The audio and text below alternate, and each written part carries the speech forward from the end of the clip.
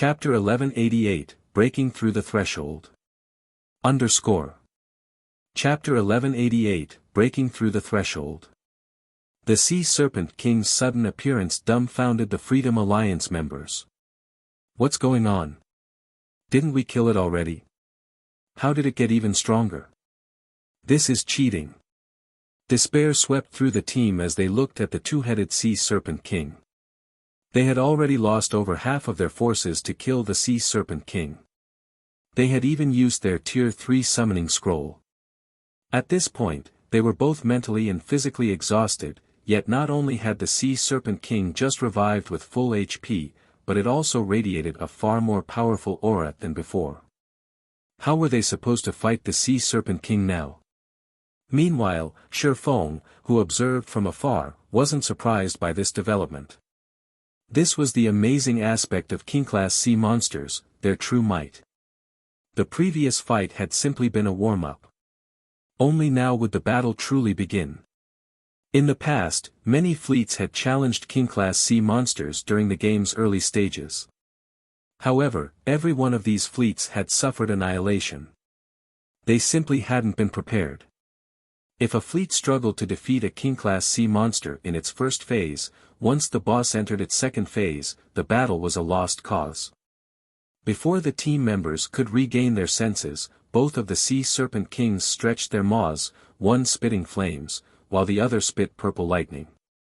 In the blink of an eye, over half the battlefield drowned in fire and lightning.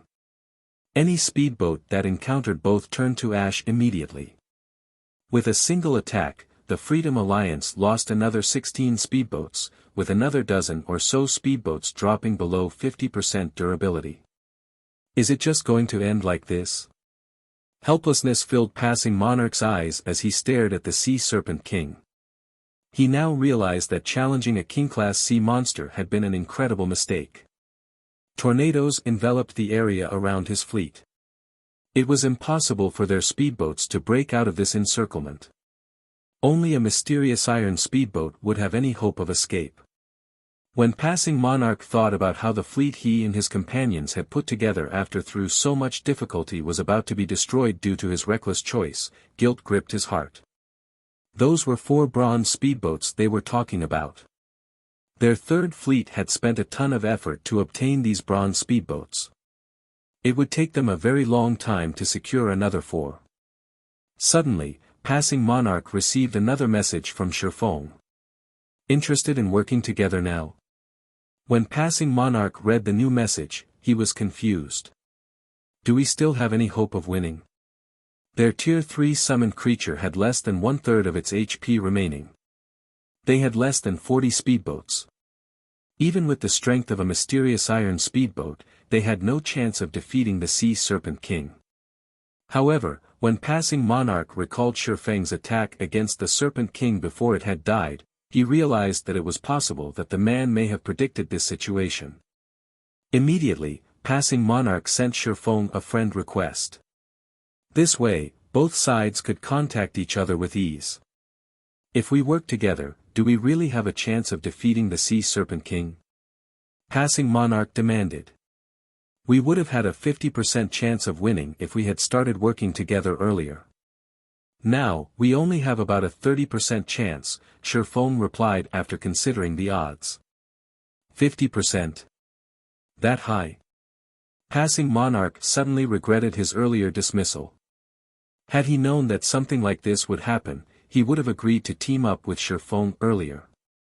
However, he had no choice but to give it a shot right now. A 30% success rate was better than nothing. Alright, I promise you that, as long as we kill the Sea Serpent King, we'll split the loot 50-50, Passing Monarch said.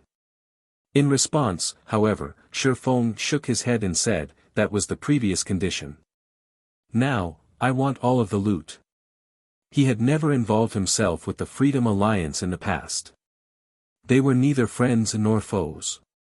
He was already being generous by offering to lend a hand. Hearing Shifeng's words, Passing Monarch's expression turned indescribably ugly. However, he had to admit that each side standing had transformed. The Freedom Alliance was now at a major disadvantage as Shifeng could swiftly leave the battlefield with his swift dragon speedboat. Gnashing his teeth, all right. I agree. Passing Monarch felt tears well up in his eyes. No matter what was said or done, he was a famous expert that everybody in the sea's end knew, yet he was at Shifeng's mercy. No one would ever believe this.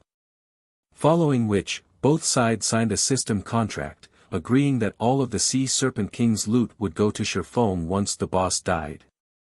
Once they finished, Passing Monarch sent Shifeng a team invite. However, Shifeng rejected it. We're not forming a team. Passing Monarch asked, confused. Normally, naval battles had strict requirements regarding the ship's positioning. The fleet's commander needed to issue commands constantly. Since Shifeng had claimed to have a way to kill the Sea Serpent King, logically, he should join the team and lead it. So, how was he going to issue orders if he did not join the team? No need. Your team just needs to focus on one thing. Maintain a distance of 500 yards and attack the Sea Serpent King at maximum range. Leave the rest to me, Shifeng explained. Passing Monarch nearly choked. What kind of command was this? Did Shifeng think he could hold the Sea Serpent King off with just a mysterious iron speedboat? Even the Freedom Alliance had to rely on their 4 bronze speedboats and rotate blocking attacks to pin the boss down.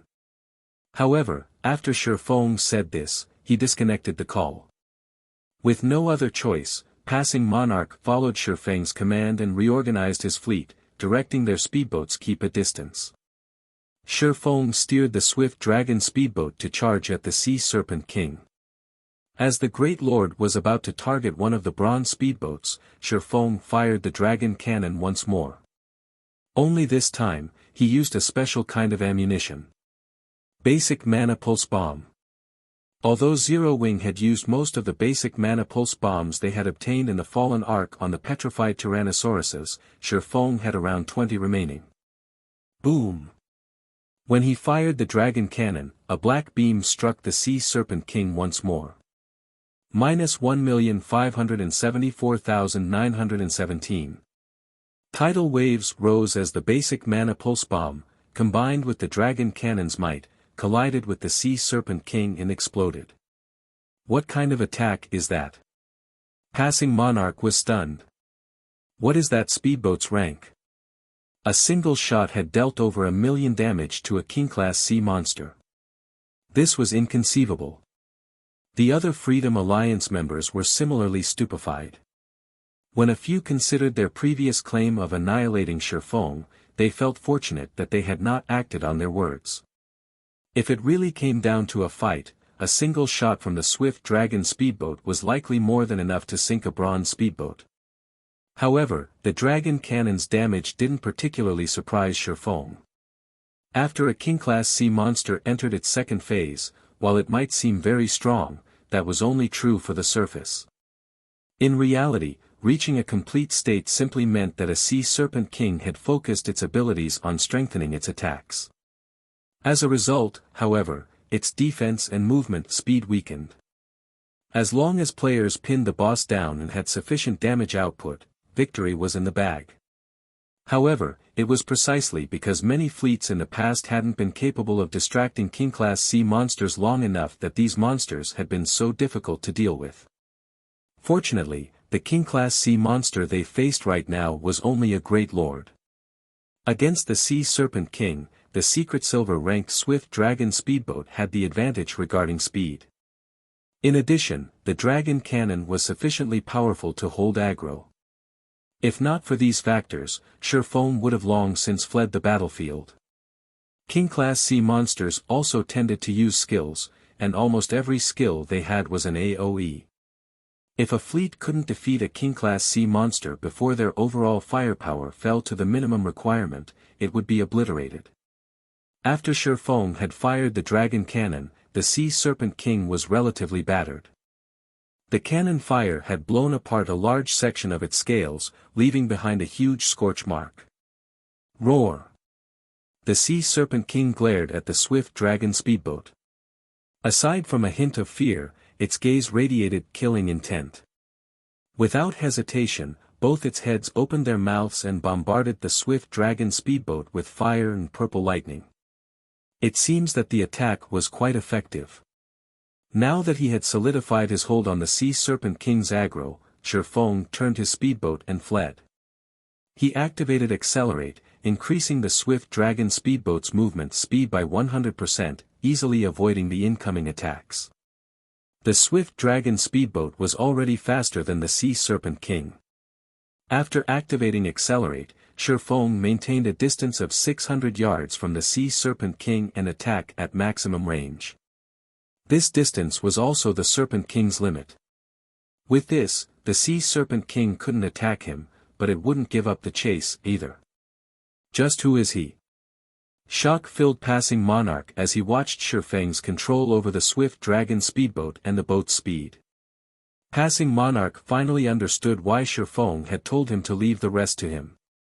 In such a way, Shifeng led the Sea Serpent King in circles. All the Freedom Alliance's speedboats needed to do was bombard the boss and avoid the occasional AoE attack. As time went by and the Sea Serpent King's HP decreased, the Freedom Alliance's speedboats sank, one after another. Even Shifeng sometimes made a mistake and received one or two of the Great Lord's attacks. Fortunately, as a secret silver speedboat, the Swift Dragon speedboat had frightening defense. It only lost around 30 durability after a direct hit. As for Shifeng, he had deflected the damage using Defensive Blade or Absolute Defense. When the Sea Serpent King's HP fell to 1%, it went berserk and used its strongest power. Both its heads merged the fire and lightning, launching an attack that consumed a radius of 1,000 yards. Seeing this, Shifeng activated Magic Barrier, making the Swift Dragon speedboat immune to all spell attacks and neutralizing the Sea Serpent King's damage.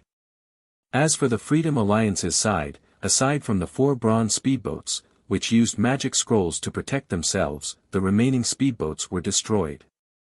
Meanwhile, after the Sea Serpent King used its ultimate move, it entered a weakened state. Using this opportunity, Shifeng activated Divine Providence. After waiting for the 4 bronze speedboats to launch a wave of attacks, he fired the dragon cannon, which he had loaded with a basic mana pulse bomb. -2,148,267. A massive damage appeared above the Sea Serpent King's head, devouring its remaining 1% HP. Roar! After one final roar, the Serpent King crashed into the sea. Shifeng's experience bar rose rapidly. Sea monsters already provided far more EXP than land-based monsters as players couldn't easily kill the average sea monster, not to mention king-class sea monsters. However, Shifeng had stolen half of the Sea Serpent King's EXP for himself. With the bonus EXP he had obtained from killing a monster of a higher level, one could just imagine how abundant the rewarded EXP was. Suddenly, Shifeng heard the sound of a system notification. System, congratulations. You have reached level 50. Chapter 1189, Equipment Transformation. Chapter 1189, Equipment Transformation. As a golden glow enveloped Shifeng's body, his weapons and equipment also underwent a slight transformation. Level 50 was a major turning point in God's domain. This fact held true for players, monsters, weapons, and equipment. Among Shifeng's items, the fragmented legendary ranked Heavenly Dragon's Breath's transformation was the most drastic. As if the power that had slumbered within the ring all this time had awakened, the ring's basic attributes increased significantly. At level 49, the ring only added 100 points to all basic attributes. However, upon reaching level 50, that number had doubled. His epic items, the 7 Luminaries Ring, Killing Ray, Angry Tyrant, Annihilation Shoulder Pads, and Icarus's Heart had similarly received around a 30% to 35% increase to their basic attributes. The substantial attribute boost made Shifeng feel as if he had been reborn. Basic attributes affected a player's physique. The higher a player's attributes were, the better their in-game body's physique became, allowing players to perform feats that were impossible in the real world. This was also why both ordinary players and experts were so desperate for excellent weapons and equipment. This improvement is simply amazing. Shifeng felt quite pleased as he looked at his attribute panel. In terms of basic attributes, he was already significantly stronger than a level 50, tier 2 player. The only differences were his physique and skills. These differences were why tier 2 players could easily defeat tier 1 players. In God's domain, it wasn't unheard of for players to possess attributes that rivaled those of a higher tier. However, due to inferior physiques, they couldn't challenge those of a higher tier. Normally, players could only make up for the difference in physiques if their basic attributes far outstripped their opponents. As players rose to new tiers, their life ratings increased slightly, which would, in turn, improve their physique. For example, while her superior basic attributes had been part of the reason for Gentle Snow's victory over Miracle Dragon, the main reason the 30% physique improvement granted by the 7 Luminaries' battle armor. This effect alone bolstered Gentle Snow's physique nearly to that of a tier 2 player. After taking into account her attributes, she had the physique of a tier 2 player. At the end of the day, challenging experts of a higher tier was very difficult in God's domain. Few people were actually capable of doing so. Miracle Dragon was not one of them. Hence, Gentle Snow's victory hadn't been unexpected.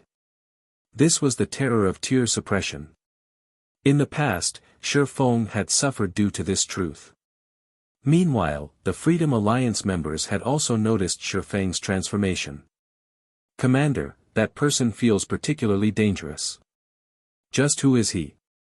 Not only does he have such a powerful speedboat, but his personal strength is also monstrous." As everyone looked at Shifeng, they felt as if they faced an awakened beast. Originally, they had planned to steal the Sea Serpent King's loot. After all, only their commander had signed a contract with Shifeng. Now, however, they gave up such thoughts. Although the tornadoes circling the area had disappeared with the Sea Serpent King's death, with the bronze speedboat's speed, how could they possibly outrun the Swift Dragon speedboat? They had witnessed the Swift Dragon speedboat's agility personally. Not even the Sea Serpent King had been able to keep up with it. The ship also had that frightening dragon cannon. Even if they used magic scrolls to bolster their bronze speedboat's defenses, it would take only a few shots to drain their boat's remaining durability. Moreover, they estimated that the dragon cannon's range spanned more than 800 yards. On the other hand, their bronze speedboats only had a range of 500 yards. Shifeng could easily toy with them until they died. Using return scrolls wasn't possible either.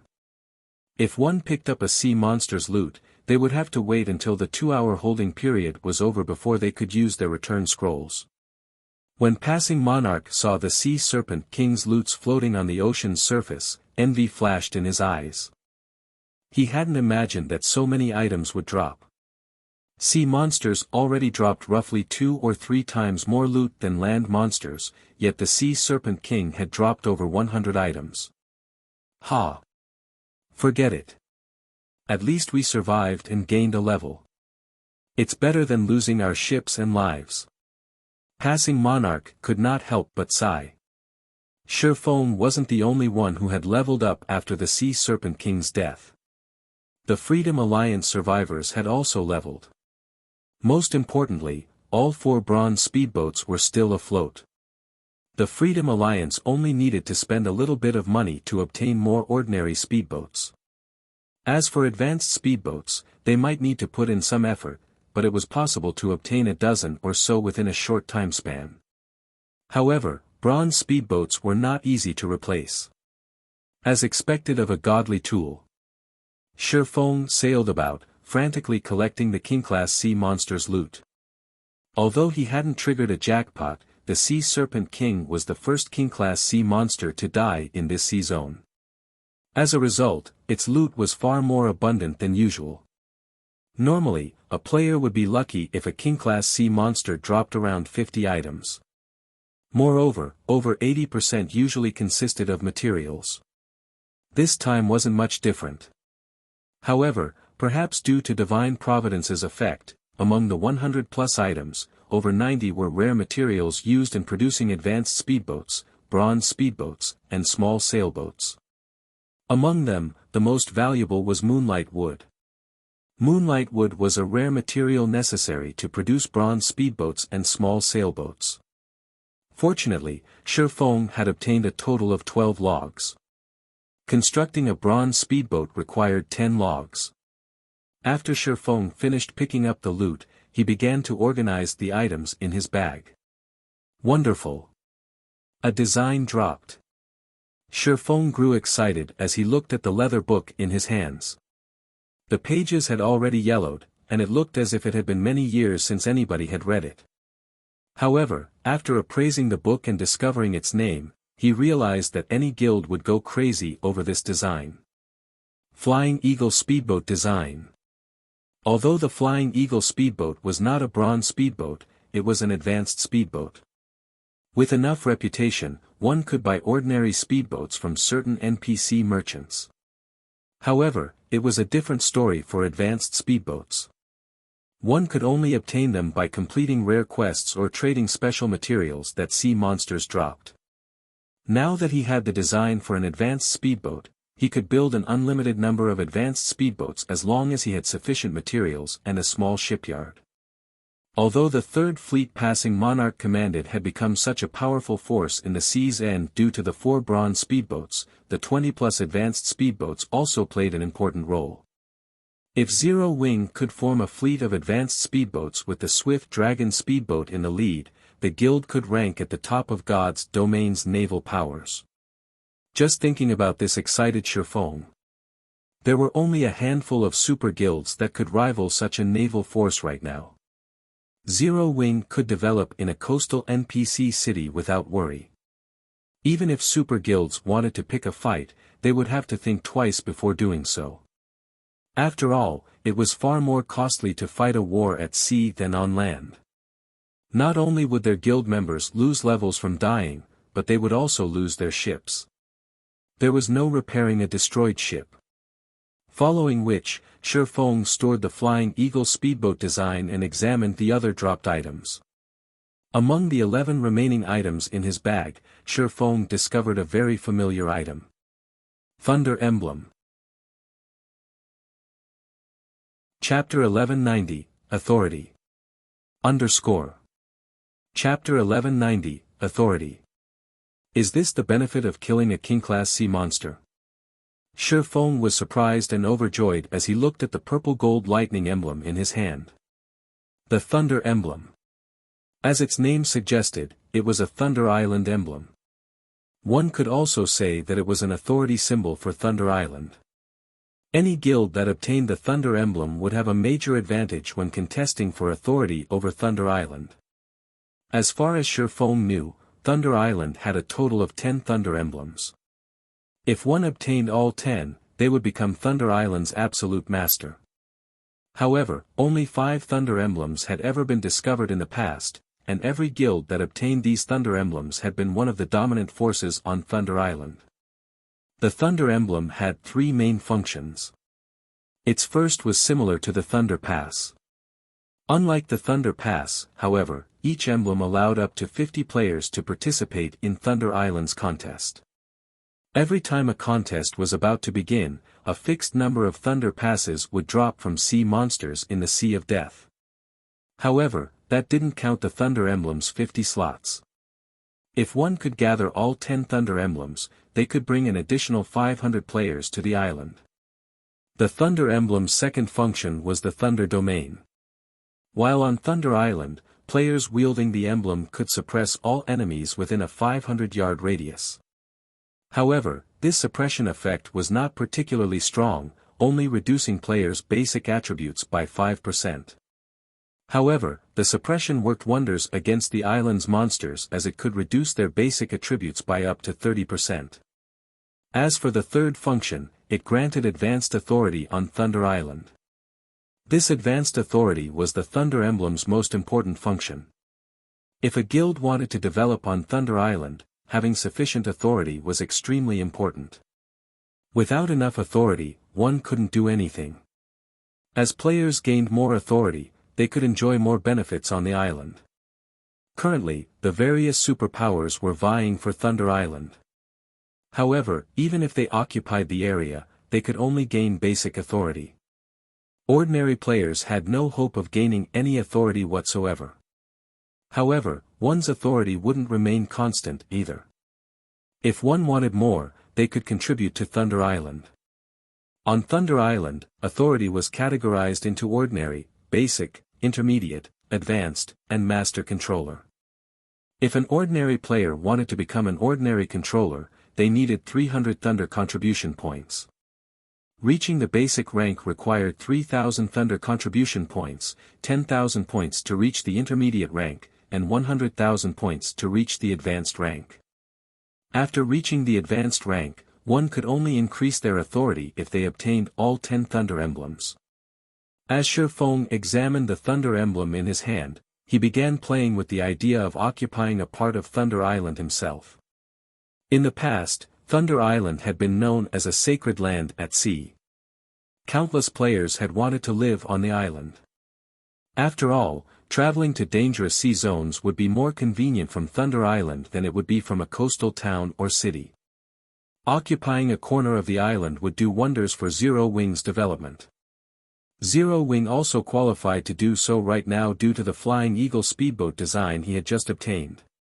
He admitted that Zero Wing was no match for the various superpowers on land. However, the competition at sea relied on more than a guild's number and quality of experts. A guild's ships played a far greater role. Shifeng decided that he needed to begin mass-producing the Flying Eagle speedboats, forming a formidable Zero-Wing fleet. With his fleet strength and the Thunder emblem, occupying a corner of Thunder Island could be more than just a dream. Following which, Shifeng contacted Melancholic Smile and had her begin collecting diamond wood, the Flying Eagle speedboat's core material. Diamond wood was relatively rare, specifically used to construct advanced ships. Few kingdoms and empires produced the wood. Fortunately, he had previously negotiated with the secret pavilion and traded a magic tower for 20 locations that provided diamond wood. Although the secret pavilion had yet to complete their side of the deal, he could have Melancholic Smile send people to these minor cities to negotiate prices with potential vendors. Once their bargain with the secret pavilion was fulfilled, they could stockpile diamond wood. The Sea Serpent King had also dropped 5 Thunder passes, each allowing up to 10 players to join the contest on Thunder Island. To the various superpowers vying for Thunder Island, these passes were incredibly tempting. To Shifeng, however, they were not particularly useful as Zero Wing currently did not have that many experts. The Thunder Emblem's 50 slots were more than enough. I have wondered which items I should sell at the candlelight auction. These passes should work well as an attraction, Shifeng muttered, smiling at the 5 passes in his hand. In reality, he could sell the passes to Phoenix Rain. However, doing so would cause her to question their origin. One needed to kill boss-rank sea monsters in the Sea of Death to obtain the Thunder passes. However, Zero Wing was a land-based guild that did not possess any naval power. So, how could Zero Wing kill boss-rank sea monsters? Zero Wing didn't have a foundation at sea. It was still too early to contest for Thunder Island, so exposing their trump cards was not wise. Even if they wanted to reveal their strength, they needed to do so after forming their fleet of advanced speedboats. Zero Wing simply needed to sit back and watch the various superpowers fight each other while slowly building their own naval power. Moreover, the Sea of Death was still too dangerous for current players. Even if they secured a share of Thunder Island, it would be of little use. The various superpowers only contested for the island because they wanted a head start in accumulating contribution points. Since he had the Thunder emblem, he had no need to do that.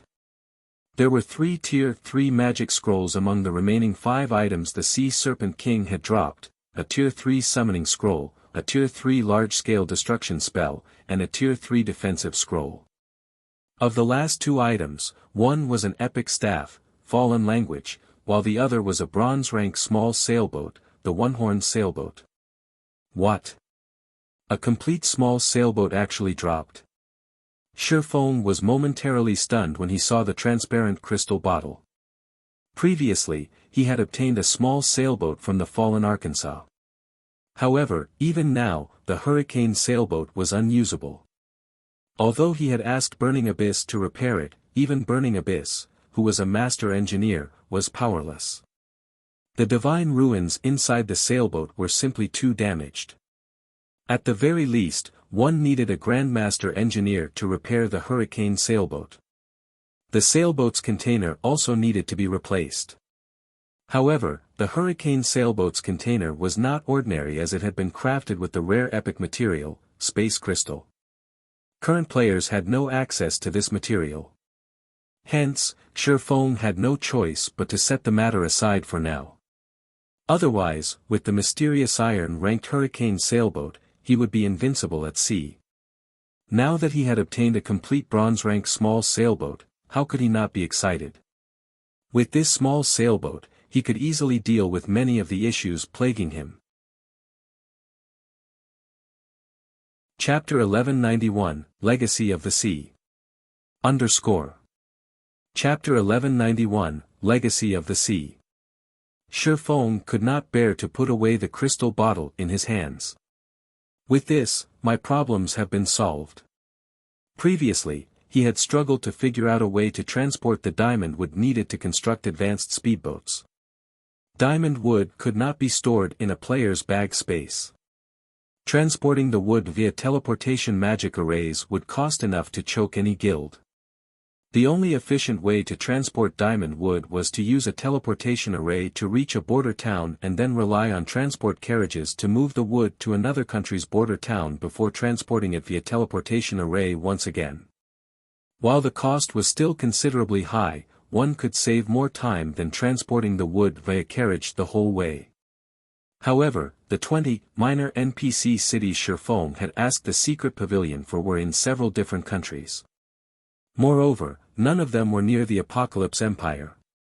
Even if he relied on transport carriages, it would take a very long time for the wood to reach Ocean Viewing Town. On the other hand, if he relied on maritime transportation, not only could he save a lot of money, but he could also save plenty of time. One-horned sailboat, small sailboat, bronze rank. Maximum capacity, 120 people. Durability 900/900. Item storage when liberated, 7,000 bag space slots and 100 non-bag space slots. Additional active skill 1-. Magic shield, absorbs up to 1 million damage for 5 minutes. Cooldown, 15 minutes. Additional active skill 2-. Thunder cannon, 1,200 yard range. Deals lightning damage to an area of 15 by 15 yards. Cooldown, 30 seconds. 6 cannons are currently equipped. Cannons can be replaced. Additional active skill 3-. Mana drive, converts mana into motion, increasing movement speed by 30%. Every 10 magic crystals consumed extends duration by 15 minutes. Cooldown, 10 minutes. Additional active skill 4-.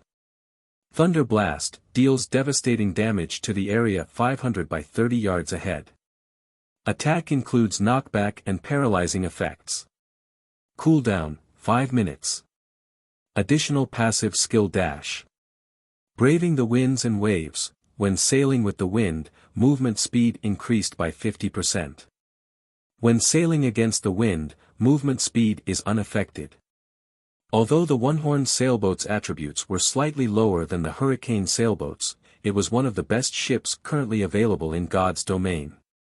Moreover, the small sailboat was much faster than speedboats. Even the secret silver-ranked Swift Dragon speedboat was only as fast as an advanced sailboat. The one-horned sailboat was significantly faster than the Swift Dragon sailboat. In addition, one could use magic crystals to increase the ship's movement speed. This would greatly reduce transportation time. While Shifeng admired the one-horned sailboat, the Freedom Alliance members a short distance away stared at him. "Commander, I've discovered some information about that man," Blue Joy hurriedly reported. "That person is Yifeng, and he is a core member of the Zero Wing Guild. He is also the leader of the Azura battle team. He is very strong. As for Zero Wing itself, it is one of the upstart guilds that established when God's Domain launched. The guild's development speed is incredible, and Zero Wing has even suppressed veteran first-rate guilds. Right now, Zero Wing is Star Moon Kingdom's publicly acknowledged, #1 guild. Recently, it even dared to provoke a few superpowers, but none of them can do anything about the guild, forced to turn a blind eye. Just what kind of backing does this guild have? It even dares to provoke superpowers." Passing Monarch could not help his astonishment when he heard Blue Joy's report. The Freedom Alliance consisted of small guilds and adventurer teams. They only knew that the virtual gaming world's various superpowers were powerful, but they did not know exactly how powerful these existences were. However, as the Freedom Alliance grew stronger, they uncovered more information. In fact, a super first-rate guild had previously decimated the Fifth Fleet. They had finally understood that, while their alliance might be a match for superpowers that hadn't focused on marine strength, the Freedom Alliance was no match for those guilds that had poured resources into their navy. Superpowers simply had too many experts. Moreover, they weren't ordinary experts. With so many, these superpowers could get their hands on advanced speedboats and bronze speedboats far more quickly than the Freedom Alliance. Hence, Passing Monarch found it unbelievable that Zero Wing had provoked multiple superpowers on land and still existed. However, what shocked Passing Monarch the most was the Swift Dragon speedboat. During the previous battle, Passing Monarch had come to understand that the Swift Dragon speedboat was not just a mysterious iron speedboat as he had assumed. It must be a secret silver speedboat. A secret silver speedboat. Since joining God's Domain, Passing Monarch had never seen or heard about any of the naval powers owning a secret silver speedboat. Yet, such a speedboat had shown up in the hands of a land-based guild. This revelation excited Passing Monarch.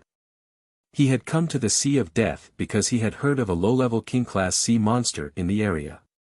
In addition, he had heard that the various superpowers were purchasing thunder passes at astronomical prices. Hence, he had come to kill the king-class sea monster to earn some side income.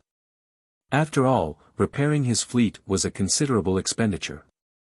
He had also come here to recruit powerful adventurer teams or small guilds to join the Third Fleet. In the sea's end, strength spoke louder than words. If one wanted to obtain more resources, they needed a powerful force. Almost everyone in the sea's end had already been recruited, but it was a different story elsewhere. Land-based guilds, in particular, were just starting to extend to the ocean. He could find plenty of talent on land. Unfortunately, Passing Monarch hadn't expected the events to unfold as they had upon reaching the Sea of Death. Not only had he nearly lost his entire fleet, but he also failed to find any experts from small guilds. Rather, he had encountered a great expert with a secret silver speedboat, and this expert was backed by a guild like Zero Wing. "Commander, are you considering recruiting him?" Blue Joy asked, surprised when she saw Passing Monarch's expression. "He won't agree. After all, he is a member of a large guild. He even owns a secret silver speedboat. Why would he want to join us? Who said that I intended to ask him?" Passing Monarch rolled his eyes. "Have you forgotten the reason that we're here? Do you want to invite him to see Dragon City's festival?" Blue Joy's eyes widened in shock, unable to believe that Passing Monarch was considering something so mad. "Commander, see Dragon City's festival is our Freedom Alliance's greatest secret. It is too risky to invite outsiders." "I understand. However, you know our Third Fleet situation. We only have one opportunity each month. If we don't perform well, we'll lose our position." Passing Monarch wore a hesitant expression. In the end, however, he steered his speedboat towards Shifeng. As Shifeng was still occupied with his jubilation about acquiring the one-horned sailboat, he did not take any precautions, even after noticing the approaching bronze speedboat. He had no reason to do so. The difference between their strengths was clear to see. Passing Monarch and the other Freedom Alliance members were aware of the fact as well. In fact, Passing Monarch's group should feel grateful that he did not have any ill intentions. Our contract had already been completed. What other business do you have with me? Shifeng asked Passing Monarch calmly as the man stood on the bronze speedboat's deck. Hello. I haven't introduced myself yet. I am Passing Monarch, the commander of the Freedom Alliance's Third Fleet. You might not have heard of the Freedom Alliance before, but we are considered the overlord of the sea's end. Brother Yifeng, seeing as you have a secret silver speedboat, we like to ask for your help, Passing Monarch announced straightforwardly. I think that you'll be interested in my offer. You have something to interest me? Shifeng could not help but laugh. The only thing that could capture his interest was the ability to mass-produce advanced speedboats. Obviously, the Freedom Alliance didn't have this ability as it required a large number of materials and advanced engineers. What if I tell you that it's related to the legacy of the sea? Passing Monarch asked confidently. Chapter 1192, Forbidden Land. Chapter 1192, Forbidden Land. The Legacy of the Sea. Shifeng's heart rate quickened when he heard these words. However, he kept his composure as he said, "Tell me, then." Simply put, the Legacy of the Sea provided a specialized hidden class. With this hidden class, players could become incredibly powerful in naval combat. However, the class had serious limitations. As long as players were not at sea, the class was no different than ordinary classes. The Legacy of the Sea was different from other hidden classes, which provided improvements in all sorts of environments. It was an extreme legacy. However, to players who frequently sailed, it was highly sought after. After all, even if they obtained the legacy at the basic rank, they could display astounding power when exploring the open ocean. The peak legacy of the sea could even grant the strength to face opponents of a higher tier. Hence, guilds that wanted to develop their naval forces hungered for the legacy of the sea. The various large guilds would target any player that obtained the legacy. With such a player, maritime transportation would become far safer. They would also have an easier time fighting sea monsters. As far as Shifeng knew, the Freedom Alliance had possessed many members with the legacy of the sea. This was also why the Freedom Alliance had become famous throughout God's domain, becoming a force that even the game's superpowers were hesitant to provoke. Seeing Shifeng's interest, Passing Monarch knew that he had hope for cooperation. To tell you the truth, our Freedom Alliance discovered the legacy in an ancient ruin. However, obtaining the legacy depends on the player's abilities once they enter the ruins. Due to a barrier restricting the number of people that can enter, our Freedom Alliance only allows each fleet to take 10 ships into the ruins. I'd like to invite Brother Yifeng to join us. With your speedboat and our third fleet strength, I believe that we can secure quite the bounty. We can sign a contract. If we obtain 2 legacies, one will go to you. How about it? The other Third Fleet members were stupefied by Passing Monarch's offer. They had never expected their commander to be so generous. However, after giving the matter some thought, they found it reasonable. After all, Shifeng owned a secret silver speedboat. If they did not show some sincerity, he wouldn't bother listening to their offer. Obtain 2 legacies? Shifeng curiously asked, are there many in the ruins? Each time we enter the ancient ruins, there are a number of legacy items. It just depends on whether or not we can leave with those items, Passing Monarch explained confidently. When the Freedom Alliance had first activated the ancient ruins, they had dispatched 11 fleets. Inside, they discovered several legacy items. In the end, however, only one fleet had obtained the legacy of the sea. This fleet was now the strongest in the Freedom Alliance. As it had become the strongest fleet in the Freedom Alliance, it enjoyed far more benefits than its companions. The fleet was able to occupy the 3 large shipyards the Freedom Alliance managed. It was still a little too early for players to construct ships, as this task required many lifestyle players. However, a large shipyard could also repair ships. During an intense battle, ships usually suffered some damage. Repairing ships in a large shipyard not only reduced the repair costs, but it also increased the repair speed. On the other hand, the Third Fleet only possessed a large shipyard. There was simply no comparing their two fleets. The strongest fleet also received priority over special ammunition. It was given access to the most and the best available. The next ruin exploration was about to begin.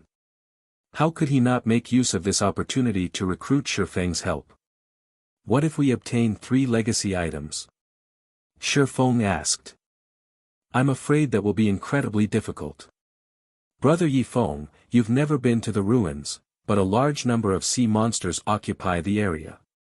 Those monsters are extremely powerful. Traps litter the ruins, and there's a time limit once you enter.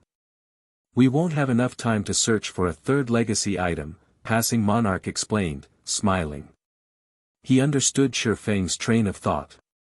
So, that's the case. Then, if we really obtain a 3rd legacy item, can I have it? Shifeng asked, smiling. He now had a basic understanding of the ancient ruins rules. All right. If you obtain a 3rd one, you can have it, Passing Monarch said nonchalantly. In any case, that wasn't going to happen. His promise was empty. We have a deal, then. However, before we sign the contract, may I know when the ancient ruins will open? Shifeng asked. I still my own matters to deal with. If there is a clash in timing, I'm afraid that I cannot help you. Hearing Shifeng's words, Passing Monarch grew a little nervous. It's tomorrow, Passing Monarch replied, feeling slightly embarrassed. He could tell that Shifeng had something to do, and today was almost over. Shifeng was speechless. I understand that I am putting you in a difficult position. If there is anything we can help with, please tell us, Passing Monarch hurriedly offered. How about this? You guys can follow me. With your help, I should be able to save a little time, Shifeng said after considering the matter. The demon island he was heading to occupied the Sea of Death's inner region. Although it was not the most dangerous location in the Sea of Death, the island's monsters were troublesome. Normally, he would have to clear a path slowly. However, if he had an expert like Passing Monarch, who could lead a fleet with 4 bronze speedboats, he could save plenty of time. Passing Monarch and the others then followed Shifeng into the Sea of Death. Originally, the Freedom Alliance did not think much of traversing the Sea of Death. However, as Shifeng ventured deeper into the zone, they began to worry. They had never expected Shifeng to lead them into the Sea of Death's inner region. Not only did this area have many sea monsters, but the monsters were also very high-leveled. There were level 70 sea monsters everywhere, and the slightest mistake could destroy their ships and end their lives. Commander, what do you think that Yifeng is trying to do here? Blue Joy asked. When she saw the nearby sea monsters eye them like prey, goosebumps danced across her skin. Watching the swift dragon speedboat steady advance and giving the matter some thought, Passing Monarch said, it must be for a quest. The Sea of Death's inner region was a forbidden land to current players. Aside from a quest, Passing Monarch could not fathom why anyone would come to this place. Questing here at this level? As Blue Joy looked at a distance level 70 Grand Lord Sea Monster, a thought suddenly came to her mind as she said, could he be here for an epic quest? Hearing Blue Joy's words, the Freedom Alliance members paled. An epic quest was incomparably dangerous. Even now, nobody within the Freedom Alliance had completed one. As the Freedom Alliance members discussed Shifeng's goal, Shifeng led the group to 2, gloomy, twin islands. One could occasionally hear lung-tearing screams from the islands, it was enough to give one goosebumps. Surprisingly, over a dozen speedboats were docked beside the island. Based on these ships' appearances, it was clear that they were high quality. Why are there people here? Shifeng was momentarily stunned. Because this area was a forbidden land for players, one would have to pay a massive price to get this far. He had only arrived safely due to his familiarity with the sea zone and the quality of his speedboat. Passing Monarch and the others behind Shifeng were similarly stunned. Among the 14 speedboats docked around the island, one was a mysterious iron speedboat, 6 were bronze speedboats, and the rest were advanced speedboats. This fleet could rank at the very peak of the sea's end. After Shifeng snapped out of his momentary daze, he quickly shifted his attention to the symbol on these speedboats. The symbol consisted of 7 stars arranged in a circle. Shifeng frowned. This was the Flower of 7 Sins fleet symbol. Chapter 1193, Naval PvP. Chapter 1193, Naval PvP, Grey fog enveloped Demon Island. Here, players' visibility range was limited to 150 yards. Meanwhile, Demon Island's monsters were all level 70 and above. At such a distance, level 70+ monsters could easily detect players. On the other hand, players couldn't see these monsters. However, players' main problem wasn't the island's fog. The real problem was the ever-present, dark corrosive power on the island. If players did not have high enough darkness resistance, they would not survive. Moreover, the further one ventured, the stronger this corrosive power would become. Boss Brute, 5 speedboats are approaching Demon Island, a level 43, black-clothed ranger reported as he watched the distant Swift Dragon speedboat. Speedboats are approaching. The bald, middle-aged man on the screen, Brute Spear, sneered and said, "Since we've already been seen, we won't let them leave alive. Get rid of them, but don't destroy their ships. We can use them to make up for the losses we suffered to get here." Great. I haven't been on a mission for so long that I'm feeling rusty. The level 43 ranger licked his lips as he observed the approaching Swift Dragon speedboat. Although the Flower of 7 Sins received requests every day, experts of their rank didn't often receive missions. Following which, the ranger disconnected the call and ordered the other members on the speedboat, "Get ready. Once they get here, we'll take action. We'll use that to prevent their escape if necessary." Hearing the ranger's command, anticipation filled the other Flower of 7 Sin members aboard the speedboat. These fellows really are pitiful. They have only come this far after much difficulty, yet we'll send them back before they even set foot on the island. However, based on their speedboat's quality, they should be quite strong. Hopefully, we'll get to enjoy ourselves a bit. Each of us will handle one person. Once you've killed a player, give the others a chance. The Flower of 7 Sin members aboard the speedboat chatted among themselves. Shifeng and his temporary team weren't important at all to these players. Even if these players encountered experts from some superpower, the outcome wouldn't change. When Shifeng noticed the 7-star symbol, he instructed everyone to don their black cloaks, hiding their identities.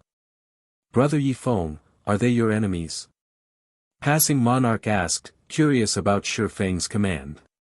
However, they had already agreed that they would follow Shifeng's lead. The fleet commander and his teammates did as they were told. They're not exactly enemies.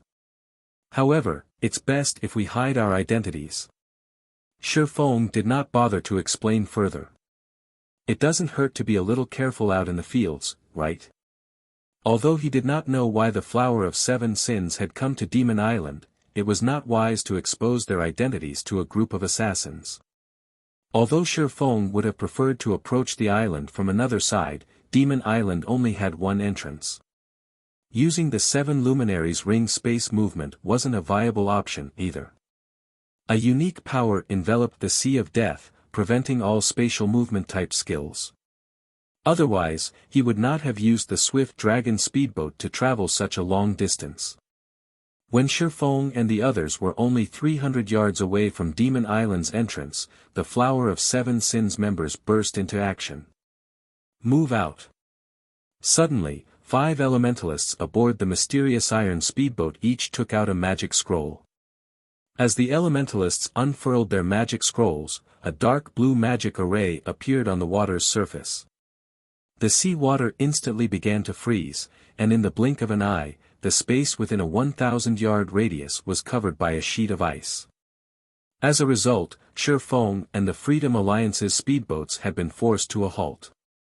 As if they had long since prepared for this, the Flower of Seven Sins members stored their own speedboats and stepped onto the ice. Who are these people? Passing Monarch's expression darkened as he looked at the frozen sea surface. Why are they attacking us all of a sudden? Normally, when one encountered other players, particularly out at sea, one wouldn't abruptly attack. After all, there was no benefit to fighting each other. Moreover, without any information about the other party, picking a fight in the fields wasn't smart. One might end up throwing away their life. Due to Shifeng's command, they all wore black cloaks, so it was obvious that the other party did not know them, yet these players had attacked without hesitation. They were simply lunatics. Shifeng was also surprised. The Flower of Seven Sins was very secretive about what it did. The organization didn't normally take the initiative to provoke others. This was nothing like the organization's usual operations. Do they know that Demon Island has 7 luminaries crystals? Shifeng wondered as he looked at the foggy island ahead. Logically, he should be the only one who knew about the island's 7 luminaries crystals. Demon Island was home to an ancient shrine, and only by entering the shrine's inner region could one obtain the 7 luminaries crystals. However, it was very difficult to locate the shrine itself, much less the shrine's inner region. Hence, the Flower of Seven Sins shouldn't know about the shrine. However, upon closer inspection, Shifeng discovered that every one of the players charging towards him was a red player. Dark players were among the group as well. It was obvious that they were veteran pikers. Damn it! If they want to fight, we'll give them a fight. Ready the cannons. We'll blast those bastards to smithereens. The Flower of Seven Sins attack enraged Passing Monarch. Now that the other party had stored their speedboats, they couldn't attack their ships. Their only option was to bombard the players. In God's domain, it took 40 seconds to store a ship. However, there were less than 300 yards separating these players. The other party would reach them before the 40 seconds were up. Furthermore, once players entered combat, they weren't allowed to store their ships. They had to finish these players off. As the cannons rang, one cannonball after another flew at the Flower of Seven Sins members. Foolish. The level 43 ranger in the lead sneered at the incoming cannonball. Although Speedboat's cannons were immensely powerful and could kill a player in one hit, expert players like himself could easily dodge cannon attacks by relying on the projectile prediction lines the system provided. The 100-plus Flower of Seven Sin members closed the distance to their targets rapidly. Soon, they were only 200 yards away. In front of these Flower of Seven Sin experts, the bronze speedboat's cannon fire was practically useless. These experts dodged every attack easily. Seeing this, Passing Monarch and the others were frustrated. They had thought that they had escaped danger after defeating the Sea Serpent King. Now, however, they had to face a large group of experts trying to rob them of their ships. Get ready to split up. Remember, do not damage the speedboats.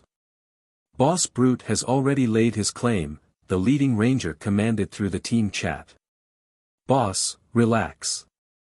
We won't even give them the chance to destroy their own ships, the other members laughed. Before the battle had even begun, they looked at Shifeng and the others as if they were dead men.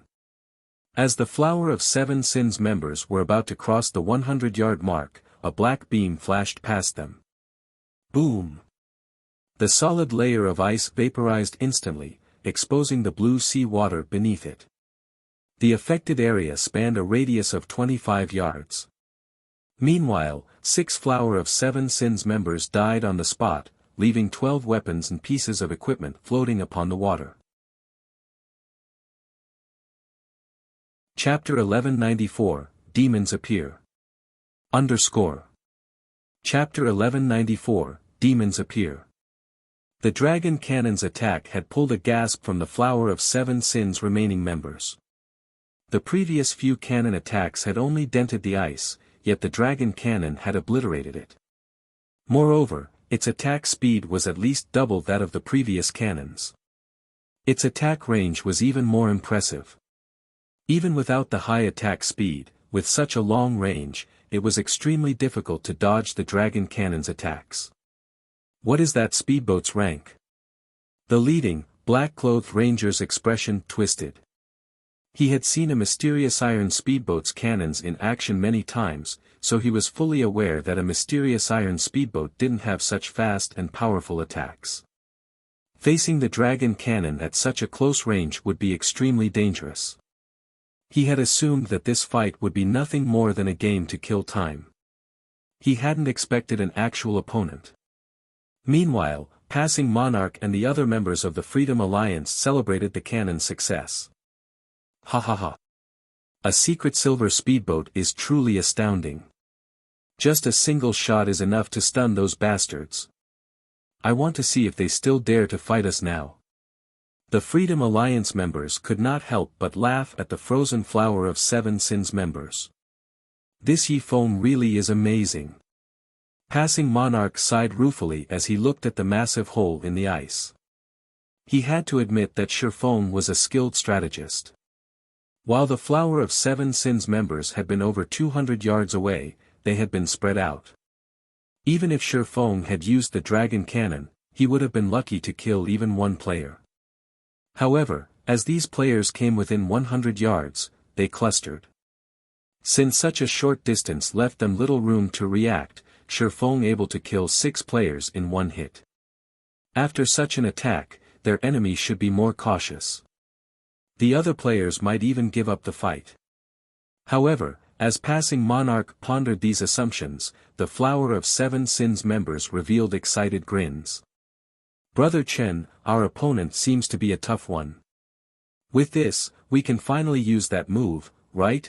A level 42 assassin asked, chuckling as he looked at the black-clothed ranger. He felt nothing in particular in regard to his fallen companions. All right. The ranger nodded helplessly when he saw the eager light in his companion's eyes. Don't let any of them get away. The same goes for their souls. Brother Chen, relax. We won't let their souls go to waste, the other members assured their leader as they licked their lips, eyeing Passing Monarch and the others. The Freedom Alliance members shuddered involuntarily. These players didn't look at them like enemies, but food. With the ranger's consent, the Flower of Seven Sins members wailed painfully, dark fog swallowing their bodies. In just a short moment, they transformed. Although their weapons and equipment remained the same, their skin was now pitch black, and they had blood-red eyes. 2 curved horns grew from their heads, while a pair of pitch black, bat wings and a tail grew from each of their backs. They didn't look human at all. What are these people? Passing Monarch's expression froze as he watched these players transform. The rest of the Freedom Alliance members were similarly stunned. There were players who could actually transform. This was definitely the first time they had seen something like this in God's domain. Not only had the Flower of Seven Sins members transformed physically, but they also emitted a terrifyingly oppressive aura. If these players had looked like a group of ferocious beasts, brandishing their fangs and claws, they now looked like monsters that no ordinary human had any hope of defeating. They all felt like humanoid lords. Among them, the ranger in the lead gave off the strongest aura. The Freedom Alliance members felt as if a higher being looked down upon them when the ranger turned his gaze towards their ships. Unlike the other Flower of Seven Sins members that transformed, this black-clothed ranger had 2 sets of wings growing from his back. Rather than a lord, he felt like a great lord. Go! Leave none alive, the ranger shouted as he pointed towards Yi-Foam and the others. The Flower of Seven Sins members fluttered their wings, lifting off from the ground. However, they weren't actually flying, only hovering above the ground. Even so, they moved much faster than players on foot. Even the dragon cannon would have a hard time hitting them with such speed. Are they really players? Blue Joy began to feel frightened. She discovered that these players' HPs had also undergone a massive transformation, increasing from their original 20,000 plus to above 100,000. Among them, the Ranger's HP had even reached 170,000. No wonder why they were bold enough to attack other players on sight. So, they've already become demons. Shifeng frowned at the approaching Flower of Seven Sins members. God's domain had more playable races beyond human. Players could turn into demons. Only, doing so was the equivalent of turning their backs on the human race. Once a player became a demon, they would grow stronger. The increase was roughly the equivalent of half a tier. With the exception of the endurance attribute, players' basic attributes increased by around 15% depending on their classes. Demon players would also receive a huge boost to their HPs. Frankly, the increase couldn't compare to a real berserk skill. The only reason it was referred to as a half-tier improvement was because demon players' life ratings rose, improving their physiques by roughly 15% as well. However, although the improvement was incredible, becoming a demon also had a corresponding price. First, demon players were humanity's enemy, whether it be players or NPCs. If NPCs caught a demon player, the consequences would be unimaginable. If players captured a demon player and handed said player over to NPCs, they would receive an abundant reward. Second, demon players needed to hunt for player souls regularly. Otherwise, they would grow weaker as time passed. Conversely, the more souls a demon player harvested, the stronger they would become. Take the leading ranger for example. Due to devouring so many souls, he had been promoted from a low demon to a high demon. Hence, he obtained far more power when he transformed. It was obvious that the Flower of Seven Sins members already had the physiques of Tier 2 players. Meanwhile, any player that lost their soul to a demon player was barred from the game for at least 1 day. Moreover, they would lose a minimum of 3 levels. Third, demon players had a far more difficult time raising their tiers as demons' tier promotion mechanics were different from humans. Normally, guilds forbade their members from becoming demons. It was detrimental to a guild's development, after all. Only a non-guild organization like the Flower of Seven Sins were bold enough to do something like this. As for the fourth and most fatal aspect, demon players suffered far more severe death penalties. If a demon player were killed, not only would they lose at least 3 levels, but they would also be barred from the game for 2 or 3 days. Their demon rank would also fall by 1, and recovering the lost rank would take quite some time. As a result, most players opted against becoming demons. Anyone capable of using berserk skills, use them now. If not, use Tier 2 magic scrolls. At this point, only Shifeng had maintained his composure. A pointless struggle. Just give up and let us devour you, the ranger demanded disdainfully as he snarled at Shifeng and the Freedom Alliance members preparing for a fight. In a short moment, the Flower of Seven Sins members boarded the Freedom Alliance's bronze speedboats. Members of the Flower of Seven Sins already had very high combat standards. Now that their attributes and physique had grown so much stronger, the Freedom Alliance lost over a dozen players in just a few exchanges. In contrast, the Flower of Seven Sins suffered no casualties whatsoever. Meanwhile, aboard the Swift Dragon speedboat, a level 42 berserker charged at Shifeng, his battle axe descending towards the swordsman. Dang! As the clang of metal echoed, this transformed level 42 berserker shot backward like a bullet, flying over a dozen yards away. Chapter 1195, Mistaken Calculations. Chapter 1195, Mistaken Calculations. Commander, these people are too strong. If this continues, we'll all die here, Blue Joy said hurriedly through the team chat. We need to find a way to leave this place. After she had activated her Berserker skill, she might barely be able to prevail in a one-on-one, however, in a one-on-two situation, she would only be suppressed. Although she was not the best at PvP in the Third Fleet, she could still rank within the top 10. Hence, if she was already faring so poorly, there was no need to mention how the other Freedom Alliance members were doing. Right now, their only advantage was the fact that none of these demon players could use Berserk skills. This provided them, who could use Berserk skills, an edge in basic attributes and allowed them to hold off the demon players for now. However, the duration of Berserk skills was simply too short. If the other side dragged out the battle long enough, their side would definitely get wiped out. Just who are these people? Passing Monarch was also extremely anxious right now. The members of their Third Fleet could be considered experts in the Sea's End.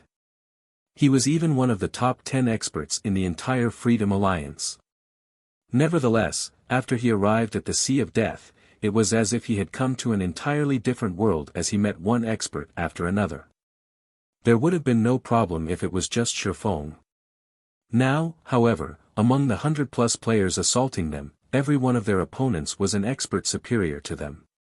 He even began doubting whether he was playing the same game as he had been up to now.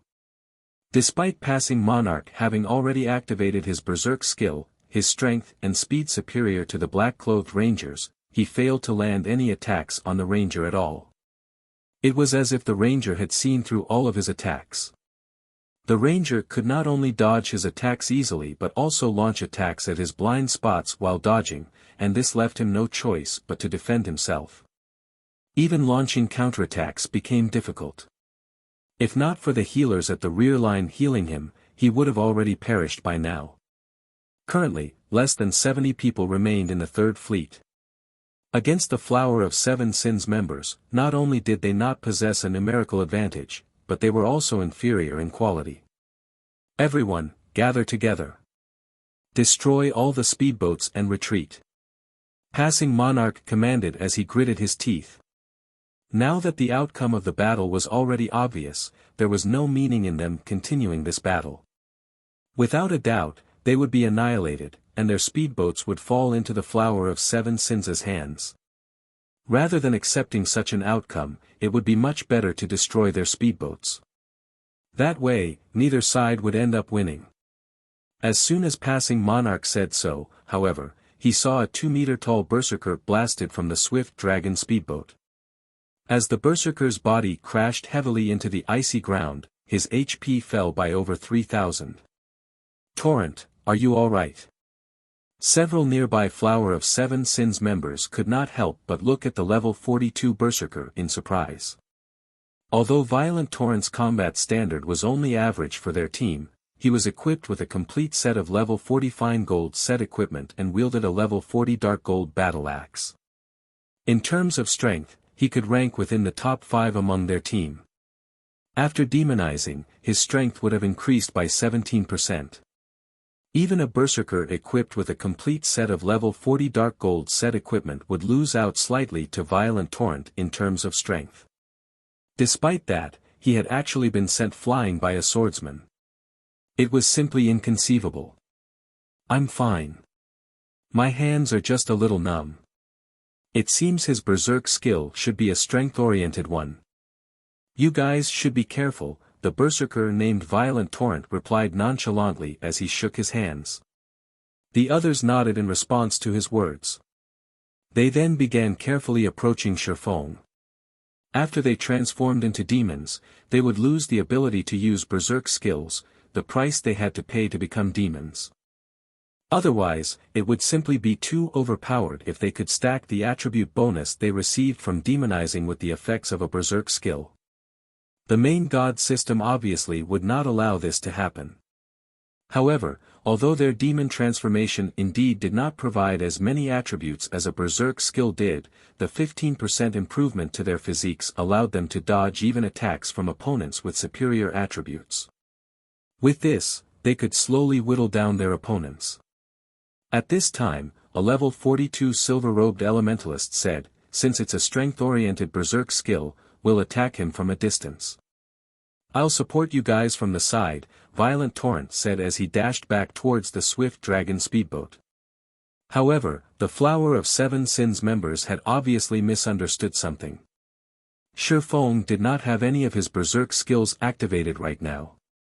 His previous slash was simply a normal attack. The reason why Violent Torrent went flying was entirely the recent upgrade to Shi Feng's equipment.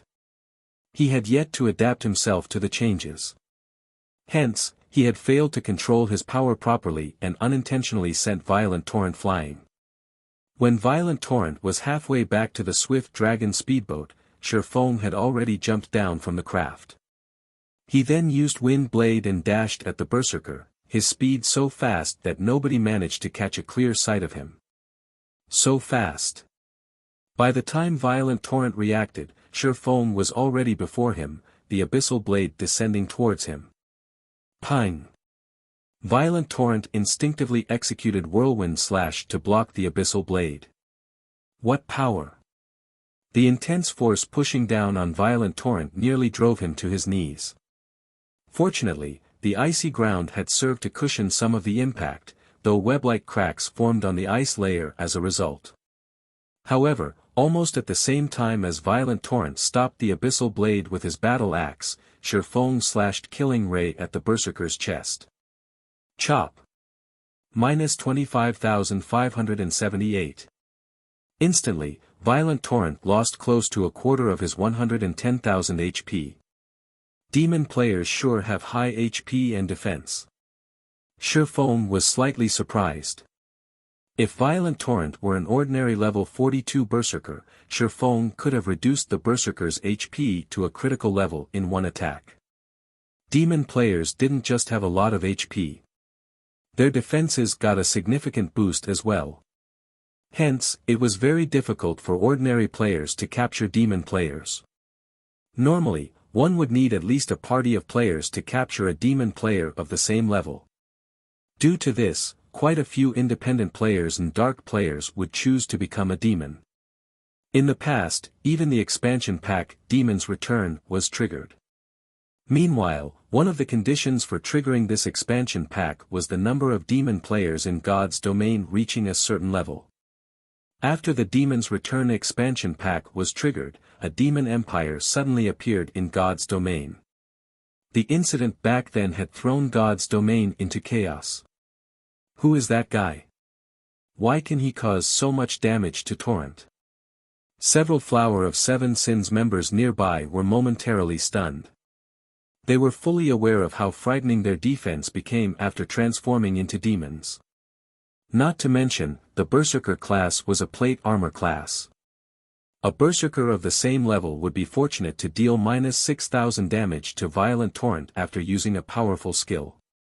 Despite all that, Shi Feng had inflicted over minus 20,000 damage on Violent Torrent with just the most basic chop skill. At this time, an assassin snapped out of his daze and shouted hurriedly, "Quickly heal Torrent." If even an ordinary skill could already deal so much damage, then Shi Feng could kill Violent Torrent in just a few moves. If Violent Torrent did not receive enough heals in time, the swordsman would make short work of him. Emichim. A blue-robed demon cleric quickly began chanting. Meanwhile, Shi Feng sent a glance at the Freedom Alliance members, noticing that they would not be able to hold out for much longer, as they had already begun destroying their own speedboats. I need to finish them off fast. Having no other choice, Shi Feng activated Heavenly Dragon's power. The instant Shi Feng activated Heavenly Dragon's power, a golden glow wrapped around his body. Faint golden dragon scales appeared around his body, making it seem as if he had just donned dragon scale armor. His body also exuded an invincible aura. He then sent a slash at the berserker before him. Illusory shadow. Before Violent Torrent could see what was going on, 6 streaks of blue light cut across his body, penetrating his tough armor. With a face filled with confusion, he fell to the ground as his HP reached 0. Chapter 1196, Strategic Level Expert. Underscore. Chapter 1196, Strategic Level Expert. He died.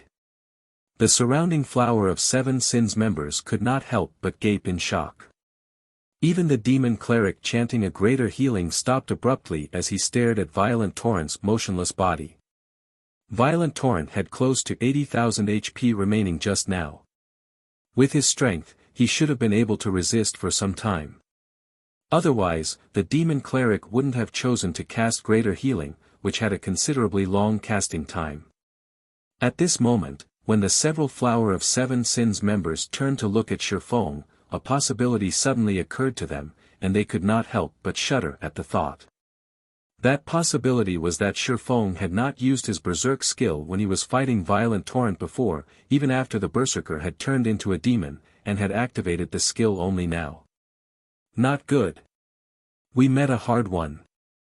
He's a peak expert. Hurry up and contact Brother Chen, a thinly built man said. The man felt his breathing stifled as he looked at Shifeng. There were few peak experts even in the Flower of Seven Sins. These existences were normally part of the organization's middle management. Shifeng would have little trouble going up against more than a dozen half-step refinement realm experts like themselves at the same time, especially now that he had activated his berserk skill. Currently, only Brother Chen, the ranger leading the team this time, as well as a few others could possibly resist someone like Shifeng for long. Just as this thinly built assassin was done speaking, Shifeng advanced and suddenly appeared before a guardian knight. Without hesitation, this guardian knight activated Protection Blessing. However, Shifeng remained unperturbed by this reaction as he brandished Killing Ray. Thundering Flash. Immediately, 4 blue arcs of lightning struck at 4 different locations. Combat Technique 4 Moon Lotus. After the 4 lightning snakes pierced through the Guardian Knight, they each struck at the 4 magical class players behind him. The Guardian Knight instantly lost over half of his 140,000 HP, whereas the 4 magical classes behind him lost 1/3 of theirs and had their spellcasting interrupted by the impact of Thundering Flash. Block him. Don't let him get close to the magical classes. Hearing this, a Guardian Knight immediately used Justice Roar on Shifeng. The Demon Cleric at the rear also cast Truth Shield and Rapid Healing on the Guardian Knight. As for the other melee players, they each used a control skill on Shifeng. At the same time, the ranged classes launched attacks to seal Shifeng's movements.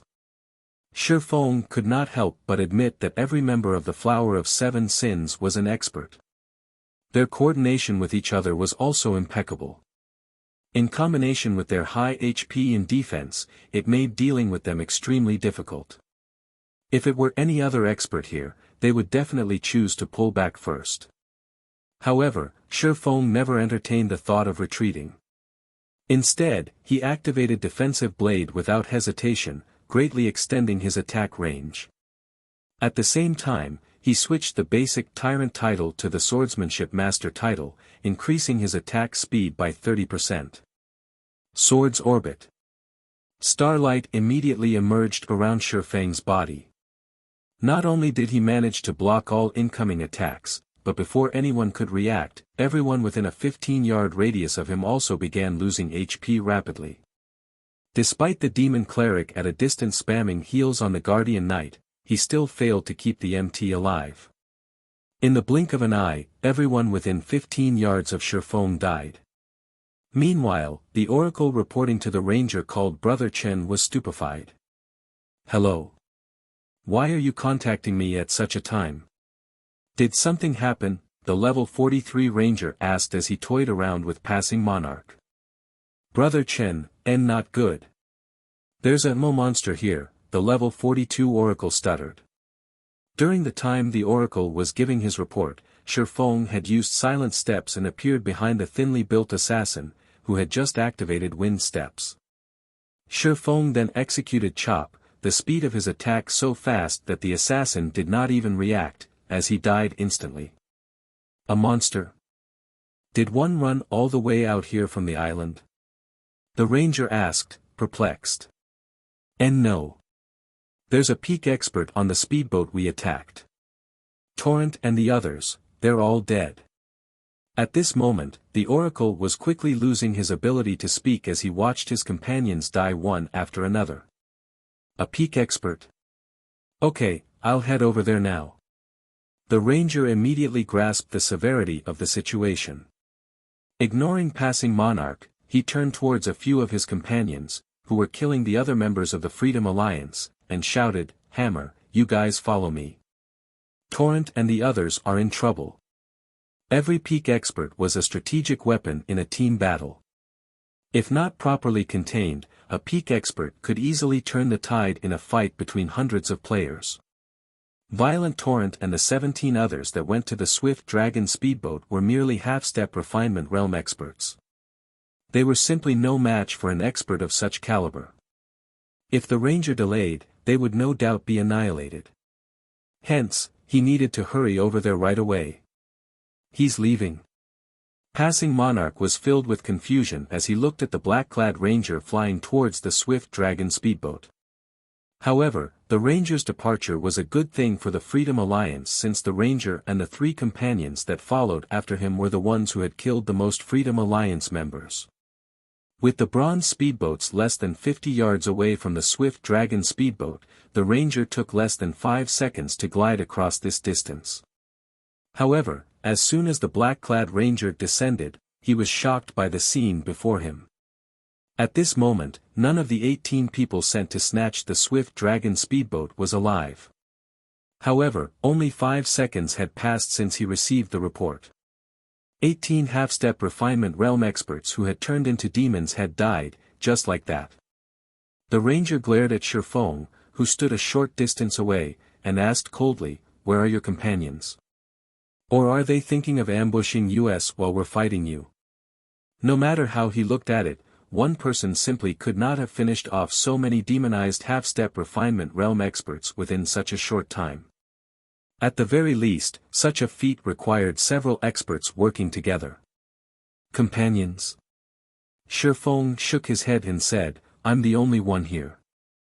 If you ran all the way here just to ask this, can we start the fight now?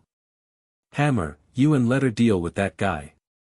Scorpion and I will assist from the side and prevent others from ambushing us," the ranger commanded hurriedly. It was obvious he did not believe Shifeng. "Leave it to me." The level 43 berserker named Hammer nodded seriously as he looked at the cloaked Shifeng. The fact that the swordsman before them could work with other experts to get rid of Violent Torrent's group so quickly proved that his strength was extraordinary. Not to mention, Hammer also sensed a dangerous aura coming from Shifeng, and he could tell that he was definitely no match for Shifeng in a one-on-one fight. However, if he coordinated with Letter, even if they could not defeat Shifeng, it would also be impossible for Shifeng to kill them. However, just as Hammer finished speaking, Shifeng had already dashed towards him. So fast. The assassin named Letter was shocked. At this speed, even if he activated a berserk skill in his human form, he would be no match for Shifeng. If not for his demon transformation improving his physique, he wouldn't even be able to catch a glimpse of Shifeng's figure. Hammer also paled at this sight. Hurriedly, he brandished the great sword in his hands and executed the Tier 1 skill Death's Harvest, which could be used only in his demon form. Immediately, numerous streaks of black light shot forward, enveloping a cone-shaped area 20 yards before him. This skill could not be blocked, only dodged. Is he dead? When the black light dissipated, there was no sign of Shifeng's figure anywhere. Letter, be careful. At this time, the ranger, who stood 10 yards behind the assassin called Letter, suddenly noticed Shifeng appearing above the assassin's head. However, his warning came too late. Shifeng promptly used the Tier 2 taboo skill Instant Strike, his attack speed increasing by 500% and damage by 400% for 3 seconds. The distant ranger only saw many streaks of blue light flashing in front of him. Before the assassin called Letter could even activate Vanish, his body was already falling to the ground. Shortly after, Hammer finally reacted to the situation. However, by the time he did, several streaks of blue light were heading towards him. Responding slightly better than Letter, Hammer executed Whirlwind Slash to defend himself. However, as the gap in speed between him and Shifeng was too massive, before his greatsword could even start picking up momentum, he had already been struck several times. Hammer's vision then turned gray as his body fell to the ground. Who is he? The ranger shuddered when he saw this scene. The male elementalist called Scorpion took an involuntary step back, terror surfacing on his face. Two Refinement Realm experts, each with over 100,000 HP, were actually killed instantly. How was this just a peak expert? Chapter 1197, Demon God. Chapter 1197, Demon God.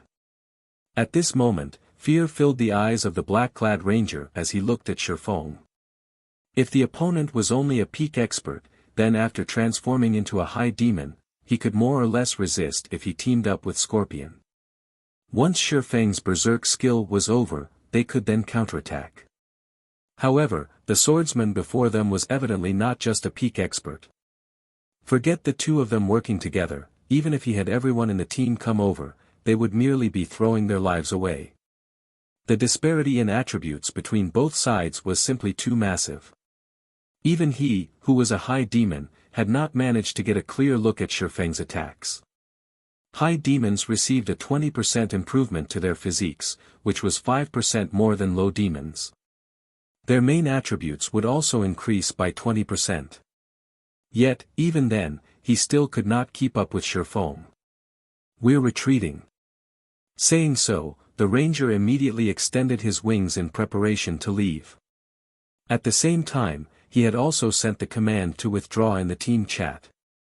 But what about the situation on Boss Brute's side? The elementalist named Scorpion asked hurriedly. Boss Brute said not to let anyone enter Demon Island. Fool.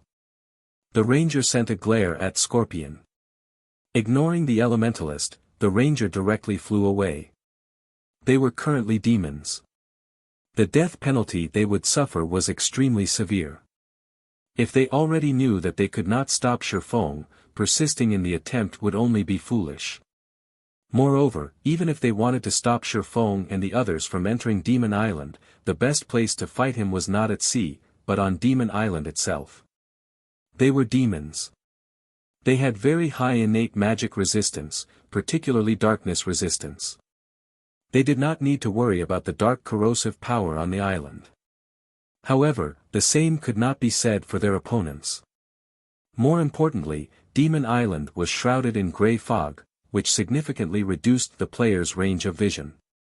However, demons like themselves were not affected by Demon Island's grey fog at all. They would have plenty of opportunities to deal with Shifeng and the others, whose berserk skills would be on cooldown, at that time. It's too late to run away now. Shifeng did not give the ranger and elementalist any opportunities at all.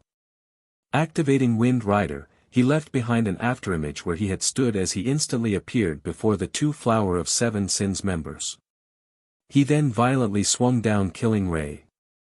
Thunder Flame Explosion. Lightning and fire descended on the ranger and elementalist, and even the ice layer beneath the two began crumbling and evaporating. He escaped. When the lightning and flames dissipated, Shifeng only saw one demon corpse floating on the water. This corpse belonged to none other than the elementalist Scorpion. As for the black-clad ranger, he was nowhere in sight. However, Shifeng was not particularly surprised by this result. Unlike low demons, high demons not only received more improvements to their physiques and basic attributes but also got to learn some powerful demon skills, even a skill with a powerful escape ability. Dark Transfer. This skill allowed one to teleport to any location within a 3,000-yard radius. Its activation required no preparation time, but it had a long 6-hour cooldown. The existence of this skill made killing high demon players very difficult. The ranger managed to escape, but the other Flower of Seven Sins members fleeing back to Demon Island were not high demons. Without hesitation, Shifeng immediately began chasing those demon players. Although both sides were moving in the air, Shifeng was able to fly freely in the sky due to Wind Rider, whereas the demon players could only glide. The speeds of the two sides were worlds apart from each other. As for the attacks launched by the demon players, not only did Shifeng easily dodge them, but he even used the opportunity to shorten the distance between them. Anyone that Shifeng caught up with got killed in just a few hits.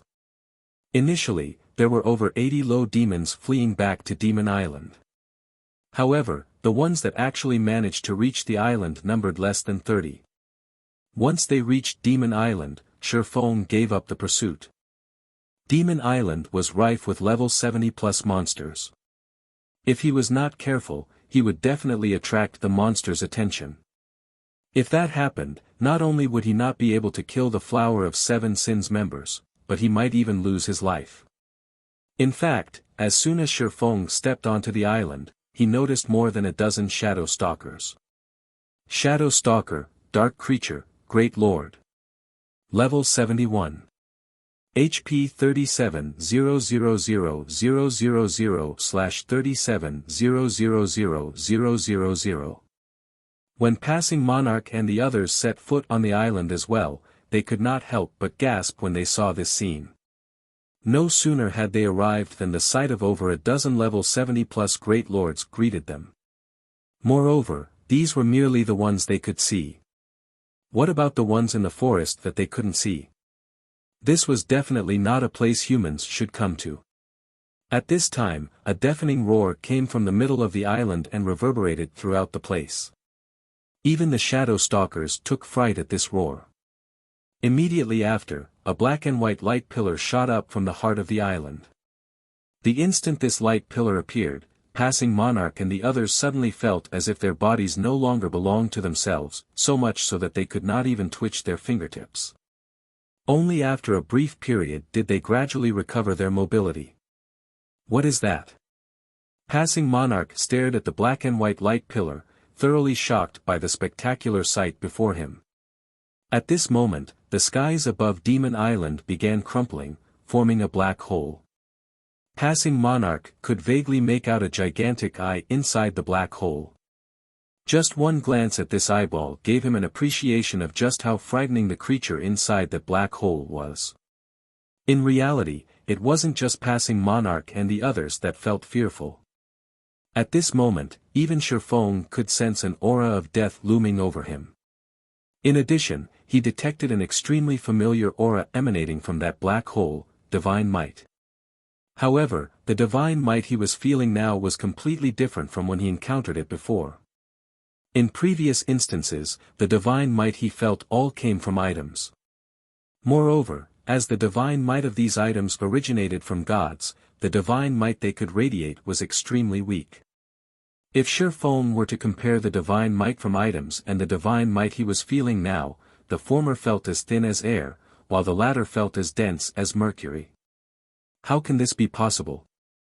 As Shifeng stared at the massive, red eyeball, he was utterly confused by what was going on. Could this be an event on Demon Island? In God's domain, there would frequently be such events occurring. To players, these events were both disasters and opportunities. However, Shifeng very quickly rejected this thought. According to what he knew about events, a real god simply could not appear. At this moment, he could say with absolute certainty that the massive eyeball was the eye of a god. The reason for his certainty was personal experience with this kind of pressure, so he definitely could not be wrong. At the same time, the Flower of Seven Sins members on Demon Island all revealed excited expressions one after another as they looked at the giant eyeball in the sky. Success! Boss Brute's side succeeded. Ha ha ha. The future of God's domain will be the Flower of Seven Sins' era. At this moment, the Flower of Seven Sins members were so excited that they completely forgot about their battle with Shifeng before. Meanwhile, along with the appearance of this giant eyeball, 3 dazzling, purple gold items fell out from the crumpled space. Every one of the 3 items radiated powerful divine might that could make one shudder. Immediately after, the sound of a system announcement entered Shifeng's and the others' ears. System announcement: some players have activated the new expansion pack, Demon God's Disturbance. .0 Chapter 1198, Darkness Rising. Chapter 1198, Darkness Rising. The system announcement echoed in everyone's minds for a long time. The players throughout God's domain who had received the news were stunned. Some players had gone directly to the game's official website, searching for any information about this latest expansion, whereas others thought nothing of it at all. After all, this wasn't the first expansion the game had launched. They had long since gotten used to such occurrences. However, when Shifeng, who was on Demon Island, heard this system announcement, he was dazed for a long moment. Demon God's Disturbance. Shifeng watched the black hole in the sky slowly close, chaos gripping his pounding heart. Had he known something like this would happen, he would have done anything to stop the Flower of Seven Sins. God's domain had many expansion packs. Among them, some had very little influence over the game, while some would impact the world significantly. Take the Abyss Invasion expansion pack for example. The expansion pack had only affected the Twin Towers Kingdom and neighboring countries. The Demon God's Disturbance expansion pack, however, affected all of God's domain. One could even say that the expansion pack's impact was just as massive as a system update. Although the Demon God's Disturbance expansion pack hadn't been introduced on the official website, it wasn't good news for ordinary players. Rather, this expansion pack benefited dark players and demon players. Due to this Demon God's Disturbance expansion pack, the system's restrictions on God's domain had loosened, possibly broken, allowing the dark forces to grow exponentially stronger. As a result, the dark forces found more areas where they could gather. These gathering points referred to NPC towns. As the dark forces occupied more towns, dark players could extend their reach, have an easier time killing players, and exchange the points they obtained for more power. There were also certain tools that could allow one to kill other players in an NPC town and leave safely, avoiding the NPC guards. After the Demon God's Disturbance activated, NPC towns ceased to be safe havens for players. Moreover, if one were not careful while exploring the fields, Dark Force NPCs might even claim their life. NPC bandits, in particular, became more prevalent. Due to this, God's domain would descend into chaos. Ambushes in the fields became more frequent, and Dark Force NPC raids on NPC towns would become a daily occurrence. However, this was not the most important change. After triggering this expansion pack, all of God's domain's monsters would gain the ability to learn and evolve. They could then increase their combat power. To put it simply, if a large number of players continuously killed a region's monsters, these monsters would gradually grow stronger, becoming increasingly difficult to kill. Of course, this improvement was not without limits. Common monsters could, at most, grow to the standards of the Trial Tower's second floor, while elite and special elite monsters could aim for the third floor standard. Chieftains could grow to the fourth floor standard, lords and high lords to the fifth floor standard, and great lords and grand lords to the sixth floor standard. Fortunately, there was a way to cope with this problem: grind where few others venture. Monsters that players didn't farm would keep their low standards. Players could also pioneer high-level maps. These places had similarly low player populations. Due to this expansion pack, the various large guilds had grown more enthusiastic about pioneering new maps. They had no longer restricted themselves to their own territories. This, in turn, increased the intensity of the competition between guilds. On the bright side, monsters that evolved and improved would provide more EXP, allowing players to level up much more quickly.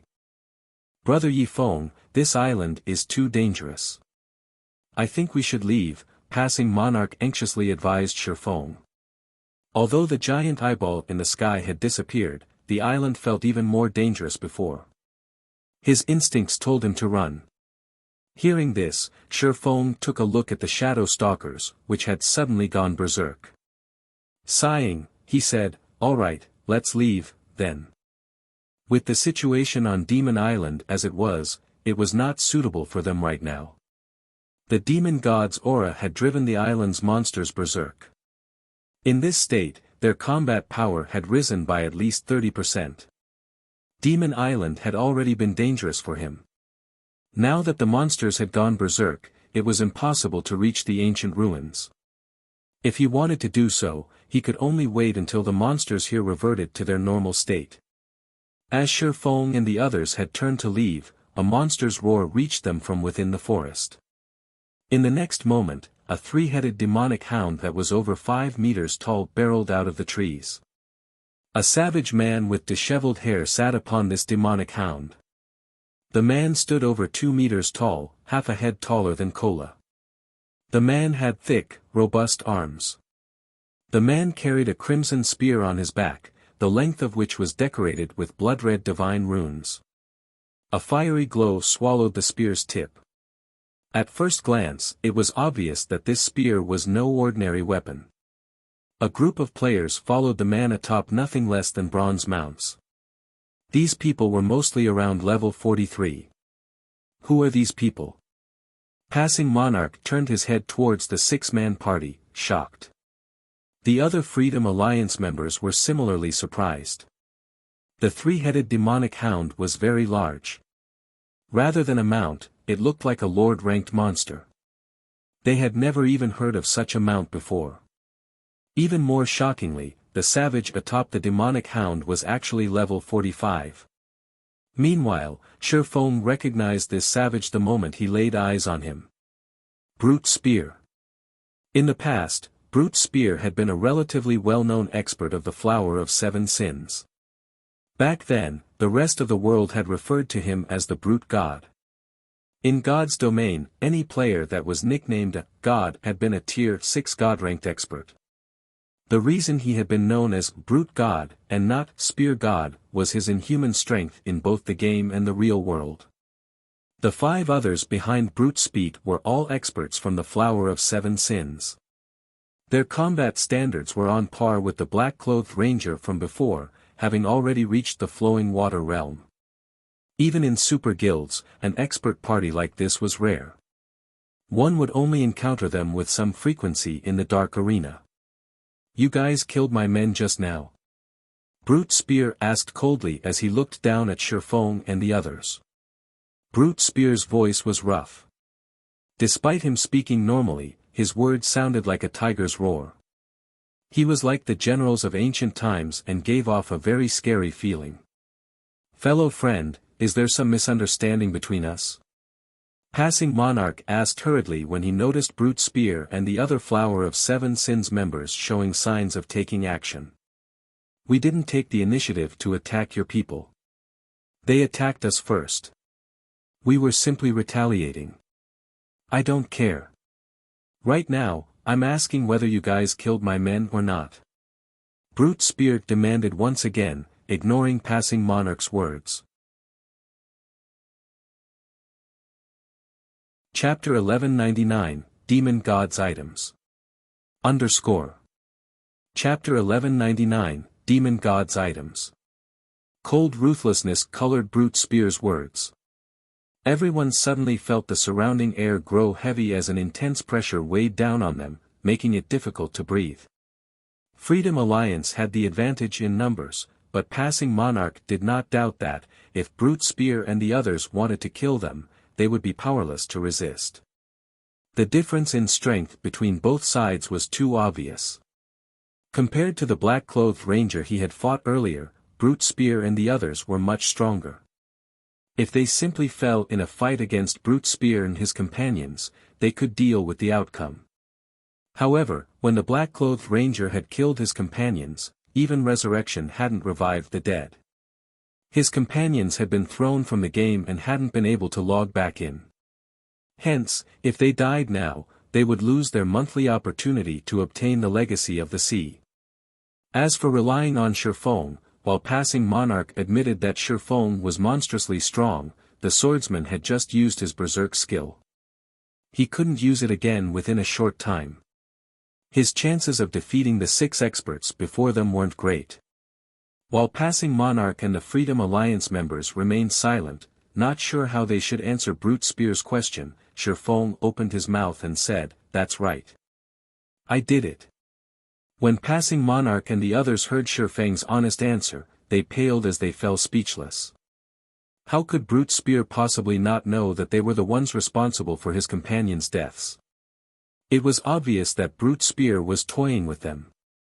A fight is inevitable. "Flee with everything you have," Passing Monarch said hurriedly in the team chat.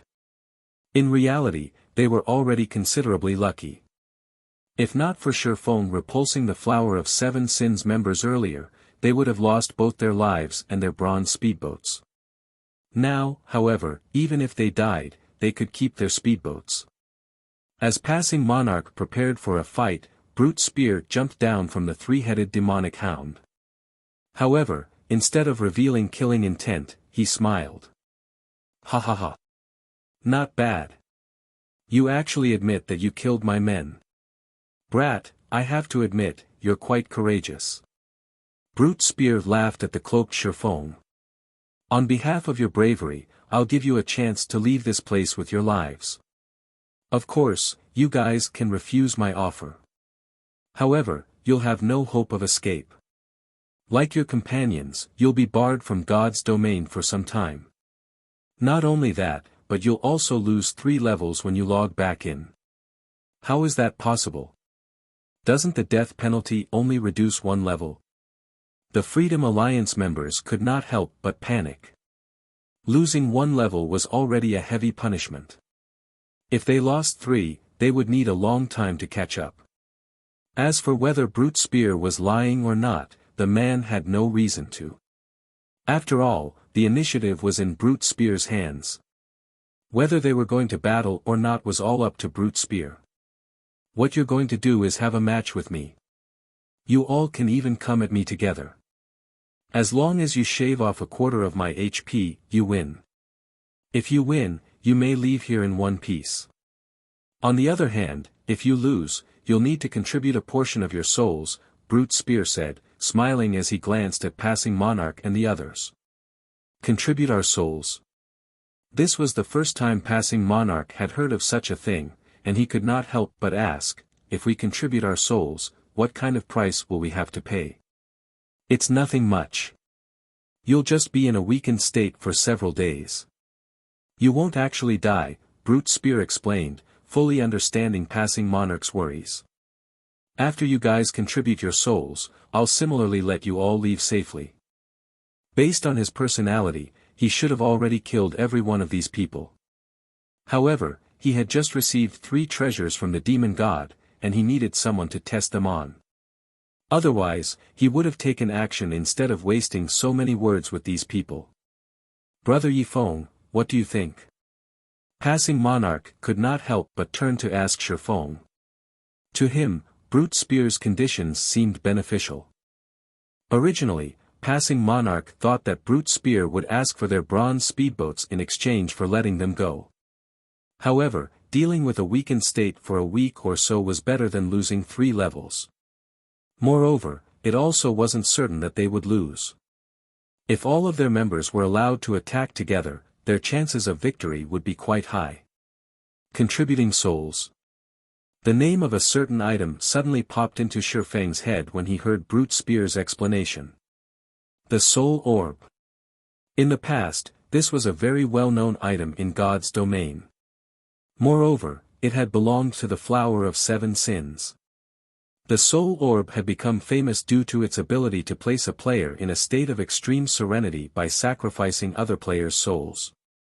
The affected player's brain activity would also increase, which would, in turn, help one learn combat techniques, improve skill completion rates, or even become a master or grandmaster lifestyle player much more easily.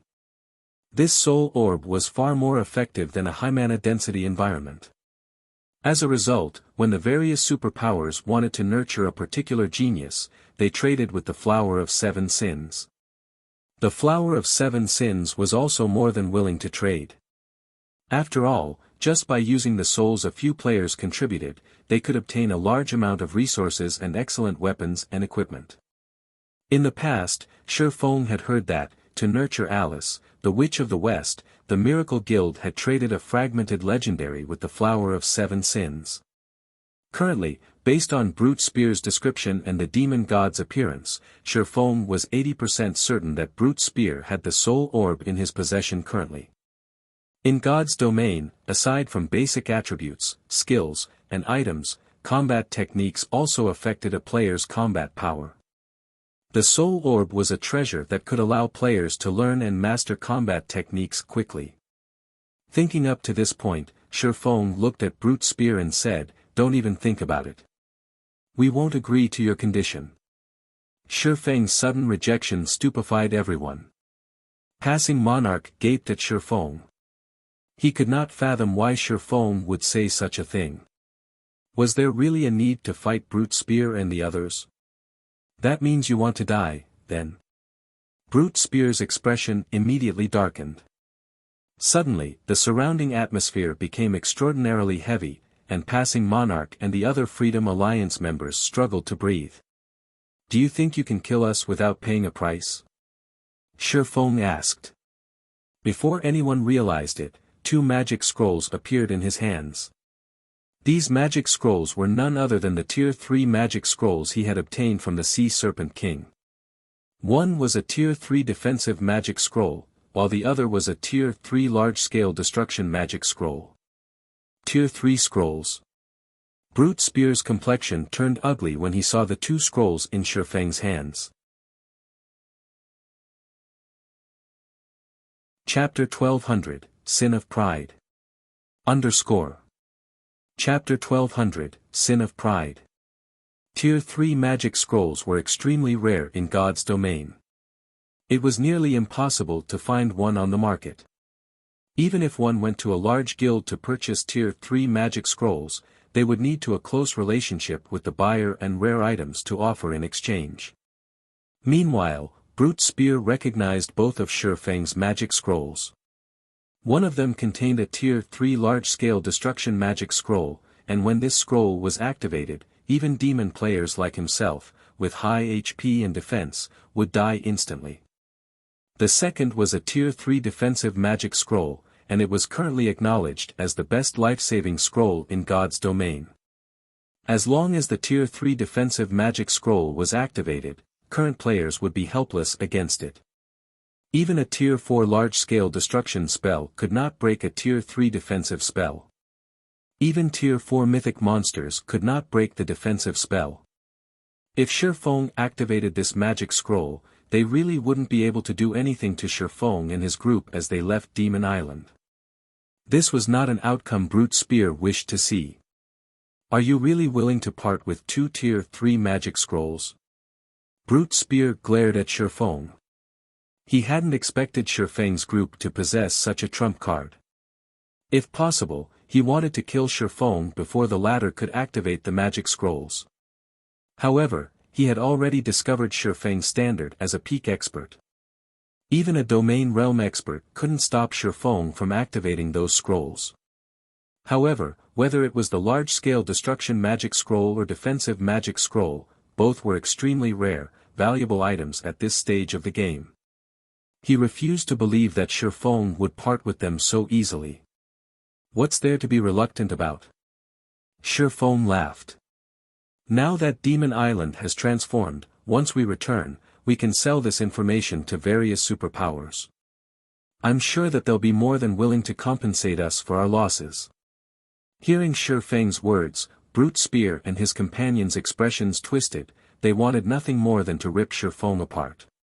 Currently, they still had plenty of matters to deal with on Demon Island, and it would take some time before they finished. If the other superpowers learned about Demon Island, a war would erupt. If that happened, other superpowers might snatch some of the items they were searching for. This was definitely not an outcome they wished to see. "I'll admit that you're pretty smart." "Say it, then. What do you want?"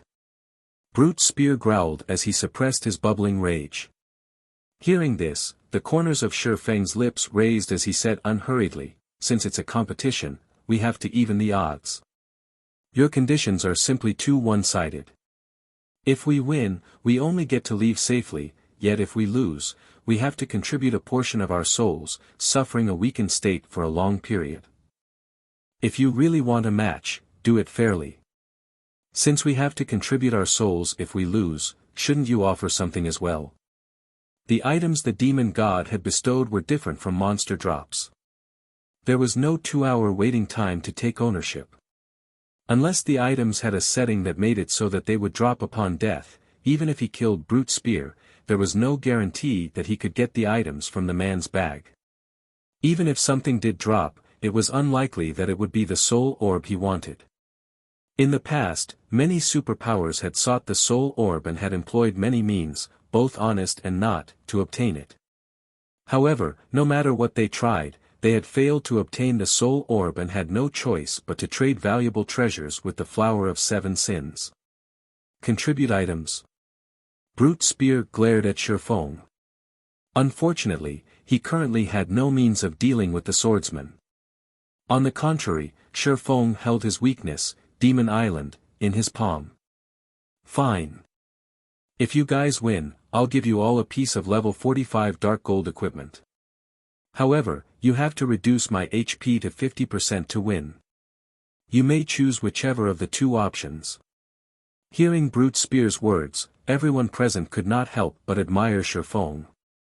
This was especially true for the 5 Flower of Seven Sins members beside Brute Spear. If not for Shifeng being their enemy, they might even applaud the man.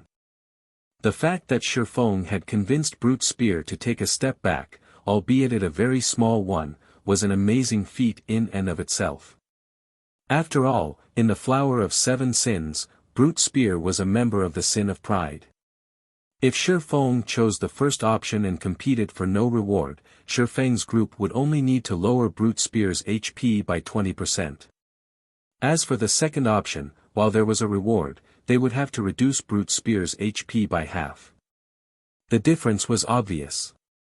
If Shifeng's group wanted to win, they would definitely choose the first option.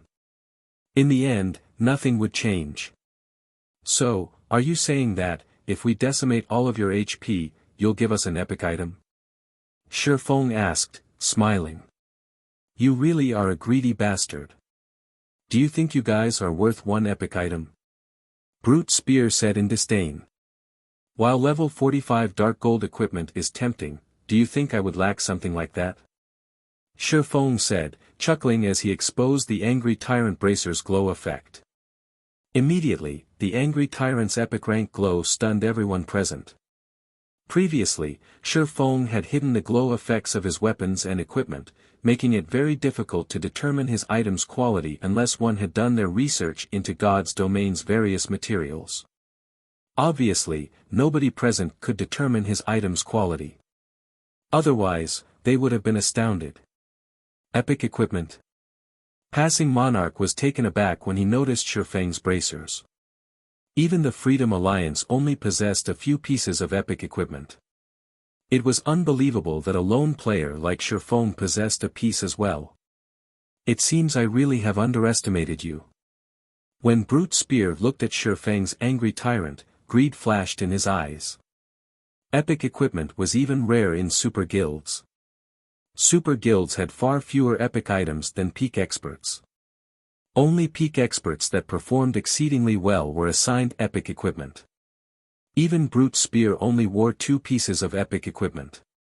He had received one of them from the Flower of Seven Sins, while he had just obtained the other from the Demon God's quest. He did not have any epic bracers. If he could obtain them, they would undoubtedly increase his basic attributes. If you want to do it that way, we'll do it fairly. If I bet an epic item, then you guys have to bet an epic item as well, Brute Spear said, sneering. It was obviously not possible to steal Shifeng's epic bracers. Even if he killed Shifeng, the swordsman would drop random items. The chance of obtaining those epic bracers was simply too low. If he wanted, he had to gamble. If you lose, you only need to hand over one epic item, yet if we lose, we need to offer our souls and an epic item. You call that fair? Shi Feng smirked. If you wish for absolute fairness, fine. You and me, one-on-one. Brute Spear said. If you win, I'll give you a top-tier epic item. A top-tier epic item? Shi Feng's expression twisted into one of contempt.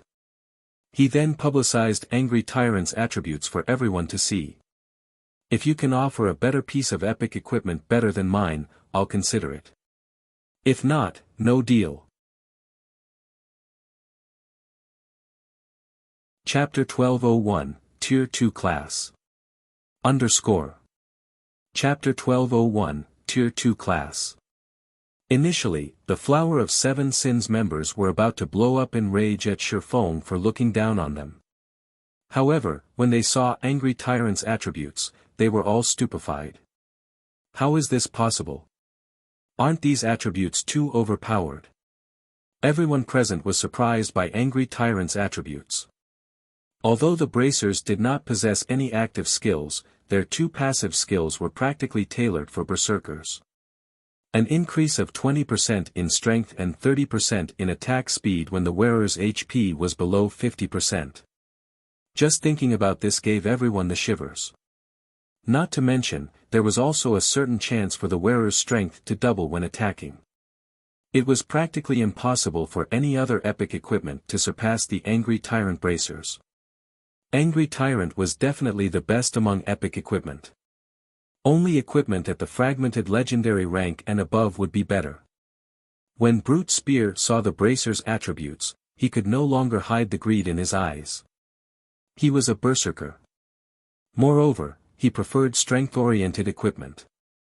In fact, every piece of equipment below epic rank that he had equipped right now focused on strength. Strength-oriented epic equipment was something he always dreamed of obtaining. However, just being able to obtain epic equipment was already plenty difficult. Wanting to get epic equipment that perfectly suited him was practically a dream. How could such excellent equipment for berserkers possibly fall into the hands of a swordsman? I must obtain it. Unfortunately for Brute Spear, although he wanted Angry Tyrant, just like Shi Feng said, he indeed could not produce any top-tier epic equipment that was equal or superior to the bracers. No matter how he thought about it, he had only two items on hand that were worth more than Angry Tyrant. One was an item that the Flower of Seven Sins wanted, while the other was the epic-ranked tool Soul Orb. Eventually, Brute Spear gnashed his teeth as he said, "Do you think I can't take out something of even higher value? I have an epic tool here. It is definitely more valuable than your Angry Tyrant bracers. If you can defeat me, I wouldn't mind gifting this epic tool to you." Epic tools were generally more valuable than epic weapons and equipment because epic tools did not take up a player's equipment slots. Players could use an epic tool even if it was in their bag space. Hence, the price of epic tools was generally double that of epic equipment, more if it was an epic tool with good attributes. An epic tool? Shi Feng feigned hesitation as he said so. Inwardly, however, he was extremely excited. Alright, let's sign a contract. He had deliberately exposed Angry Tyrant's attributes precisely to bait Brute Spear. Now, he had succeeded. As for whether the tool Brute Spear would wager was the Soul Orb or not, Shi Feng was 100% sure that it was. Epic equipment was already quite rare. The chances of Brute Spear obtaining two epic tools at this stage of the game were lower than winning the lottery. Brother Yi Feng, is there really a need to do this? Passing Monarch was bewildered as he watched Shi Feng sign a contract with Brute Spear. Originally, if their whole group fought against Brute Spear, they'd had over a 70% chance of winning. Now, however, Shi Feng was going up against Brute Spear in a one-on-one. Even if Shi Feng was very powerful, in passing Monarch's opinion, Shi Feng would be lucky to have even a 30% chance of victory. After all, Shi Feng had already used his berserk skill. Meanwhile, Shi Feng was actually gambling epic equipment on such low odds. This was simply insane. Ha ha ha. That fool really signed a contract. Boss Brute sure is lucky. Not only did he obtain an epic tool from completing the quest this time, but he is even going to get a pair of excellent bracers for berserkers. That's right. I wonder what kind of expression that person will reveal when they see the strength Boss Brute reveals. With the addition of these epic bracers, Boss Brute will have 3 pieces of epic equipment in total. He will definitely become our Sin of Pride's #1 berserker with this. Brute Spear's several companions began a hushed discussion among themselves as they looked at Shifeng. They all considered Shifeng extremely foolish to gift away such excellent equipment.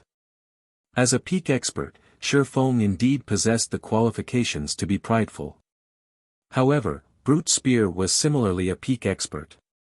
In their opinion, if it were before Brute Spear had completed his quest, he would have had roughly a 60% chance of winning. The reason for this bullish evaluation was Brute Spear having been a high demon. After he transformed, both his main attribute and physique would receive a 20% improvement. If both sides were almost equal in attributes and combat standards, a 20% improvement to physique would allow Brute Spear to achieve an overwhelming victory. The only way Shifeng could make up for this difference was through activating a berserk skill. However, as far as they knew, Shifeng had already used his berserk skill and wouldn't be able to use it again within a short period. This doomed Shifeng to a lower chance of winning. Meanwhile, now that Brute Spear had completed his quest, his strength had received another considerable improvement. Even if Shifeng's combat standard was above Brute Spear's, Brute Spear still had a 90% chance of victory. With the contract signed, both sides distanced themselves and provided Shifeng and Brute Spear with sufficient space for a duel. As the duel timer began counting down, Brute Spear retrieved the crimson spear slung on his back and slammed the spears but on the ground, causing an earth tremor. As thanks for gifting me the angry tyrant bracers, I'll let you have the honor of witnessing my full strength, Brute Spear sneered. Originally, I intended to reserve this strength for competing against Bart for the position of #1 berserker in the group. Saying so, Brute Spear let out a low shout as his entire body began releasing scorching hot, pitch-black smoke. This pitch-black smoke quickly wrapped around Brute Spear's entire body. In the next moment, the berserker began transforming. In the blink of an eye, he had become a demon. However, unlike the black-clad ranger from before, Brute Spear's demon form had 3 sets of wings. The aura he radiated was also much stronger than the black-clad ranger's. There was absolutely no comparison. We're doomed. After seeing Brute Spear's demon form, the last strand of hope-passing monarch clung to vanished entirely.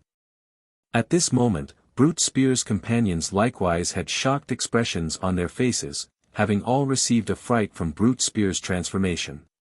This is an ennobled demon. Amazing. High demons simply cannot compare. With this transformation, Boss Brute will no doubt become the #1 berserker in our Sin of Pride in the future. After demon players transformed into demons, they would still have ranks, which was also the reason why demon players were half a tier stronger than ordinary players. When players first demonized, they would start out as low demons. Afterwards, they could promote to high demons through hunting for a large number of player souls. However, further promotions after reaching the high demon rank depended on more than just harvesting sufficient souls. One also needed to possess the corresponding status, in other words, attaining nobility. Meanwhile, after Brute Spear completed his quest on Demon Island, he had gotten promoted from a high demon directly to a baron. As a result, his strength had also undergone a qualitative improvement. Ha ha ha. So this is the power of a baron demon. Truly amazing. At this moment, Brute Spear could not help but revel in this newfound power of his. Baron-ranked demon players received a 30% increase to both their attributes and physique when transformed. Currently, both his attributes and his body's physique were already at the Tier 2 standard. The only thing he lacked now was Tier 2 skills. Aside from that, he could already be considered a Tier 2 player. The disparity between Tier 2 and Tier 1 classes was much greater than that between Tier 1 and Tier 0 classes. If a Tier 2 class fought against a Tier 1 class, even without using any skills and under a situation where both sides were at the same level, the Tier 1 class would be powerless to resist. After Brute Spear stretched his body a little, his blood-red eyes shifted to the swordsman before him. "Alright, I'll let you have a taste of despair now." Chapter 1202, Hidden Ability. Chapter 1202, Hidden Ability.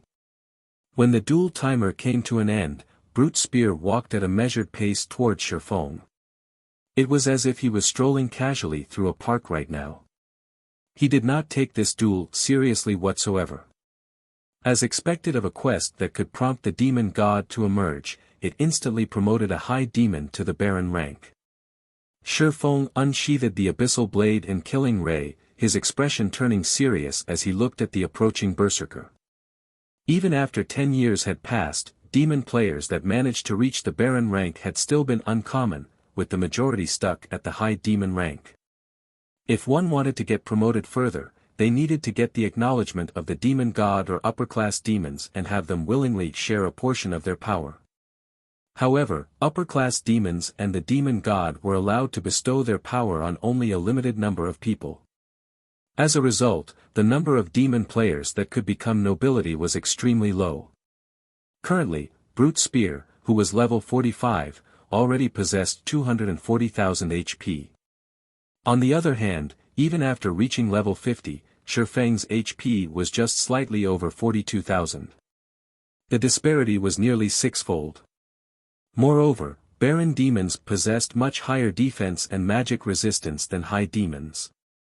Even ordinary Tier 2 expert players would find it hard to kill the current Brute Spear, not to mention that there was not a single Tier 2 player in God's domain yet. When Brute Spear was only 12 yards away, Shifeng abruptly stomped on the ground, leaving behind an afterimage in his original position as he dashed straight at the berserker. So fast. The 5 Flower of 7 Sins members spectating from the side were astonished when they saw Shifeng appearing before Brute Spear in the blink of an eye. Shifeng was definitely the fastest swordsman they had ever seen. If it were them fighting against Shifeng right now, they would be caught off guard if they were not careful. Moreover, Shifeng's movements and judgment were also considerably acute. Unlike berserkers that used great swords or battle axes, berserkers that used spears had a longer attack range. Their spears could reach roughly 2 yards farther than the other weapons. The optimum attack range for a spear-wielding berserker was between 4 and 8 yards. Meanwhile, a swordsman that used a long sword had an optimum attack range between 1 and 3 yards. Although their sword auras could reach up to 5 yards, enemies that were standing within 4 to 5 yards could easily dodge such an attack by retreating 1 or 2 yards. If a longsword-wielding swordsman wanted to suppress a spear-wielding berserker, the best way to do so was to close in and move within 1 to 3 yards of the latter. This way, the berserker could not utilize the spear to its fullest potential. Conversely, if Shifeng allowed Brute Spear to gradually approach him, then before he even reached his attack range, Brute Spear would have already begun attacking, a considerably disadvantageous situation to Shifeng. Hence, taking the initiative to launch a fast attack was an extremely wise decision. You have quick reactions, I'll give you that. Unfortunately, you met me. Brute Spear was indeed surprised by Shifeng's speed and judgment. However, while others might have difficulty keeping up with Shifeng's speed, he could see the swordsman's movements perfectly. Moreover, due to his improved physique, he had a much clearer grasp of his surroundings. Right now, he could perceive everything within a 20-yard radius. In fact, the instant Shifeng prepared to take action, he already knew what Shifeng would do. Whirlwind Slash.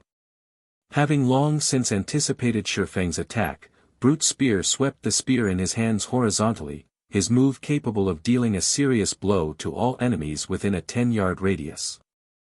An explosion rang out in the air as he swung the crimson spear, the spear moving so fast that it became invisible to the naked eye.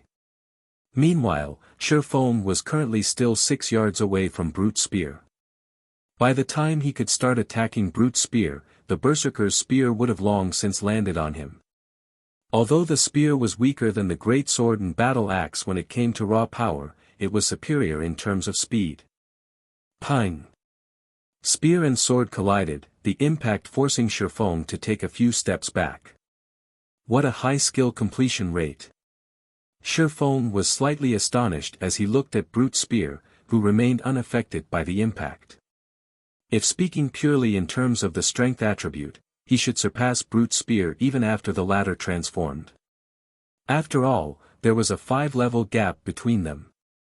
Moreover, the quality of his weapons and equipment was also far superior to that of Brute's spears. Nonetheless, he still got repulsed in the end. The only explanation for such a situation occurring was Brute's spear's skill completion rate. When a player's skill completion rate reached a certain percentage, the skills they used would generate some additional effects. For example, when the Berserker class's Whirlwind Slash achieved a completion rate of 99% or above, aside from having greater destructive power, the skill would also come with a knockback effect. A skill completion rate of 99%. This was a completion rate that Shifeng could only occasionally achieve when both his body and mind were in an excellent state. Despite that, the Berserker before him was able to achieve this feat casually. Is this a hidden ability of a demon noble? Shifeng did not believe that Brute's spear himself was capable of achieving such a high completion rate. After all, the Berserker had just been promoted to a Baron Demon. After transforming, the bonus attributes he received should be much higher than when he was just a high demon. He should have great difficulty properly controlling this newfound strength immediately. He would need some time to adapt. Hence, the only explanation was that this high completion rate was a hidden ability of a demon noble. In the past, Shifeng had never gotten the opportunity to fight against a demon noble. Or to put it in another way, he had not possessed the qualifications to do so. As a result, he had only a little information on demon players. As for the hidden abilities of demon nobles, there hadn't been any fools that revealed such a secret. No wonder Chen Su said that you're powerful. Your strength attribute is actually so high. Looking at his still trembling spear, Brute's spear could not help but turn to look at Shifeng. After this brief exchange, he grew even more fond of the bracers on Shifeng's arms. Even after transforming into a demon, he was still weaker than Shifeng in terms of strength. If he were fighting against any other swordsman right now, such a situation would have been impossible.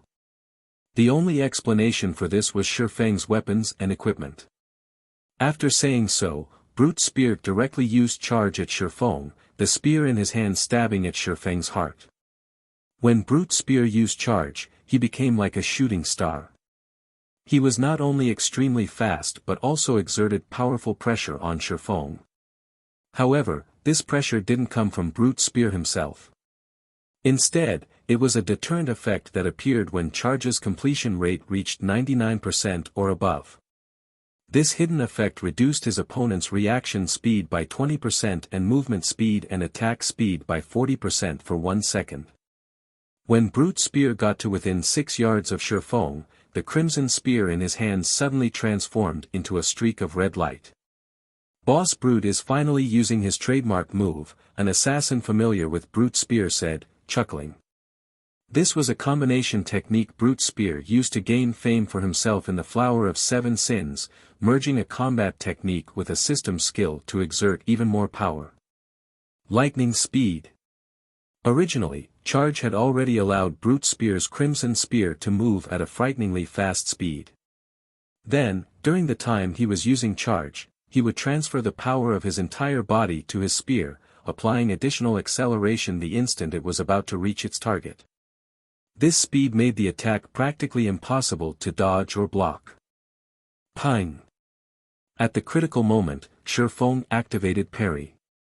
When the crimson spear came into contact with his swords, Shifeng instantly felt both his arms go numb. His entire person also was forced to retreat 6 steps before he managed to stabilize himself. He blocked it. Brute's spear was astounded right now. Just how high is his agility? The lightning speed he executed this time was the most perfect one so far. Logically, after including the suppression effect of his charge, Shifeng should not have been capable of executing parry at all. Since it is so, let's see if your reaction speed or my attack speed is faster. Saying so, Brute Spear flapped the wings on his back and began hovering in midair. His body then split into three, and all three attacked Shifeng simultaneously from different directions. The skill he had used was called Demon Flash, something he had learned after becoming a Baron Demon. It allowed him to attack his opponent from three directions, and each clone mirrored his original body perfectly. There was also no need for him to control his mirror images as they would carry out the same actions as he did. During the attack, he and his clones would also gain an enormous movement speed boost. Overall, it was a skill many times more powerful than charge. Chapter 1203, Difference between Trump Cards. Chapter 1203, Difference between Trump Cards. After Brute Spear used Demon Flash, he and his mirror images moved faster than when he used charge. The surrounding spectators could barely see the three berserkers' afterimages, much less their real bodies. Is this his true strength? Passing Monarch was deeply shocked when he saw this scene. It was no wonder Brute Spear was so confident before. With that kind of speed and destructive power, even if all of them went at him together, they would be fortunate to land an attack on him, much less shave away 1/5 of his HP. So fast. Although Shifeng's physique had improved a lot after reaching level 50, in the end, he had yet to obtain his Tier 2 class, which would provide a massive boost to his physique. At this moment, his eyes could no longer keep up with Brute Spear's speed. He could only rely on the changes in his surroundings to determine Brute Spear's movements. You should consider yourself fortunate to fall to this move of mine. Brute Spear executed lightning speed on Shifeng once more. Compared to the time he attacked with charge, the speed of his spear this time had increased by a large margin. Moreover, his two clones had also attacked using the same strength and speed. If attacked at such a speed and from three different angles, even a Domain Realm Assassin expert would not be able to evade properly. Dang! Dang! Dang! However, just as the three Crimson Spears were about to reach Shifeng, they abruptly stopped in their paths, unable to proceed even an inch farther due to Shifeng activating the Swordsman class's strongest life-saving skill, Defensive Blade. Brute Spear was not particularly surprised by this situation. After all, the Swordsman class's life-saving skills were only second to the Assassin classes. Now that he had forced Shifeng to use both life-saving skills consecutively, he would have a much easier time dealing with the Swordsman. So what if you blocked them? Brute Spear sneered. In a single breath, he rapidly jabbed 5 times with his spear, targeting Shifeng's blind spots. Meanwhile, his two mirror images had also launched identical attacks. Demon Flash did not just allow him to launch a charging attack on his target. The clones conjured lasted 5 seconds, during which, they would carry out the same actions as the main body. Moreover, they also possessed the exact same attributes as the main body. Overall, Demon Flash was a skill meant to counter defensive skills that could block multiple attacks. As a result, a total of 15 spears struck at Shifeng from 3 different directions, and extremely fast. Even Shifeng failed to keep up with all 15 spears. Meanwhile, these 15 spear attacks had already exceeded the number of attacks Defensive Blade could block. Sure enough, a Baron Demon really is difficult to handle. Shifeng finally understood why demon nobles were so difficult to kill. In the past, when he saw certain experts on the God's Domain experts list successfully killing a demon noble, he had thought nothing of it. Now, however, it would seem that killing a demon noble of the same tier was a very difficult task. Shifeng immediately activated Killing Ray's additional skill, Summon Lightning. Boom! In the next moment, arcs of blue lightning shot down from the sky one after another. Not only did these lightning arcs deal 400% lightning damage to all enemies within a 15-yard radius to Shifeng, but they could also inflict a numb effect for 5 seconds on the target struck. Afterwards, his attack range would even increase by 20 yards for 30 seconds. However, Brute Spear simply sneered at this attack. He did not bother dodging the lightning arcs at all as he abruptly stabbed his spear at Shifeng. He intended to compete and see who could deal more damage. While the 15 spears struck at Shifeng, the lightning arcs also bombarded Brute Spear's body. The block count of Shifeng's defensive blade was instantly exhausted. As for the several spear strikes that got through, Shifeng used his swords to deflect them, so he did not receive any substantial damage. In contrast, Brute Spear had over -13,000 damage from the lightning strikes. What high magic resistance! Envy sprouted in Shifeng's heart when he saw this damage. If a normal level 45 player received this move of his, they would either die instantly or have very little HP remaining. However, a Baron Demon's high magic resistance had greatly reduced the damage Brute Spear received. Brute Spear had over 240,000 HP. By relying on battle recovery alone, he could recover over 2,400 HP every 5 seconds. In addition, Summon Lightning's numb effect was ineffective against the Berserker. As Summon Lightning ended, Brute Spear launched 5 spear strikes once more. This time, however, Shifeng no longer possessed defensive blade to protect himself. What a pitiful bastard. He actually dared to challenge Boss Brute to a duel. He might have had a fighting chance if he had his berserk skill. Unfortunately, he's already used it against Chen Su. However, Boss Brute is also amazing. I feel that the skills he used all have very high completion rates. When the 5 Flower of 7 Sins members saw this scene, they all knew that this fight was as good as over. Originally, Brute Spear already possessed a huge advantage in HP and defense. Now, he was even using an attack method that trumped all defenses. If Shifeng wished to deal damage to Brute Spear, he would have no choice but to clash head-on as well. However, Brute Spear still had 2 clones assisting him. It was simply impossible for a melee player like Shifeng to stop Brute Spear. From this scene, Shifeng also understood what was going through Brute Spear's mind. However, he also had to admit that this was a good plan, as he really did not possess any method of coping with it. Shifeng used silent steps right away and appeared behind Brute Spear. He then pointed the Abyssal Blade at the Berserker. Abyssal Bind. Immediately, black chains materialized in empty space one after another, every one of them shooting straight at Brute Spear. Seeing this, Brute Spear sneered as he activated a control removal skill without hesitation, causing Abyssal Bind to lose effect. He then charged at Shifeng and launched another barrage of attacks together with his mirror images. You want to compete using HP? Shifeng smiled. Come, then. Saying so, Shifeng activated Phantom Kill and 9 Dragon Slash. Although his doppelganger only possessed 80% of his basic attributes, which made it slightly weaker than Brute Spear, it should have no problems holding off one of the Berserker's mirror images. Meanwhile, the 12 Abyssal Blade Phantoms summoned by 9 Dragon Slash could also easily stop the other mirror image. This way, the duel would revert to a one-on-one fight. At this time, Shifeng activated Thunder God's Descent, increasing his movement speed and attack speed by 150%, damage by 50%, and decreasing the damage he received by 50% for 30 seconds. Without hesitation, he charged straight at Brute Spear and executed Sword's Orbit. Starlight suddenly filled Shifeng's surroundings.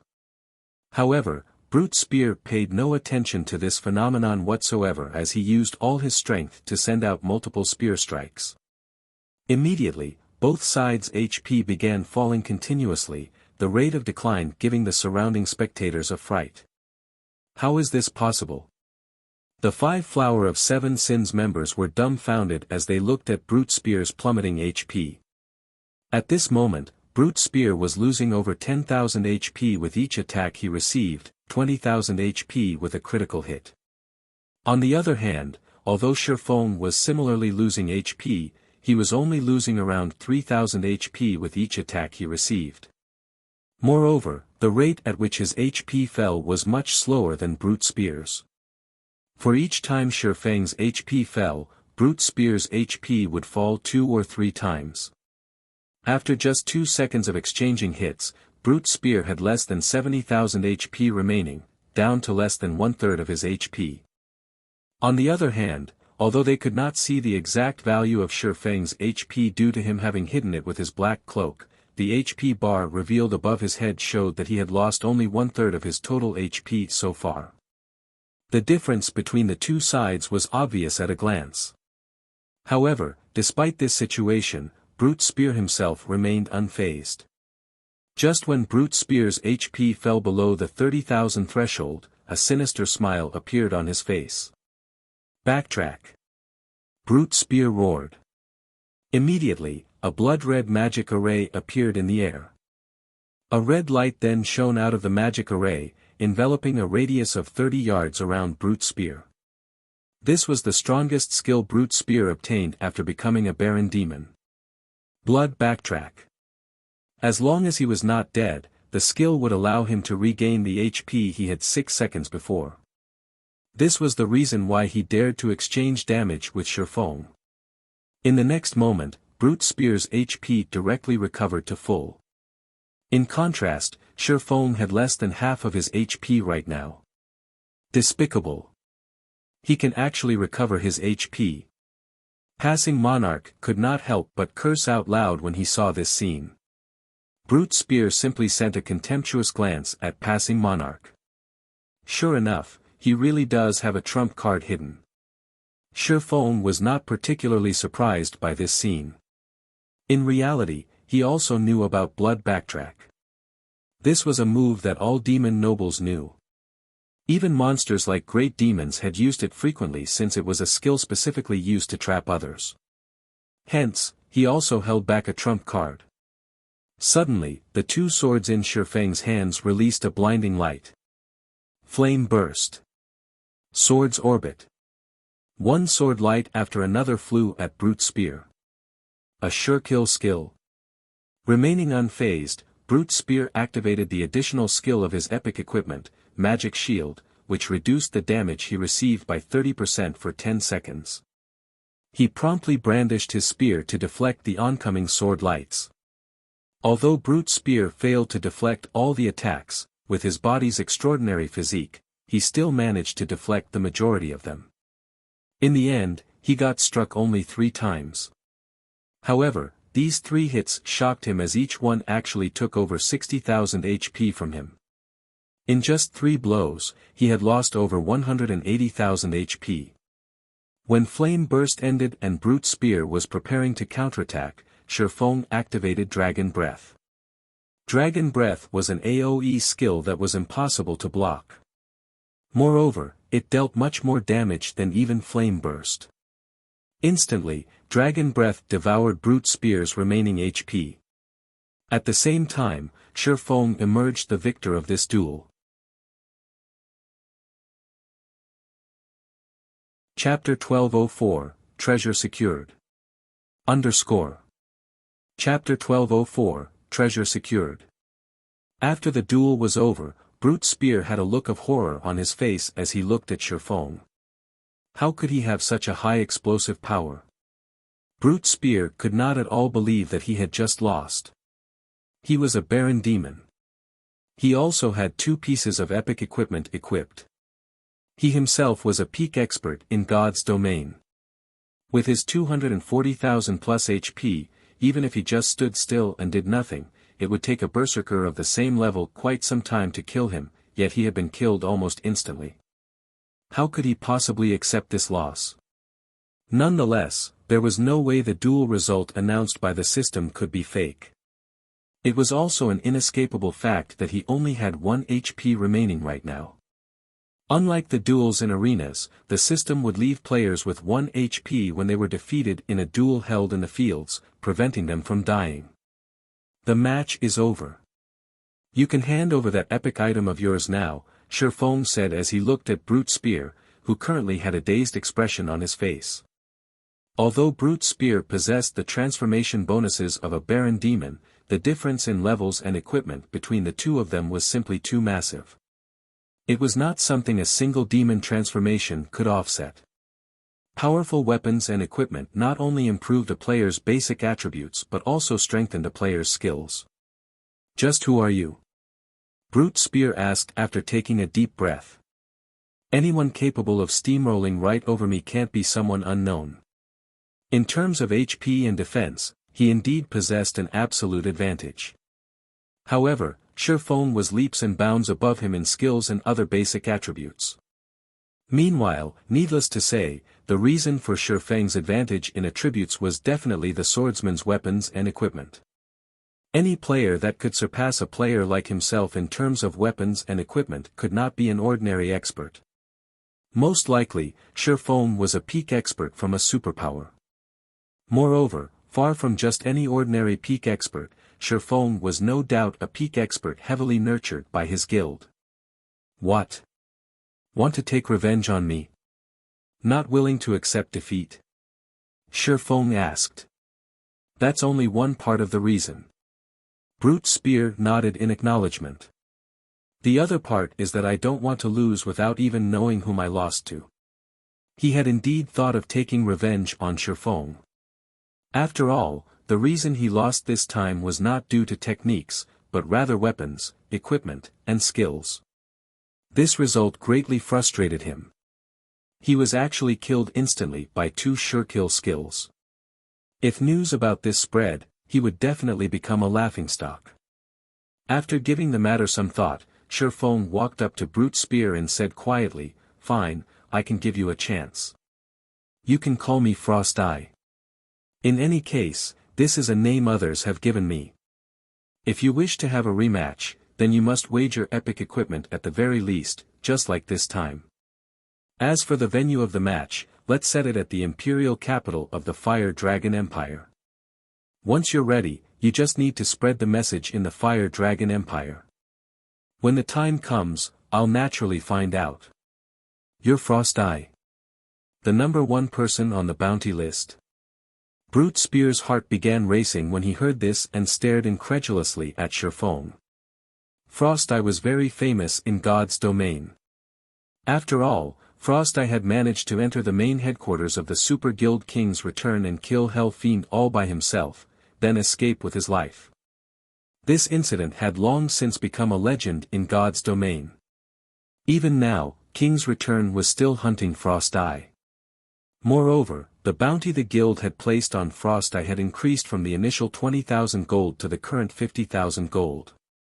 King's Return was even offering a reward of several hundred gold to anyone that could provide some clues leading to Frost Eye.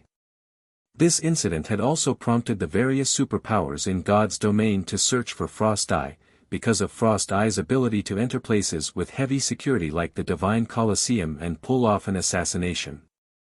Since Frost Eye had killed an expert like Hell Fiend, he was naturally capable of killing other guild upper echelons as well, perhaps even the guild leaders of superpowers. A guild leader's assassination would deal a massive blow to the guild's reputation. Hence, the various superpowers in God's domain were searching for Frost Eye. The Flower of 7 Sins was no exception. As an organization that dealt in assassination work, if the Flower of 7 Sins could recruit such an expert, its fame would undoubtedly rise significantly. Emichim, that's right. Since you already have the answer to your question, you can give me my item now, right? Shifeng nodded. It seems I have not lost in vain. At this moment, a trace of admiration flashed across Brute Spear's eyes as he looked at Shifeng. He then took out the soul orb from his bag and passed it to him. In reality, Brute Spear did not place any particular importance on the soul orb. After all, epic items like the soul orb were not particularly rare. Practically every superpower possessed 1 or 2 of such items. Take the epic tool the Dark Arena had auctioned for example. The tool could be used to brew magic wine that had a calming effect when consumed. The calming effect was similar to when a player was in a high mana density environment. The Soul Orb was similar to that epic tool. However, unlike the magic wine, which required rare materials to brew, the Soul Orb needed players to willingly offer up a portion of their souls to produce soul water.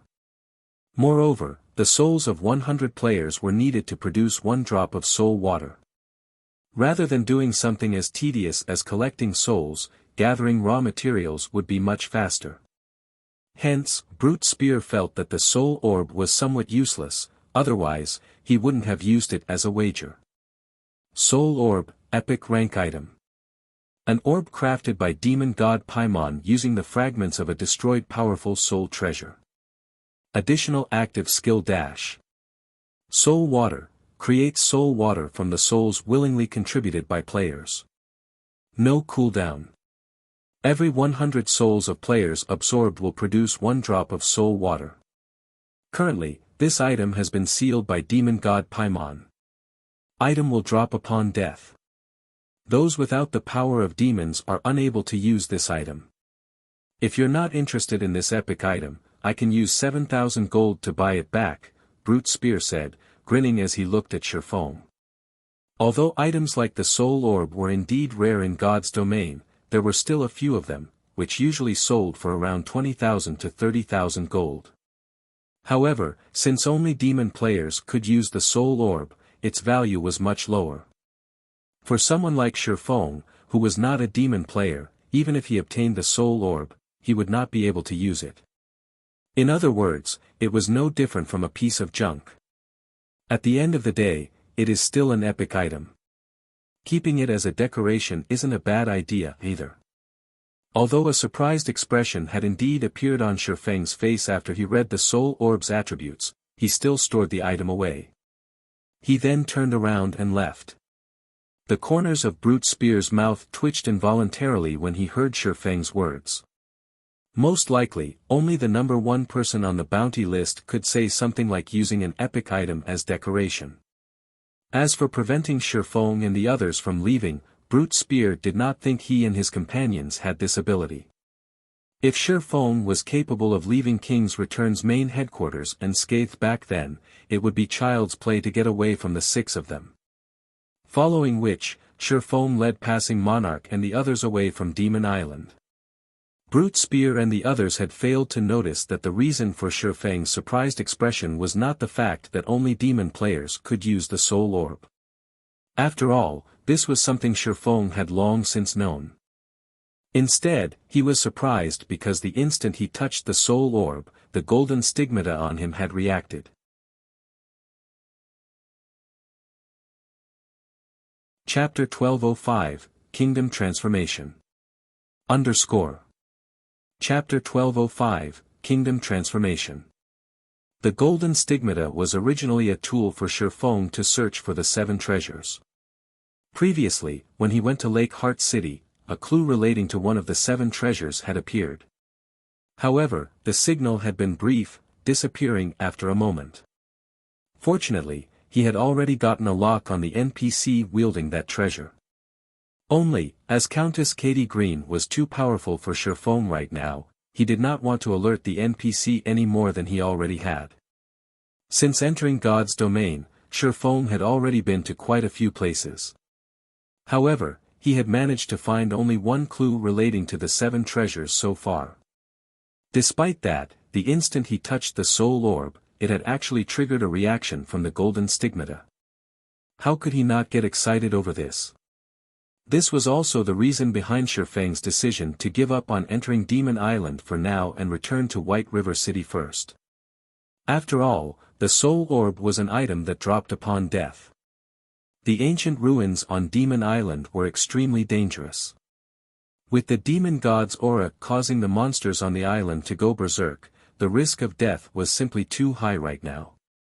It was much better if he returned to White River City for the time being. Following which, Shurfong said his goodbyes to Passing Monarch and agreed to meet up with him tomorrow at the sea's end. Meanwhile, on Demon Island, the black-clad ranger Chinsu, who had just met up with Brute Spear's group, nearly had his eyes fall out of their sockets when he saw Brute Spear sending off Shurfong and the others. Boss Brute, are you letting them go, just like that? Chen Su could not believe this was true. We lost a lot of men to them. As demons, they lost 3 levels each time they died. Just the number of Flower of Seven Sins members killed by Shifeng alone numbered over 70. If their superiors were to find out about this, they would no doubt receive severe punishment. After all, turning ordinary players into demons was not an easy task.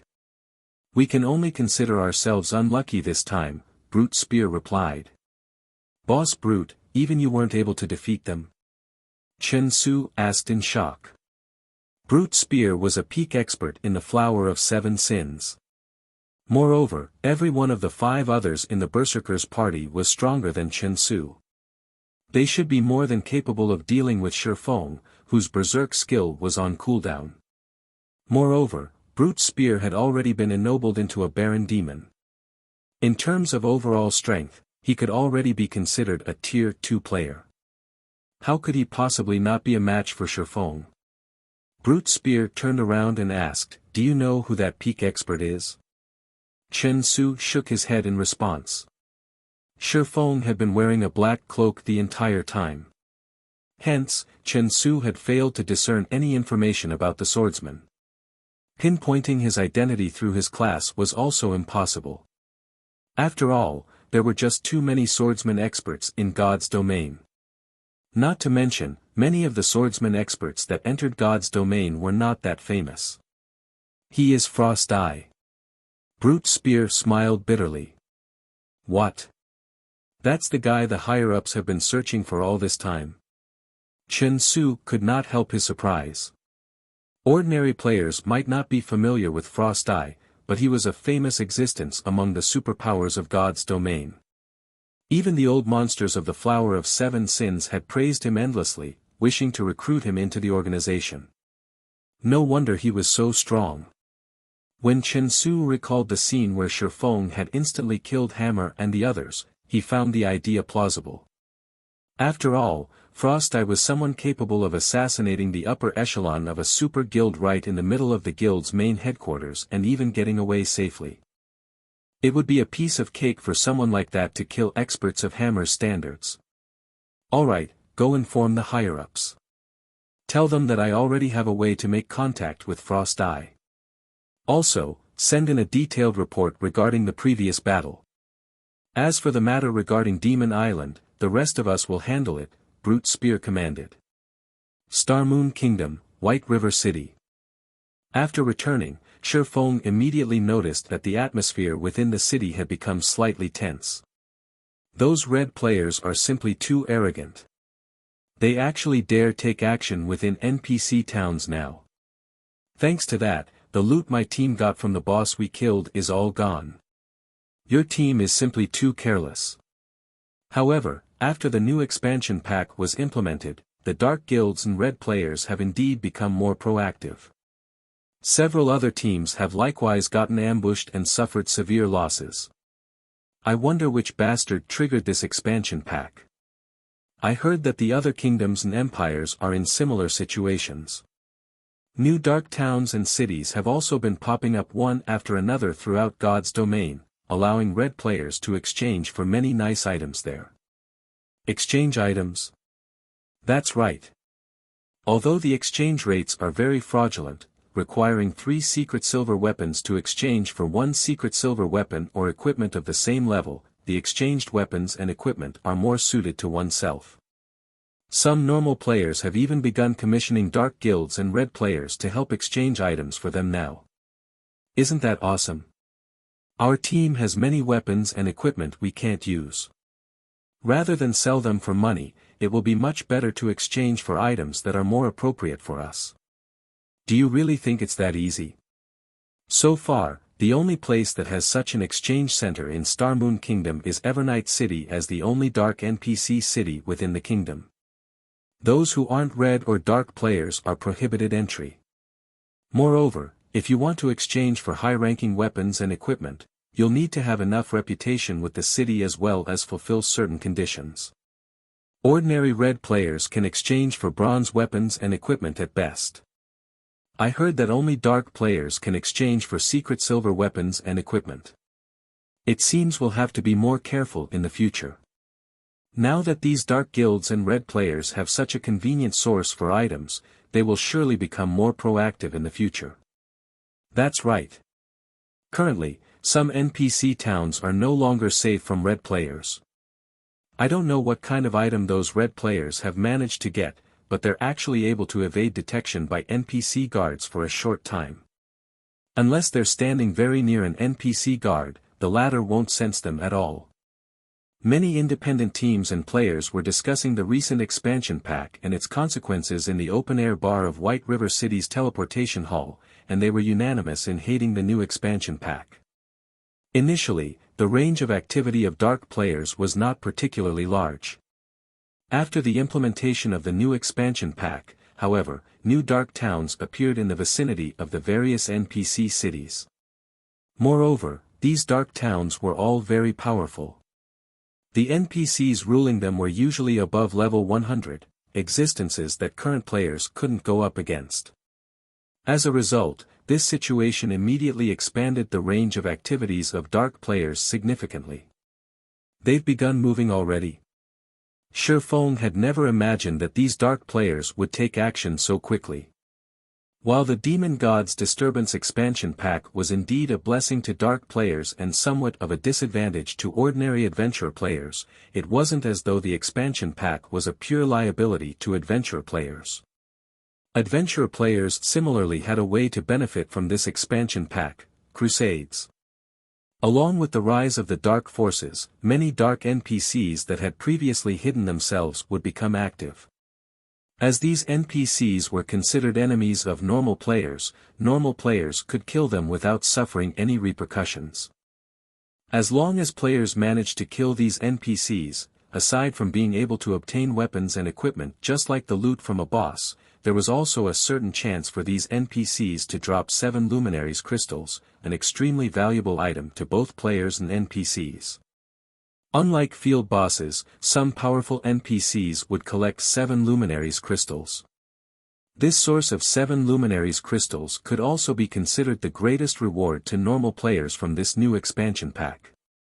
After Shifeng was done eavesdropping on the conversations of other players, he returned to the candlelight trading firm and entered a special forging room before carefully taking out the soul orb. Please don't disappoint me. Shifeng then activated Omniscient Eyes on the soul orb.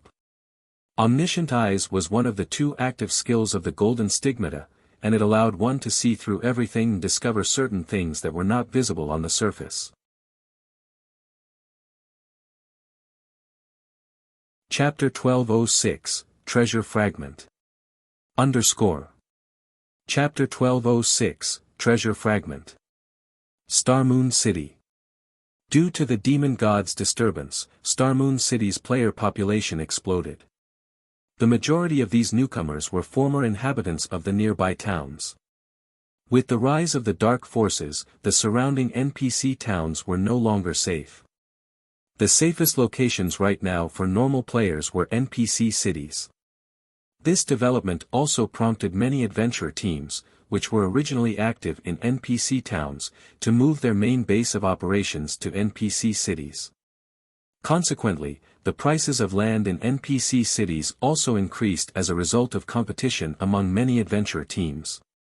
This was especially true for land in the outskirts of Starmoon City. Although the land of a capital city was much more expensive than the land of other cities, the capital city was also much safer and more convenient.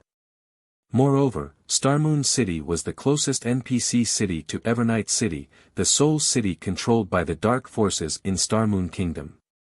This proximity also drew many hidden dark players to Starmoon City. Players couldn't teleport to Evernight City, dark players were no exception to this.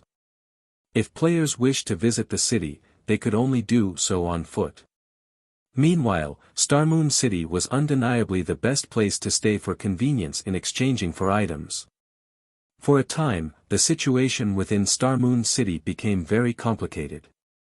Meanwhile, inside Heaven's Burial's residence, a meeting of the highest order was currently being held.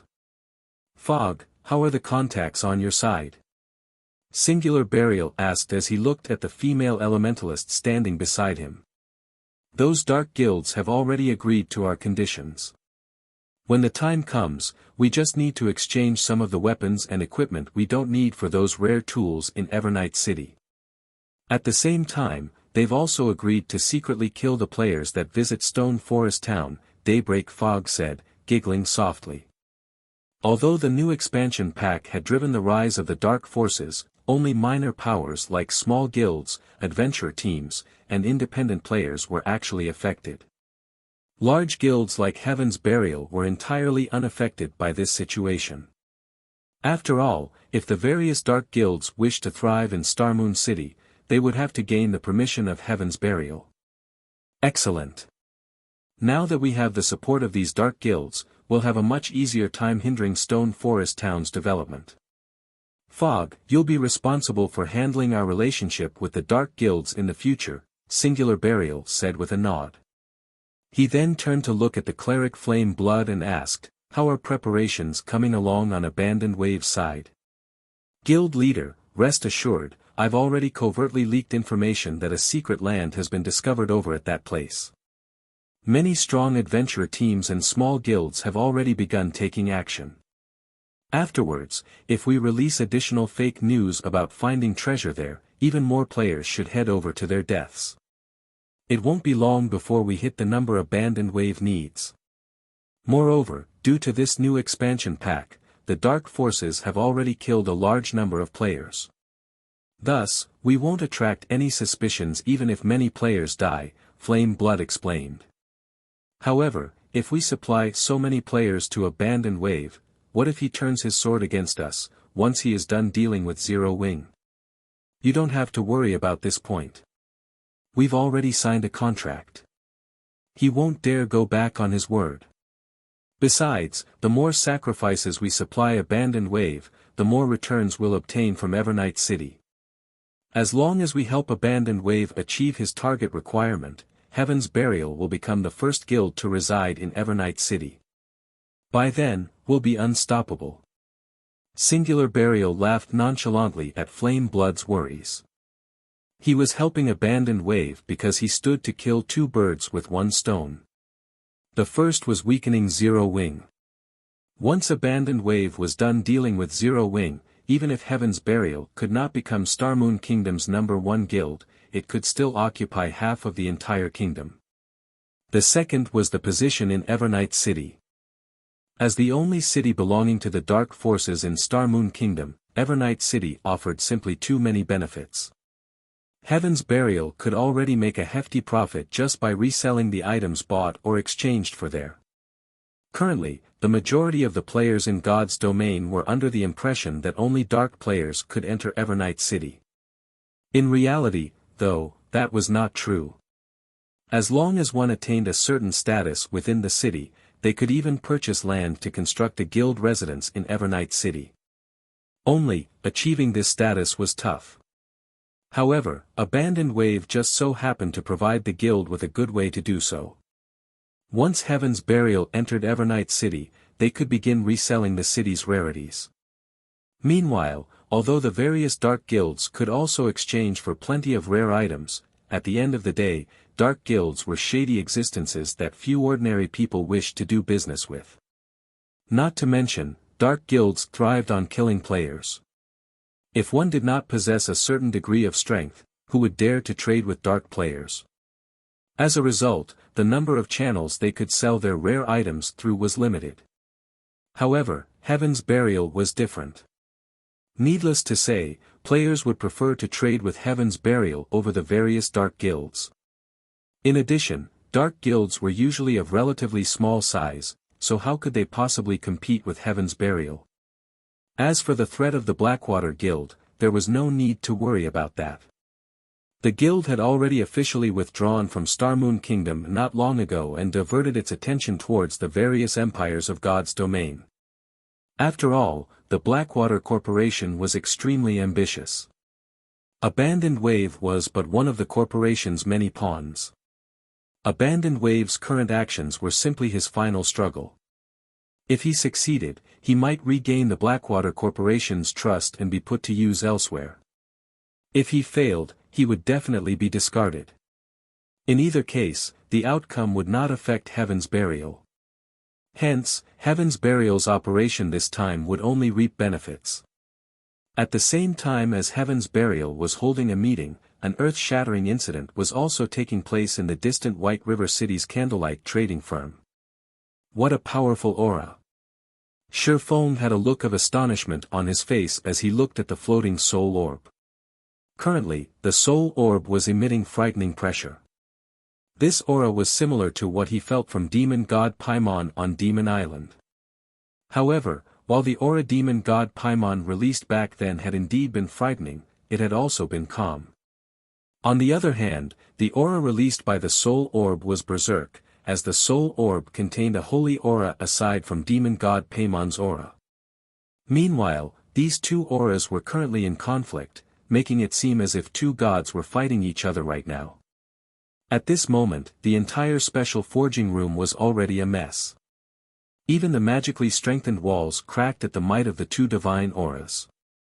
The strength of these two auras exceeded the special forging room's suppressive ability. As a result, the auras had leaked outside, paralyzing everyone within the candlelight trading firm. What's going on? Why can't I move? This aura. Could there be a monster inside the trading firm? The lifestyle players that had been toiling in their respective workshops were all frightened. This was definitely their first time to encounter such a situation. Just sensing the two divine auras made their souls shudder in fear. Shifeng did not doubt that the clash between these two auras would have caused a tremendous commotion in White River City if not for Candlelight Trading Firm being a 3-star shop. This was also the reason why he had chosen to appraise the soul orb there. After a short moment, the two clashing auras finally weakened and eventually reached a balance. As a result, half of the soul orb turned black and the other half, white. Meanwhile, the divine might the orb was exuding right now gave even Shifeng, who was level 50, difficulty in moving his body. Wonderful. It really is a treasure fragment. Shifeng revealed a look of ecstasy when he took a look at the soul orb's attributes once again. Chapter 1207, Treasure of Illusion. Chapter 1207, Treasure of Illusion. An indescribable excitement filled Shifeng as he held the soul orb. The 7 treasures were bona fide godly relics.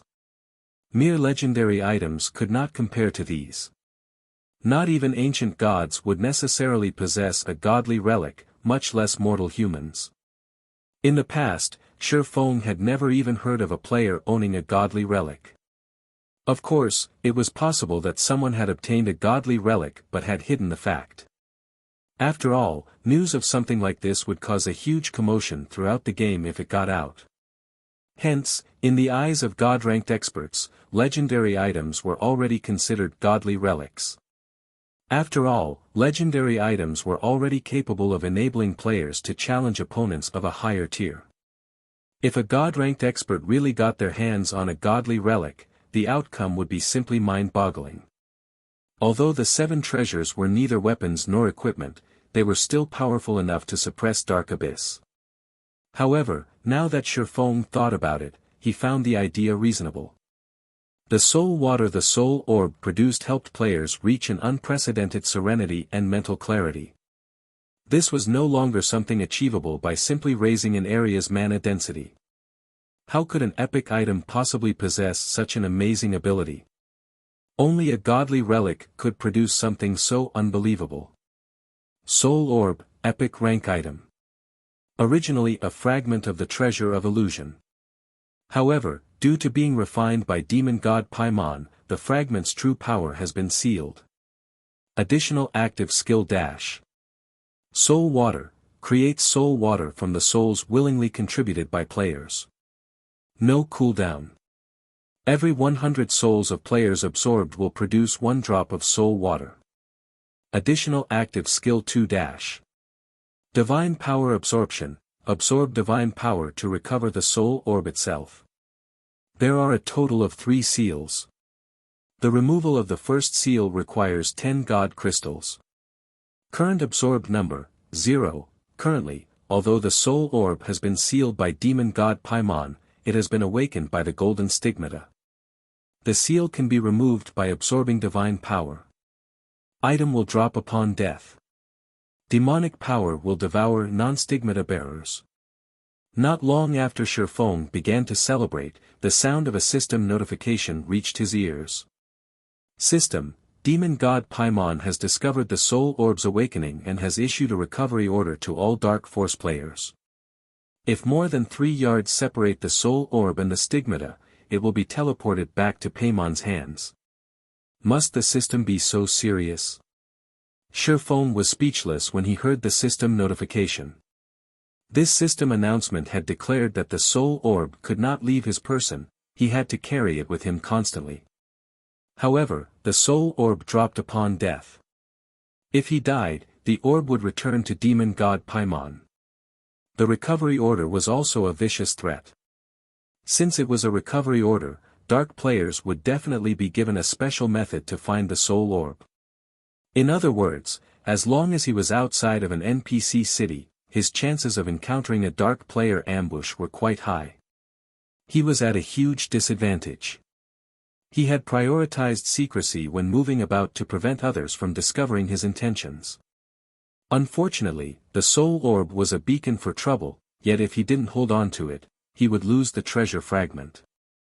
Do I really have to head to the war god's temple? Shifeng felt a headache brewing.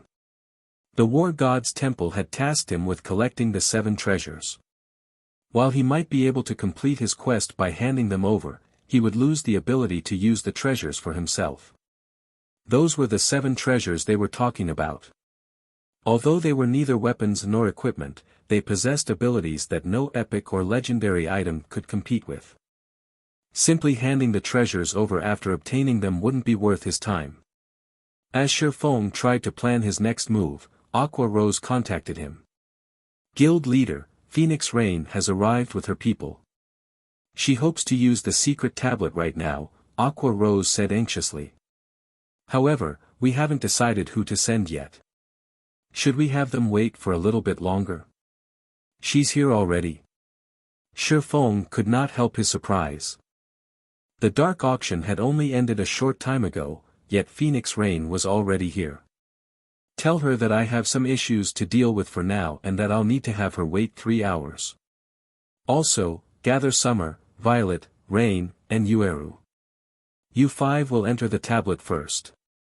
The secret spellcasting technique was a massive boost to magical class players.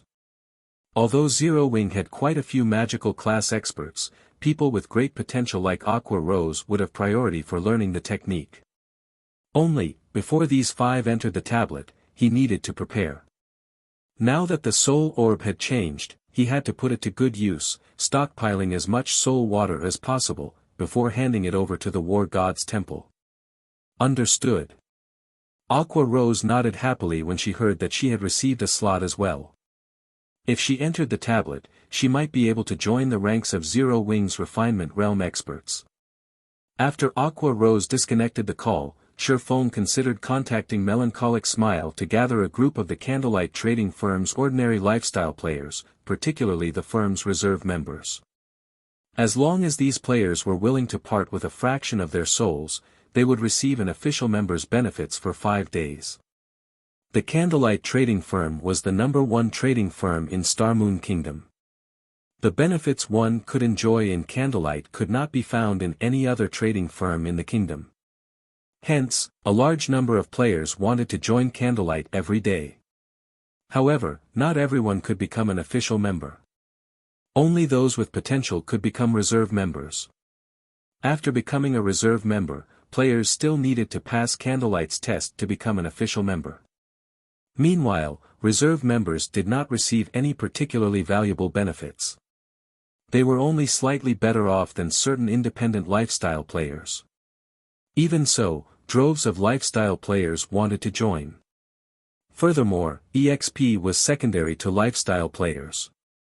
Not being able to kill monsters wouldn't affect them in any way, and the weakened state only lasted 4 or 5 days. There should be plenty of reserve members who were willing to accept his offer. How could I have forgotten about Charlene? Shifeng suddenly remembered the Tier 5 red official Charlene. Charlene had both extraordinary strength and status. She had even scared away the mysterious youth that had used a super spell. That mysterious youth had dared to steal the golden tablet right in the middle of Blackwing City. Even Tier 5 players were likely no match for him. Moreover, Charlene knew a lot about God's domain. She might have some method to help him keep the soul orb. Let's give it a try. If it isn't possible, it won't be too late to trade it for a reward in the War God's Temple after I've stockpiled some soul water. Thinking up to this point, Shifeng contacted Melancholic Smile and had her collect the required members. This way, once he returned from the library, she should have gathered enough people. Although Shifeng wanted more sacrifices, the Flower of Seven Sins already knew about his acquisition of the soul orb. If he tempted fate, the Flower of Seven Sins would connect him with Frost Eye. In other words, they would learn that Frost Eye was a member of Zero Wing. If this news reached King's Return, the consequences would be unimaginable. If that happened, King's Return would do everything in its power to annihilate Zero Wing. After all, the guild's reputation was at stake. Hence, he needed to maintain a low profile while collecting souls. Moreover, he needed to do it quickly. The longer he held the soul orb, the closer the Flower of Seven Sins would come to discovering his identity. After all, the demon god Paimon had already issued a recovery order for the orb. If it were discovered on one of Zero Wing's members, the result would still be the same. Following which, Shifeng snuck out of the candlelight trading firm and rode an advanced carriage to the library.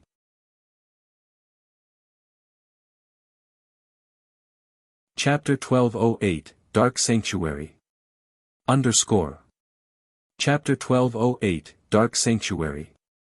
On the foggy demon island, Brute Spear directed the Flower of Seven Sins members to carry away blood-red broken pillars secretly. These broken stone pillars radiated a faint divine might, and aside from the mana directly around the pillars, they attracted all nearby mana, increasing the density significantly. The smaller stone pillars were roughly 3 meters long, a single berserker could barely carry one. The larger pillars were 7 to 8 meters high, and transporting one required several players. These blood-red pillars littered the demon altar. Hurry up. We need to move these before the other powers discover this place. Brute Spear commanded. If Shifeng were present, he would instantly recognize these blood-red pillars. In the past, these pillars had been used to form the magic array that had protected the Flower of Seven Sin City. This magic array was known as the Dark Sanctuary. Under the cover of the Dark Sanctuary, the mana density within the enveloped area would reach heights that even the Tower of Four Elements could not compete with. However, this wasn't the Dark Sanctuary's greatest purpose. Rather, it was its ability to help players grow. Players could fight system-generated copies of themselves in the Dark Sanctuary's core as long as they spent enough magic crystals.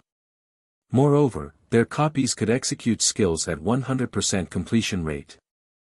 Fighting such an opponent would help players realize their flaws and improve rapidly within a short period. Due to this magic array, countless experts had tried to join the Flower of Seven Sins. Only, the magic array Brute Spear and the others had just secured was damaged. It could not be used right away. Even so, just by gathering the blood-red pillars in a location, they could increase the area's mana density. As Brute Spear and the others transported the stone pillars, the Flower of Seven Sins members received a system notification. System, Demon God Paimon has issued a recovery order for the Soul Orb. Anyone who kills the Soul Orb's wielder will receive a bountiful reward from Demon God Paimon. You will need to pay 500 magic crystals to accept this quest. Do you wish to accept this quest? This quest is valid long-term. It can be accepted at any time and does not have a time limit. The Soul Orb. Brute Spear was shocked when he heard this system notification. Isn't that the item Frost Eye took from me? The demon god Paimon had bestowed the soul orb to him as a treasure. Brute Spear had never thought that this treasure would be this important. Brute Spear suddenly regretted his decision to wager the orb. Boss Brute, doesn't Frost Eye have the soul orb? This is interesting. The demon god's reward will certainly be impressive. Many players will accept this quest. Frost Eye is in for a lot of trouble now. That's not possible, right? After all, that's Frost Eye we're talking about. Killing him is easier said than done. Boss Brute, should we accept this quest? We know that Frost Eye has the soul orb. We have an advantage over the other groups. That's right. Even if we can't get it, those from the Sin of Wrath and Sin of Greed will try for it. After all, there are a few among them who are close to becoming barren demons. The demon god's bountiful reward sorely tempted the Flower of Seven Sins members. They might get ennobled after completing the quest. Even if they didn't, they would still gain a significant amount of reputation, allowing them to reach the Baron rank more easily. This was a very rare opportunity for demon players. Let's not accept the quest for now. We should tell Big Sis about this first. We'll let her decide what we should do, Brute Spear said after giving the matter some thought. The others nodded in agreement. At the same time, the various dark forces in God's domain began to take action. A bountiful reward from the demon god. Just who is the unlucky fellow that provoked the demon god? Anyways, this is good news to us. Both the various dark guilds and the independent dark players accepted the demon god Paimon's quest without hesitation. Dark players had access to fewer quests than normal players. As a result, it was extremely difficult for dark players to raise their reputation with the dark forces. They would likely earn a ton of reputation points by completing this quest, let alone the potential reward from the demon god. Elsewhere, Shifeng arrived at the library of White River City. More players crowded the building than during his previous visits. Many magical class players were practicing their spells in the main hall, and some were even learning from the NPC instructors to improve their spellcasting accuracy. Unlike physical classes, magical class players needed a considerable amount of training to hit monsters with their spells. This was especially true after so many God's Domain evolutions. Players that had recently joined God's Domain would have a very difficult time fighting even common monsters. Hence, they needed to practice a lot more to improve themselves. Although the various starting towns had their own combat instructor NPCs, the combat basics these NPCs taught were only useful to newcomers. If one wanted to grow more powerful, they had to enter a city. Physical class players could find their instructors in the War God's Temple. As for magical class players, their combat instructors were in the city's library. These locations were the easiest places for ordinary players to enter and train. After all, locations such as the Divine Colosseum cost magic crystals. This was a price that ordinary players could not afford. This was especially true for players that had just joined God's Domain. Hence, ordinary players often visited both the War God's Temple and the library. If players wished to receive guidance from a senior instructor, they had to pay 1 silver per hour, whereas a junior instructor only cost 30 copper per hour. Even ordinary players could afford this. Hence, most ordinary players came here to train at night while spending the day in the fields engaged in battle. By doing so, they could grow stronger faster than simply fighting monsters all day. Zero Wing's members were far better off. As Zero Wing now had a 3-star guild residence, it had its own training room. Not only could the training room teach players to utilize their skills and spells, but it also taught players basic combat techniques. Neither the library nor the War God's Temple offered as much. After entering the library, Shifeng headed to the top floor. The guards have grown stronger again. Shifeng was slightly surprised when he saw the 2 black armored knights guarding the Star Moon Hall's entrance. Every time he visited the Star Moon Hall, the knights were stronger than before. Originally, the guards had only been level 180, tier 3 knights. Now, they were level 210, tier 3 knights. Even level 180, tier 4 NPCs would have trouble dealing with these knights. After all, the higher one's level was, the more attributes one received with each level up. A gap of 30 levels at such a high level was no trivial matter. These two tier 3 knights did not block Shifeng's path into the Star Moon Hall. Rather, they opened the doors when Shifeng came within 10 yards as if they had been instructed to do so. Seated on the throne in the middle of the hall was a golden-haired, saint-like woman. When this saintly woman saw Shifeng, the corners of her lips curled up slightly. After some time apart, you seem to have collected a lot more treasures and coins.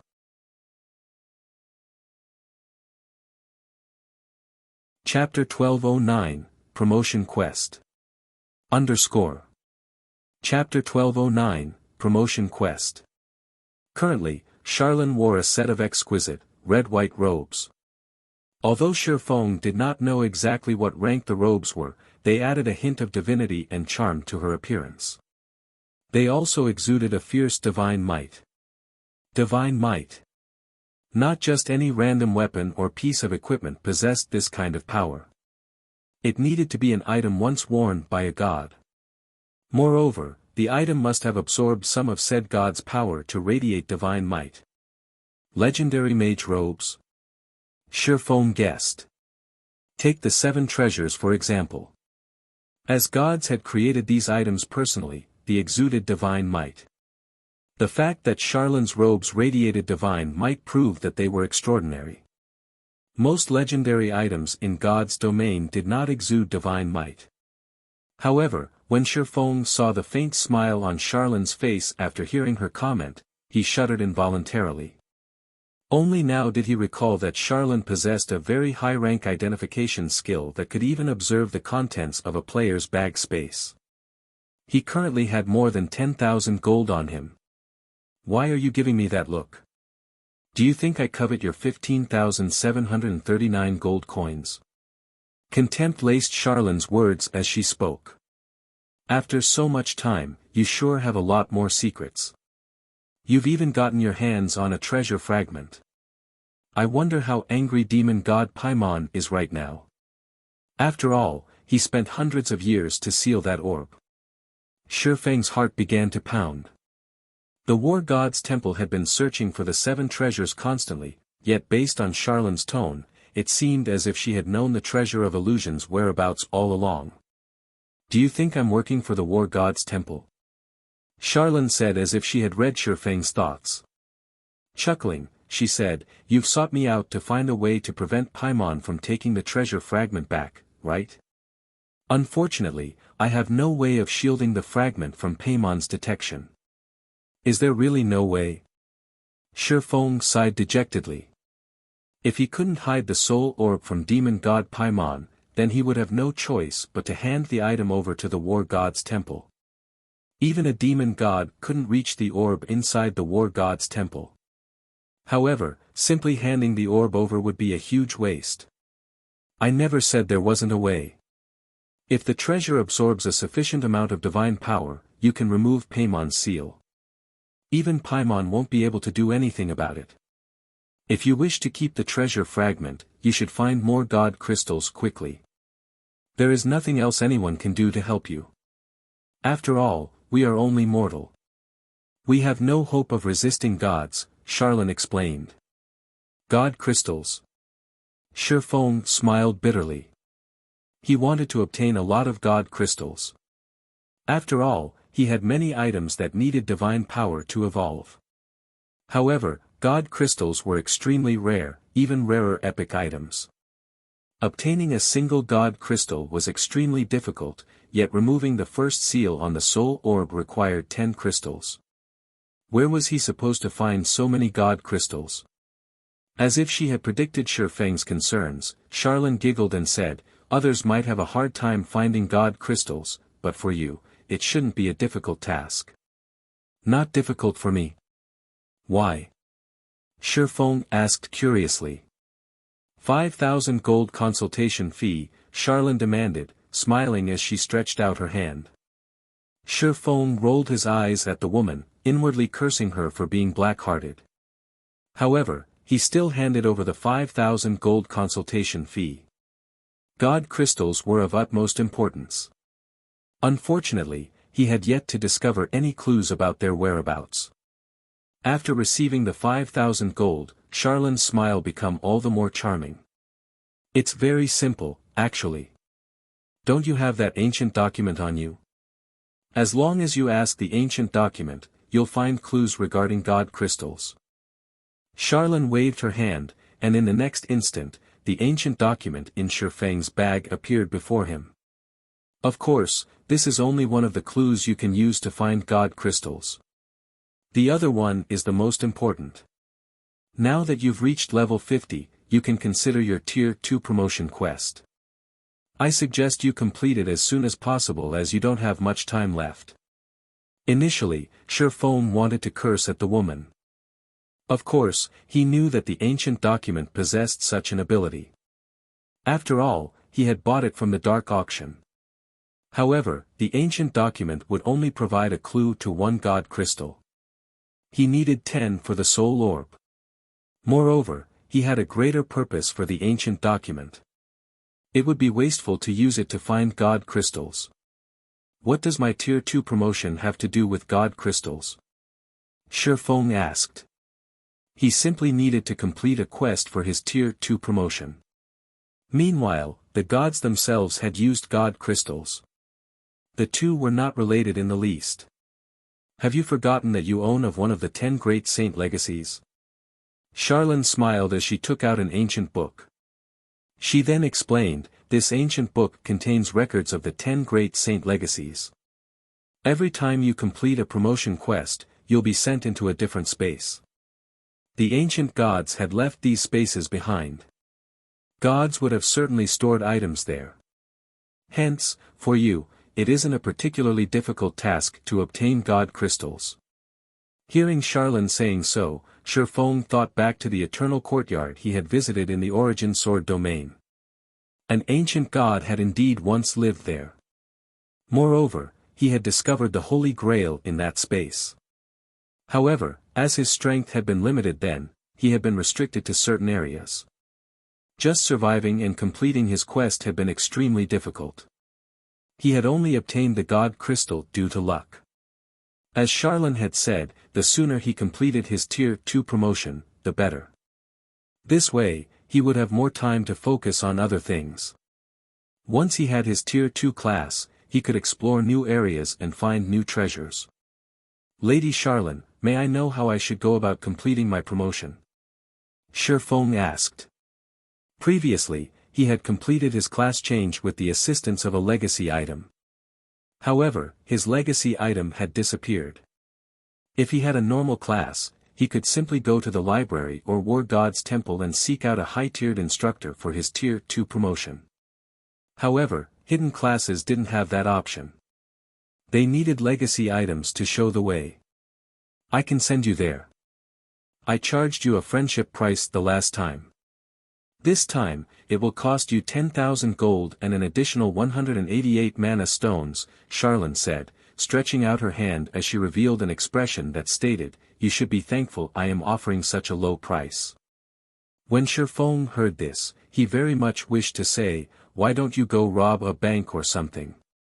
Others only needed to pay 50 gold for their Tier 2 promotion, yet his required 10,000 gold and 188 mana stones. Even if he had the Philosopher's Stone, he still needed 9,400 magic crystals to synthesize that many mana stones. If an independent player stood in his place, they wouldn't even be able to afford their Tier 2 promotion after reaching level 100. I am giving you a great deal here. If you went to find someone else to assist you, they'll have to be a Tier 5 magical class, and you'd need 3 of them. Hiring 3 such existences will cost you a fortune. On the other hand, I'm only charging 10,000 gold, Charlin explained.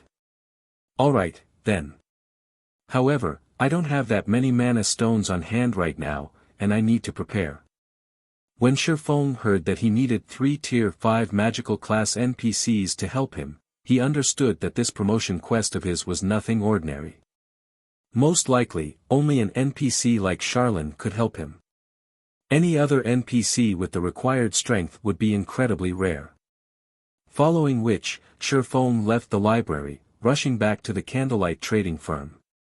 On his way, Melancholic Smile contacted him, an excited expression on her face as she said, "Guild leader, good news. Abyss has successfully constructed the first advanced transport carriage."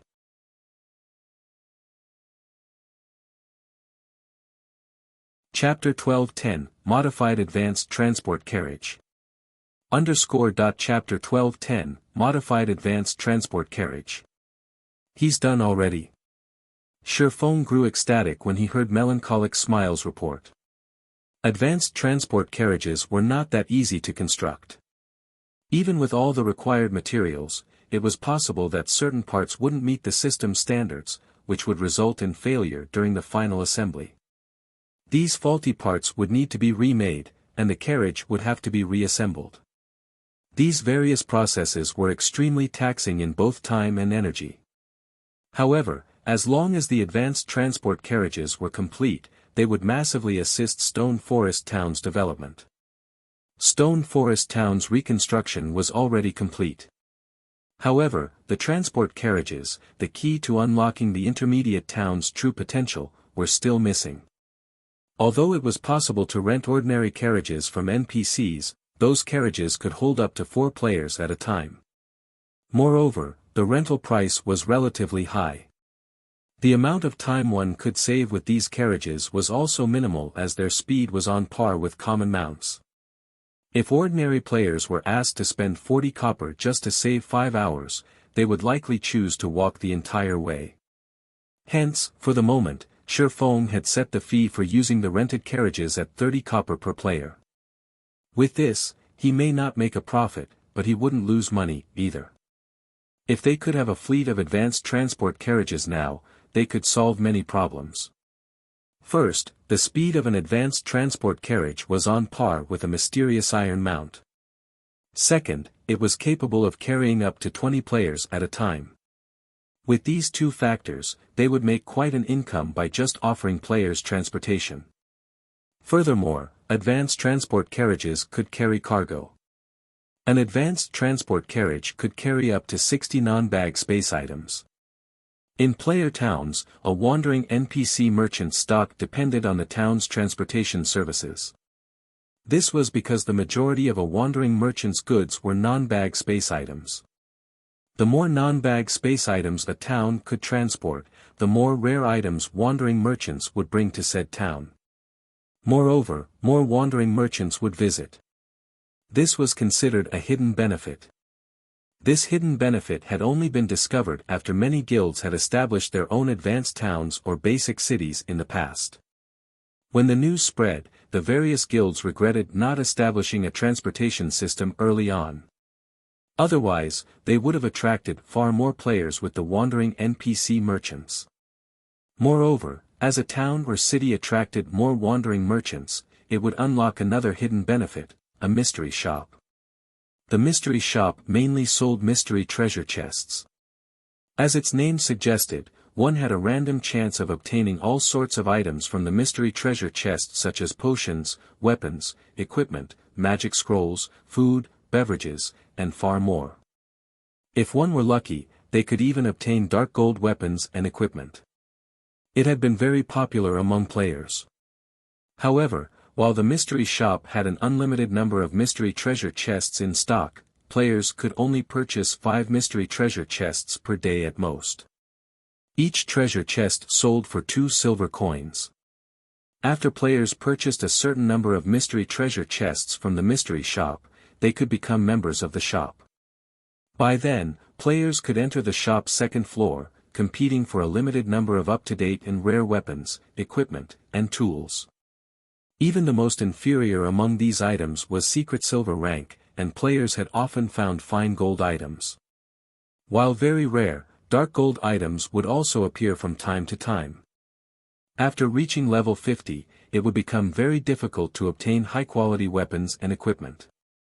Obtaining level 50 plus secret silver equipment would be as challenging as finding current dark gold equipment.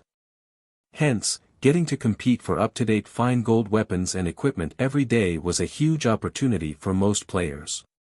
This opportunity did not require players to have superb combat techniques. As long as one had enough coins, they could purchase the items they desired. Players had swarmed to any town or city with mystery shop.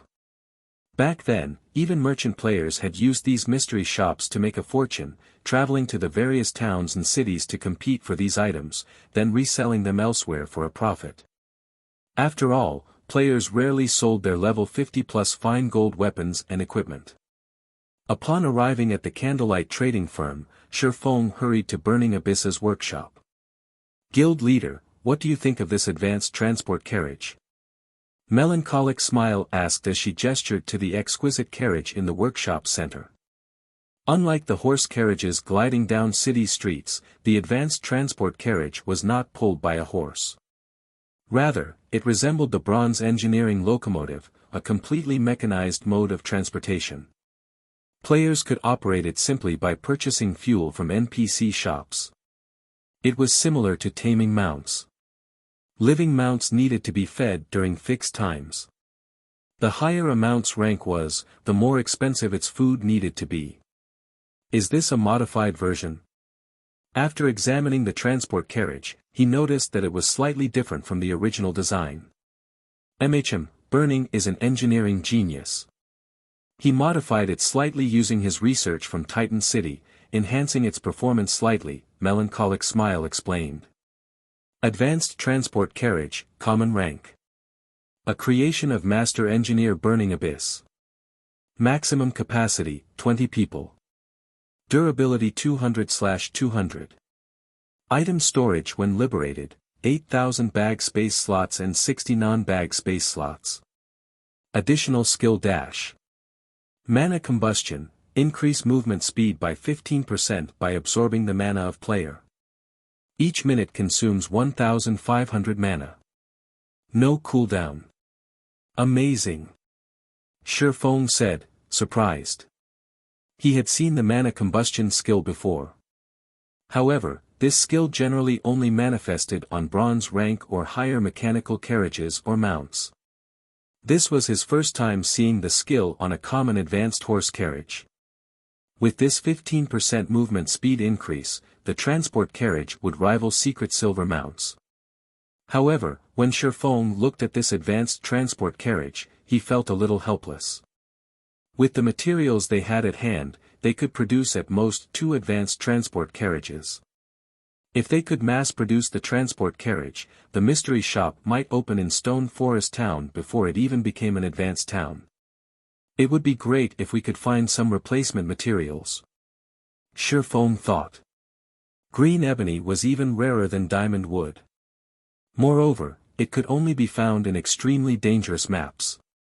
Procuring a large quantity would be very difficult. Right. Green ebony only grows where normal ebony grows, and only a small minority of ebony in high mana density environments grow into the tougher, harder, and more mana-conductive green ebony. What if I use the Philosopher's Stone's elemental strengthening on normal ebony? Shifeng suddenly remembered the Philosopher's Stone. Aside from concocting potions, alchemy could convert and strengthen items. Green ebony was born from ebony. It was definitely worth giving the Philosopher's Stone a try. Ebony was not a particularly rare material in God's domain. One could even say that it was a very common type of wood. If he could transform ebony into green ebony, he could save himself plenty of trouble.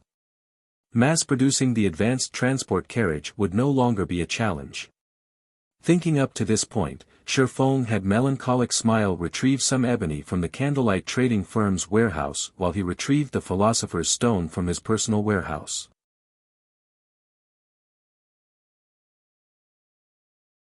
Chapter 12:11, Soul Water. Chapter 12:11, Soul Water. In the first floor hall of the candlelight trading firm. Due to the exotic stamina potion's recent launch, not only had the candlelight trading firm become the most popular place in White River City, but it had also become a holy land for lifestyle players. Every day, a large number of lifestyle players visited the Candlelight trading firm to take its entry test. Among the kingdom's trading firms, the Candlelight trading firm employed the most lifestyle players. In addition, it was the only place that had the basic meditation room. Everyone had thought little of the basic meditation room when it had first appeared. However, shortly after, a large group of advanced lifestyle players had suddenly emerged in the Candlelight trading firm. Even if they didn't acknowledge that the basic meditation room had anything to do with it, it was difficult to deny the truth. How else would they explain the sudden addition of so many advanced lifestyle players in the Candlelight trading firm? Lifestyle players' status rose with each passing day. Advanced lifestyle players, in particular, enjoyed generous benefits. As long as one worked hard, their income could even rival that of expert players. They could easily live without having to worry about food and clothing. If they reached the master rank, even owning a mansion and luxury cars were within reach. To become master lifestyle players, joining the Candlelight trading firm was undeniably the best option. So, this is the Candlelight trading firm. Seems like a pretty nice place.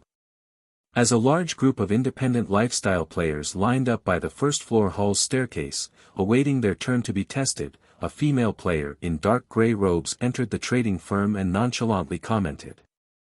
This female player was none other than Silent Wonder, whom Shifeng had invited to work for the Candlelight trading firm. Silent Wonder's comment instantly attracted many lifestyle players' attention as they all turned to look at her. Very quickly, they noticed the advanced alchemist's insignia on Silent Wonder's chest. Moreover, her level was frighteningly high, at level 42. Not even many experts had such a high level. However, despite her level and alchemist rank, the waiting lifestyle players glared at her contemptuously. At this moment, an advanced enchanter close to Silent Wonder said, "You must have come here from another kingdom, right? If you wish to join the Candlelight trading firm, you need to queue up for the test. Even advanced classes need to take the test to join this place." Silent Wonder asked the advanced enchanter standing in the long queue. The various guilds were all in desperate need of advanced lifestyle players. Practically every guild treated their advanced lifestyle players like their own children. If an advanced lifestyle player stated their intention to join a guild, plenty of guilds would welcome them with open arms, not force them to take a test. Of course. There are at least 5 advanced lifestyle players ahead of me right now, the advanced enchanter said as he rolled his eyes. This is the Candlelight trading firm. It isn't like your average guild. From I've heard, several advanced lifestyle players had failed Candlelight's test and had to retake it 3 times before they managed to pass. How is this possible? For a moment, Silent Wonder thought she had heard wrong. She suspected that the advanced enchanter before her was a prop the Candlelight trading firm had placed here to fool people. Those are advanced lifestyle players we're talking about. If even advanced lifestyle players needed to retake the test several times, how were basic and intermediate lifestyle players supposed to pass? It's true. This is already my 2nd time taking the test. Candlelight's testing is different from other guilds. They set different requirements depending on your rank. Only by achieving their requirement are you allowed to join. The only advantage advanced lifestyle players have is that we don't need to become reserve members. As long as we pass the test, we'll be accepted as official members instantly, the advanced enchanter explained. Silent Wonder fell silent for a moment. She could not understand what was going through these advanced lifestyle players' minds. If an advanced lifestyle player joined any other guild, becoming a core member would be trivial, yet based on the advanced enchanter's explanation, one would be lucky to become an official member of the Candlelight trading firm. Were all of these advanced lifestyle players somehow tricked to come here? Silent Wonder wondered about her agreement with Shifeng. Have you come all the way here without knowing anything? The advanced enchanter asked, surprised by Silent Wonder's behavior. In response, Silent Wonder nodded. No wonder. In Starmoon Kingdom and our several neighboring counties, the Candlelight Trading Firm is second to none in terms of the treatment and benefits it provides. Aside from its large number of special workshops, there are also the basic meditation rooms that can help advanced lifestyle players like us reach the master rank. I heard that Candlelight already has a master engineer. As long as we become Candlelight core members, we can seek guidance from that master engineer, the advanced enchanter explained. A master? How is this possible? Silent Wonder was stunned. She could not believe her ears. That was a master lifestyle player they were talking about. Even God's Domains empires didn't have a master rank lifestyle player yet, much less a small kingdom like Starmoon Kingdom. After all, crossing that final threshold was not a simple thing.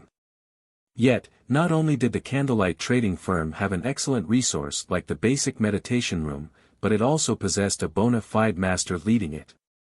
Any advanced lifestyle player seeking to become a master would be more than eager to learn about a master's experience. So, he really wasn't lying. Silent Wonder suddenly thought back to Shifeng's words mentioning how her stay in the Candlelight Trading Firm after fulfilling her contract was an unknown. She had assumed that Shifeng wanted to provoke her. Now, however, it would seem that he had told the truth. After all, with the presence of a master lifestyle player and so many advanced lifestyle players seeking said master's guidance, the competition within the trading firm would be intense. Humph. So what? I refuse to submit. At the end of the month, you'll be begging me to stay. Silent Wonder's fighting spirit flared. She had relied on herself to grow from an apprentice into an advanced alchemist. She believed that, as long as she remained in Candlelight Trading Firm, it would be a trivial task to become the trading firm's chief alchemist. As Silent Wonder joined the queue to take the test, a large number of reserve members gathered in the fourth-floor hall. There were over 600 players present. Among these people, even the weakest were advanced apprentices, with the majority of them being basic or intermediate lifestyle players. In any other large guild, they would be official members at the very least. In the Candlelight Trading Firm, however, they were only reserve members. However, these reserve members were all very excited. As long as they signed a contract, they would become official members for 5 days. During these 5 days, not only could they receive guidance, but they could also utilize the trading firm's special workshops. Guild leader, due to time constraints, I have only gathered this many people for now. It will take some more time to gather the remaining players, Melancholic Smile said. This should be barely enough. If you have the time, try to expand the firm a little more. In any case, Candlelight will have to expand later on. Doing it a little early would be just as beneficial, Shifeng said as he glanced at the reserve members in the hall. The number of people here barely met his requirement. Currently, there wasn't enough ebony in White River City's Candlelight Trading Firm's warehouse, there were only 30 logs or so. It was hardly enough for his needs. They still needed to transfer their stockpile from the other shops. It just so happened that he could use this time to obtain some soul water. After all, Phoenix Rain was in quite a hurry, and it would not help him to delay them. Following which, Shifeng began absorbing the reserve members' souls. The absorption process was very simple. He didn't even need to take out the soul orb itself. A simple handshake and an agreement from the contributing party would do. One reserve member after another clicked agree when a window appeared, asking them to contribute a fraction of their souls. When the soul orb eventually gathered 100 souls, a drop of dazzling, red water formed within. After a short moment, the soul orb absorbed 624 souls and formed 6 drops of soul water. Alright. It's about time I meet Phoenix Rain. Shifeng smiled in satisfaction as he stored the 6 drops of soul water in 6 small bottles.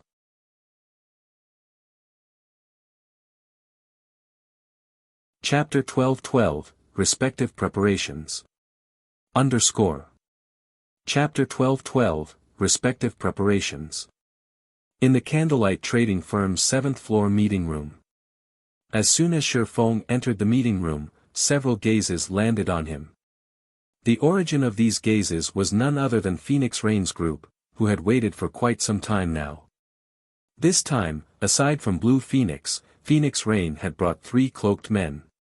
These men hid their levels, equipment, and in-game name. Although Shi Feng could not see any information about these men, the fact that Phoenix Rain had chosen them to enter the secret technique tablet proved that their combat standards were extraordinary. Otherwise, Phoenix Rain wouldn't have wasted these precious legacy slots on them.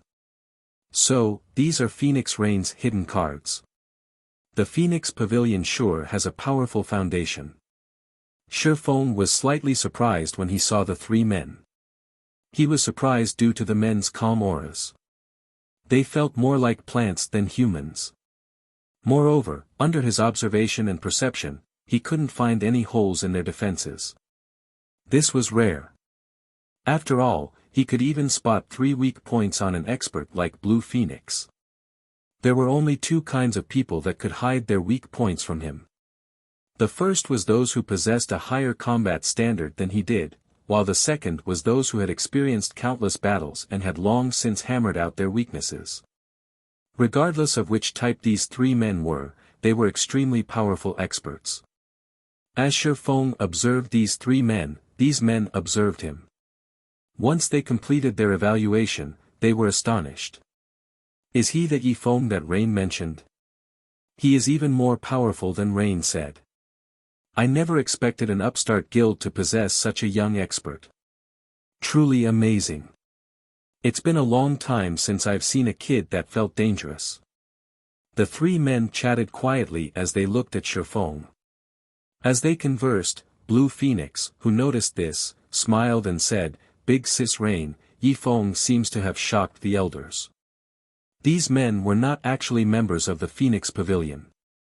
Instead, they were elders on the Dragon Phoenix Pavilion's board of elders. Normally, they only listened to the great pavilion master. Aside from extensive contributions to the guild, the Dragon Phoenix Pavilion required sufficient strength to join the board of elders. Otherwise, their subordinates wouldn't submit.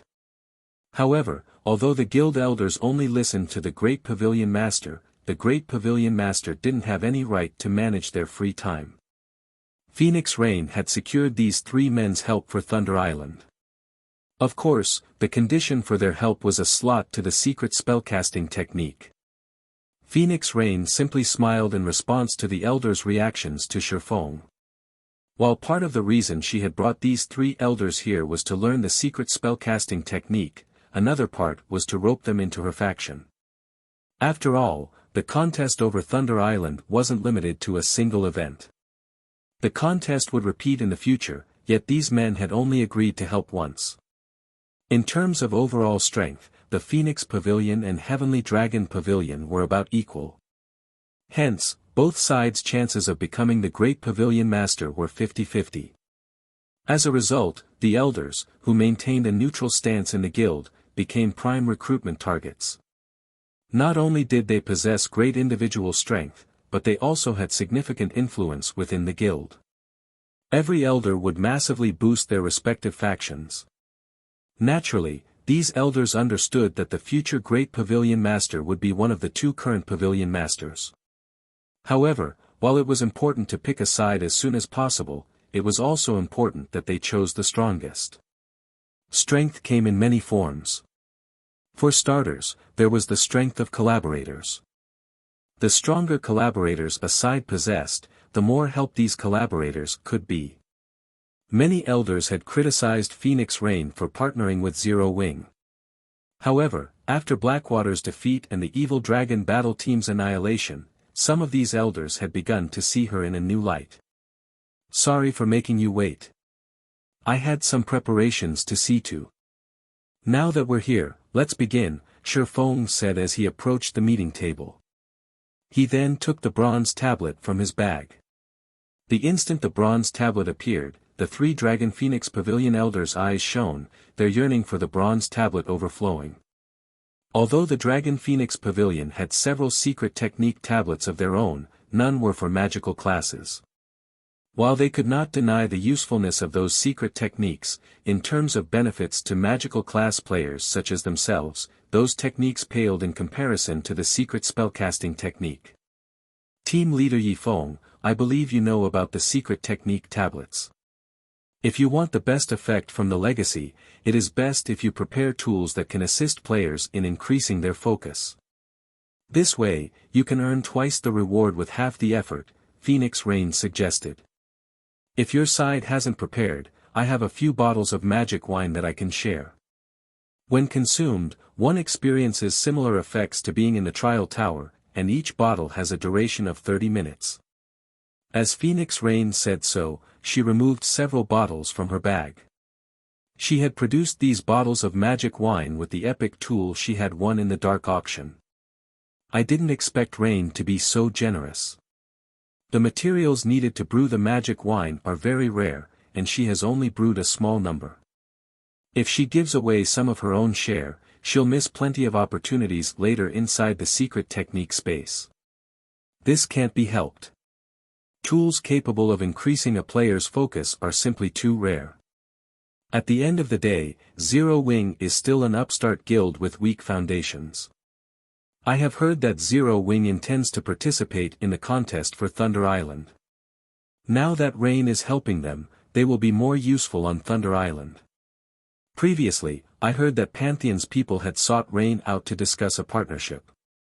If that child had agreed, she wouldn't have to sacrifice her own resources like this. The three elders discussed Phoenix Rain's actions. The secret spellcasting technique was the only reason they had agreed to help Phoenix Rain on Thunder Island. Otherwise, they wouldn't have poked their noses into such a troublesome matter.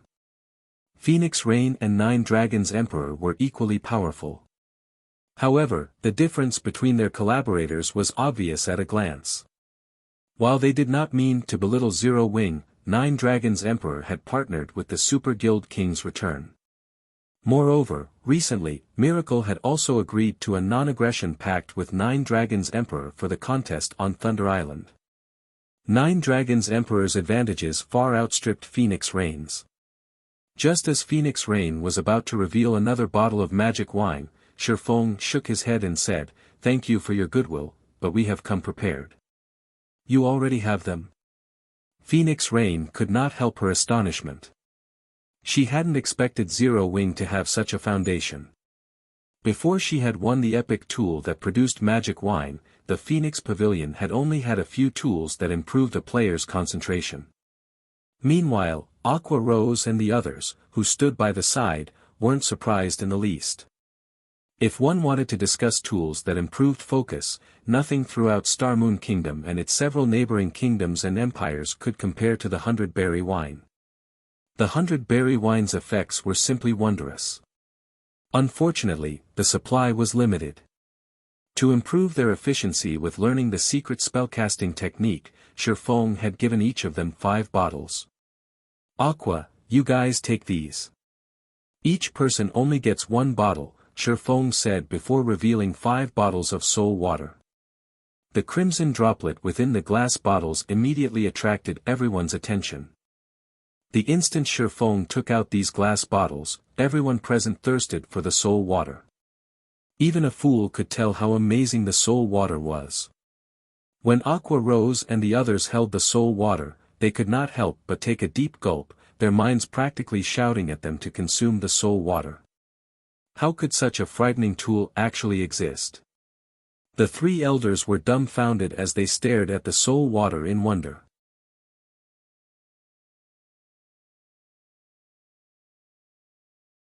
Chapter 12-13, Supersensitive State. Chapter 12-13, Supersensitive State. Phoenix Rain was similarly shocked when she saw the soul water. There were plenty of delicacies in God's domain. However, those were only attractive in terms of taste and smell. However, the soul water was different. It emanated a powerfully attractive aura. "It seems that I really have underestimated you." Phoenix Rain chuckled as she shook her head. Previously, she worried that Zero Wing's 5 members would waste the legacy slots. However, that concern seemed unfounded. Following which, Shifeng activated the bronze tablet for the secret spellcasting technique while everyone else began to draw a copy of the magic array that had appeared on the tablet. As the basic magic arrays began taking form, they resonated with the array on the bronze tablet. A black hole then formed on the tablet, pulling everyone but Shifeng into it. In the blink of an eye, Shifeng was alone in the meeting room. "I've done all I can. How much you grow will depend on you now." Shifeng glanced at the now empty space where Aqua Rose and the others had stood before turning and leaving the room. Elsewhere, after being pulled into the black hole, Aqua Rose and the others were transported to the entrance of a 9-story tall, golden temple. The temple was nearly 600 meters tall, looming like a large mountain. Its appearance alone shocked Aqua Rose and the others. This temple also radiated a suffocating pressure, making everyone's movements extraordinarily sluggish. "So, this is the secret technique space." Aqua Rose and the others looked around curiously. The pair of bronze doors before them was tightly shut, and it did not seem as if they could enter the temple at the moment. 2 large words had been carved into the doors. Bronze Temple. Suddenly, the figure of an old man with a hunched back appeared before the doors. This old man wore a kind expression. However, as these players inspected the man carefully, they discovered that, despite only being a phantom, he was incredibly strong. Bronze Temple Guardian, Phantom, Grand Wizard. Level. HP. / A Grand Wizard was the Tier 5 class of an elementalist. Even in empires, a Grand Wizard was an apex existence. Even emperors had to treat these powerhouses with respect. Although the Grand Wizard before them was only a phantom, he was still an invincible existence compared to Tier 1 players like Aqua Rose and the others. Heaven-blessed individuals, welcome to the Bronze Temple. You are only allocated 6 hours of legacy time. However, you can extend this legacy time with your performance. The Bronze Temple has a total of 9 floors, and each floor has numerous sets of secret techniques. You are only allowed to pick one set from each floor each time you enter the Bronze Temple. However, as you have come to this place through an incomplete tablet, there is only one complete set available inside the Bronze Temple. The rest are incomplete. Of the temple's 9 floors, you have one chance to learn one aspect of the complete legacy from each floor. Although you may acquire the complete legacy on the first floor for free, you will have to defeat a predetermined opponent to obtain the complete legacies on the remaining floors. The more floors you clear, the longer you may visit the Bronze Temple. When you pass the second floor, you will gain 1 extra hour inside, 2 hours for passing the third floor, 4 hours for the fourth floor, and so on. You only have one chance to learn from each floor. Regardless of how many times you return here in the future, if you cannot pass the last floor you reached, you cannot obtain more legacies. Please keep this in mind. When the Bronze Temple Guardian finished speaking, he vanished. Following which, the bronze gates slowly opened. So, this is how it works. Realization dawned on Aqua Rose. It was no wonder why it was mentioned that the first entry into a secret technique tablet was the most effective, while subsequent entries would be less so. After all, the higher a player's skill level, the more difficult it would be to improve. This was similar to skill completion rates. The closer one was to reaching 100% completion rate, the more difficult it would be to raise it. If a player reached the 4th floor on their first attempt, but couldn't reach the 5th floor during their second attempt, then they wouldn't obtain any legacies. They would have wasted a trip. Aqua Rose and Phoenix Rain's group of 10 entered the Bronze Temple. The Bronze Temple's first floor had a similar setup to a football stadium. A massive, magic water ball dominated the center of this stadium. It was obvious that the players were supposed to receive their legacies from this liquid orb. As this wasn't the first time Phoenix Rain's group had entered a secret technique space, they habitually retrieved their magic wine from their bags and drank it. Without hesitation, they approached the water ball in the center. In the next moment, Phoenix Rain's group of 5 entered the water ball and disappeared as if they had been transported to a different space. Big Sis Aqua, let's go, too, Violet Cloud said excitedly. The secret spellcasting technique was a combat technique tailored for magical classes. If she could grasp it, she could definitely improve her techniques. Let's enter as well. Aqua Rose nodded. She then took out the soul water from her bag and drank it. Soul water, when consumed, increases players' focus for 2 hours. Cooldown, 10 hours. The instant Aqua Rose drank the soul water, she felt as if she had somehow left her body. Her mind experienced a calm like never before, and she felt physically stronger and more agile than ever. When she tried to recall the void steps she had previously learned, countless thoughts and inspiration bombarded her mind. Aqua Rose hadn't been aware that consuming the soul water placed one in a supersensitive state. This state was far beyond what players experienced even in absurdly high mana-dense environments. The guild leader really is impressive. This soul water is at least 10 times stronger than the 100-berry wine, Alluring Summer commented in astonishment. When she had first joined Zero Wing, she had been thoroughly impressed by the 100-berry wine. The beverage had helped her improve significantly within a short time, allowing her skill completion rate to rise from 80% to 82%, yet after so long in Zero Wing, she had only reached an 85% skill completion rate. Although this increase seemed minute, in reality, her spells had undergone a qualitative transformation. As for Zhao Yueru, she was at a loss for words. The more she knew about Shifeng, the more mysterious he seemed. Shifeng was a Pandora's box, hiding countless secrets. When she had discovered that Yifeng and Black Flame were actually the same person, she had been shocked. After all, she had understood what kind of background Yifeng had started with. He had nothing to lean on, yet now, he was the guild leader of Star Moon Kingdom's #1 guild. Once Aqua Rose's team had familiarized themselves with the supersensitive state, they entered the magic water ball. Inside one of the candlelight trading firm's special forging rooms, Melancholic Smile walked in with over 2,000 logs of ebony. Each ebony stack contained 20 logs. Although the special forging room was quite spacious, it was not enough room to store so many logs.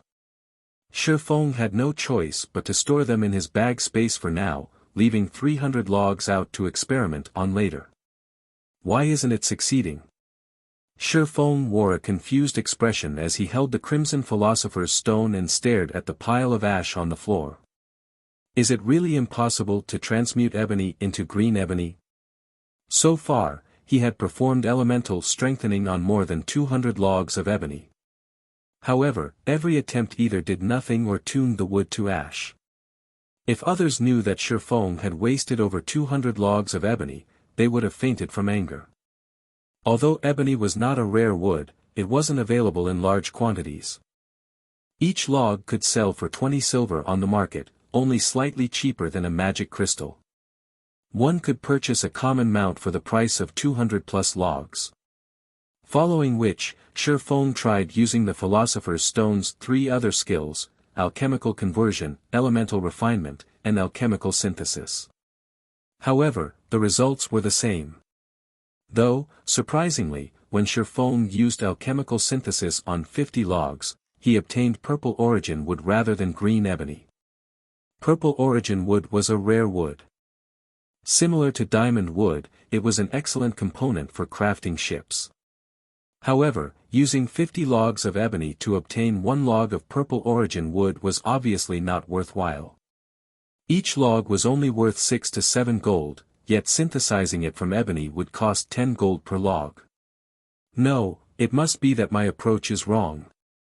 Shifeng suddenly thought of something after seeing his repeated failures.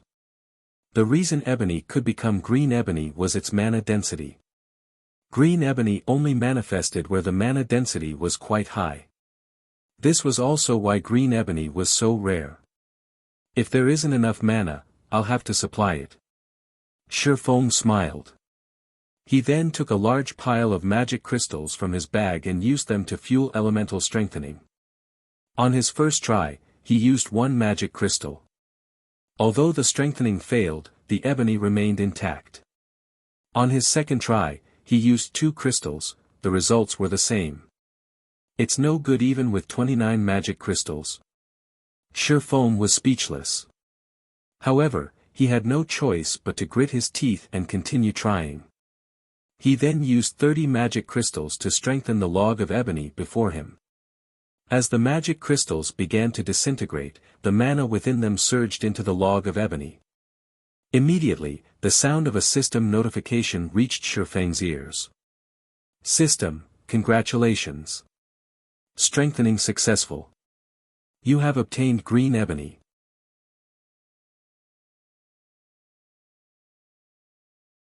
Chapter 12:14, Raising Fame. Chapter 12:14, Raising Fame. Finally.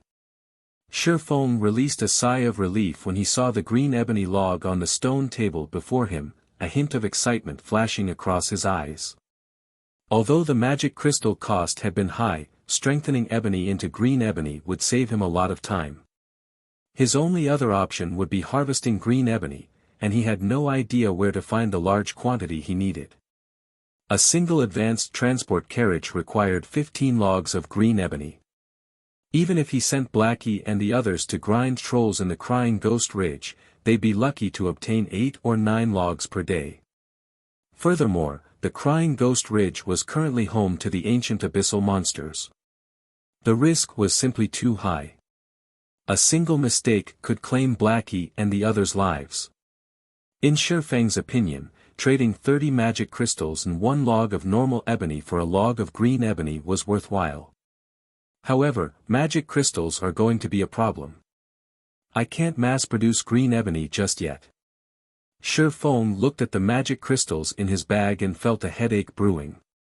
Currently, with the 40,000 plus magic crystals left in his bag, he could create plenty of green ebony.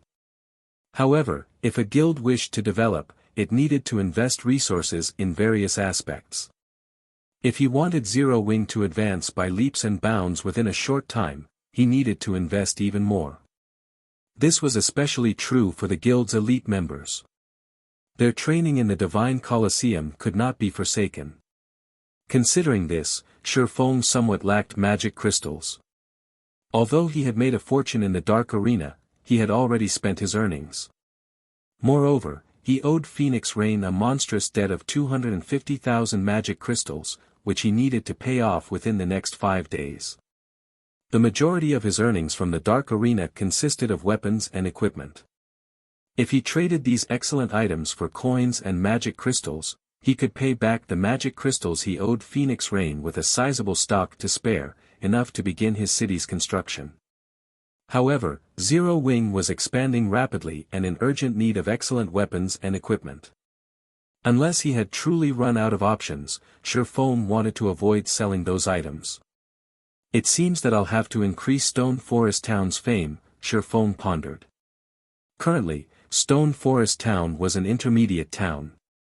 Not only did it occupy a massive area, but it also had 3 magic towers, increasing the town's mana density significantly.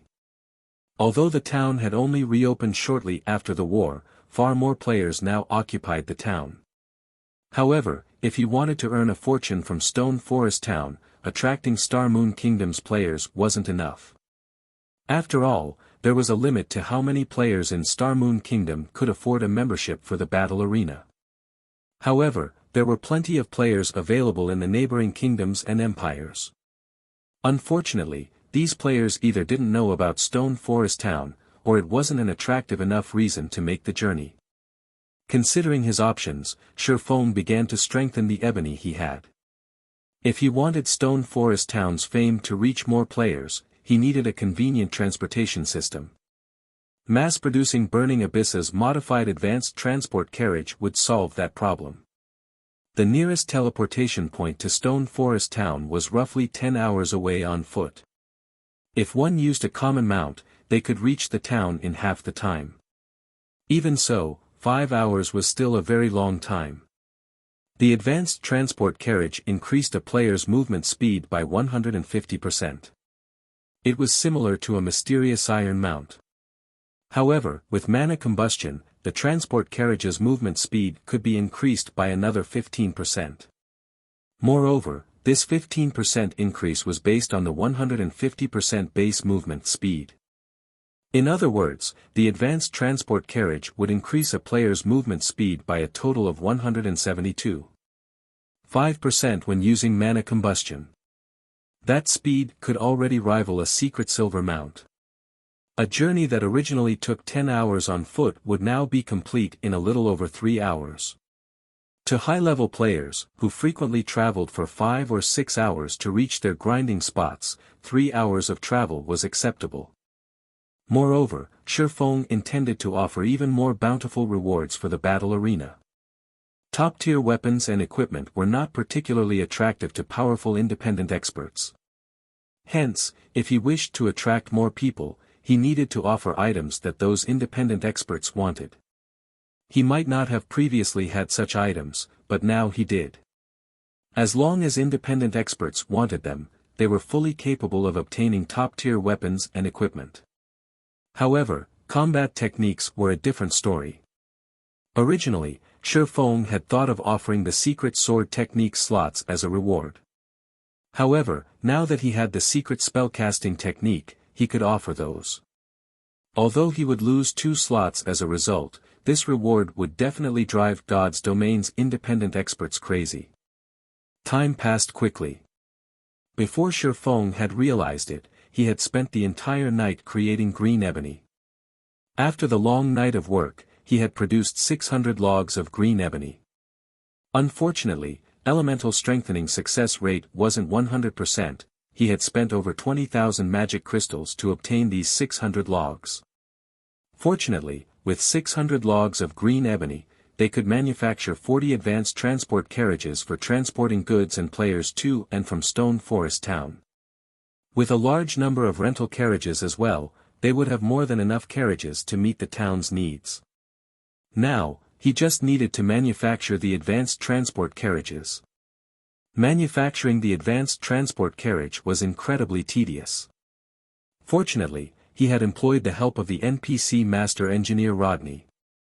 With Burning Abyss and Rodney working together, they could craft the advanced transport carriage relatively quickly. As for the advanced speedboats, he would have to set that aside for now. After all, they hadn't even dealt with the Diamond Wood issue yet. How could they possibly begin building ships? Shifeng had also produced plenty of magic array scrolls and advanced mana armor kits.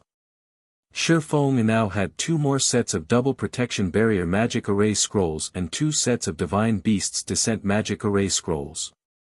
If not for his limited materials, he could have produced even more. As for the advanced mana armor kit, Shifeng had forged over 600. Aside from a fraction reserved for guild members, he intended to use the remainder to lure customers to the Candlelight trading firm and as daily rewards for the Battle Arenas tournament. Time sure flies by. However, these advanced mana armor kits should last us for quite some time. Now, I just need to inform players in other countries, Shifeng said as he smiled in satisfaction.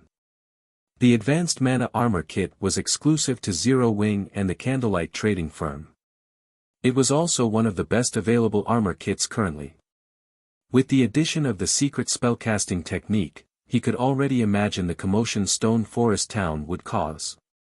Neither the advanced mana armor kits nor the secret spellcasting technique could be purchased with coins. Most likely, even independent experts would not be able to hold themselves back from joining the Battle Arenas tournament. As Shifeng was about to write a post on the official forums, Melancholic Smile contacted him. Guild leader, the Phoenix Pavilion Master has emerged from the secret technique space and said she wishes to discuss something with you. She is waiting in the top floor meeting room. She's out already. Shifeng could not help his surprise. From what she had heard from Phoenix Rain, even a powerful expert could easily remain in a bronze secret technique space for over 12 hours, much less an expert like Phoenix Rain, yet only 10 hours had passed. Logically, she should not be out so soon.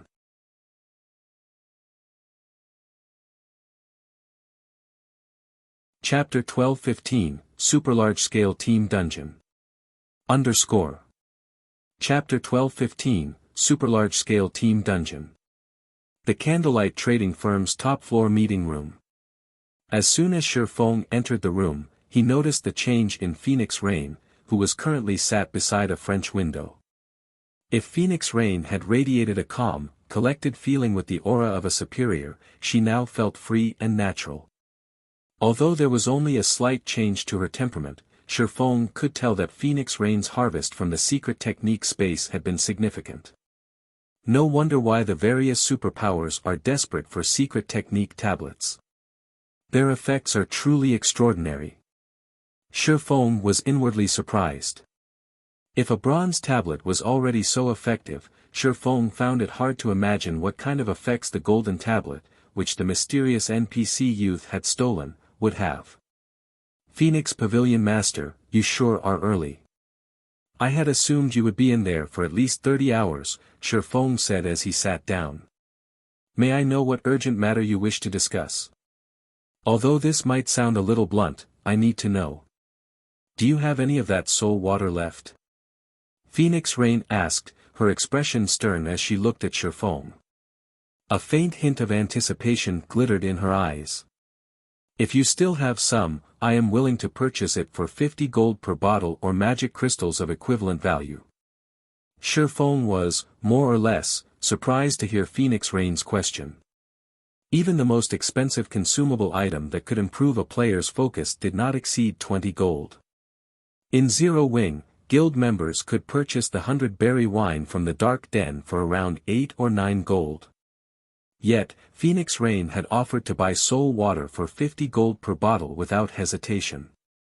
Phoenix Pavilion Master, why are you suddenly so interested in the soul water? Shifeng asked curiously.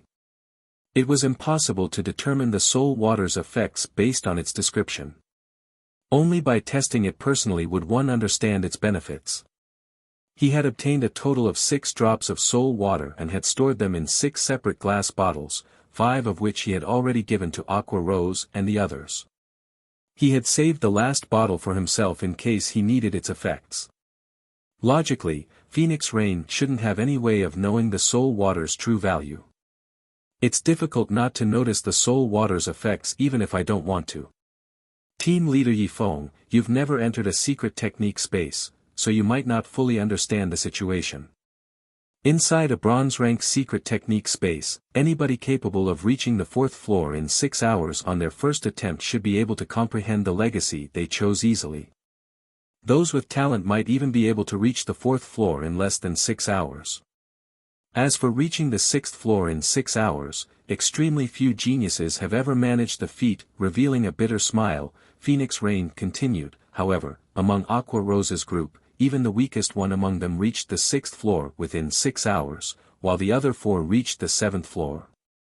Although she acknowledged that Aqua Rose and the others were quite talented, the fact that the weakest among them had reached the 6th floor within 6 hours was something she could not accept. Throughout the Dragon Phoenix Pavilion, the number of people that had managed to reach the 6th floor in a bronze secret technique space in 6 hours could be counted on one hand. Every one of these people was a monster that had already reached the domain realm. But what of Aqua Rose and the others? Even the strongest among them had only reached the refinement realm and wasn't even close to the flowing water realm, much less grasping a domain. Yet, Aqua Rose and the others' performance was astonishing.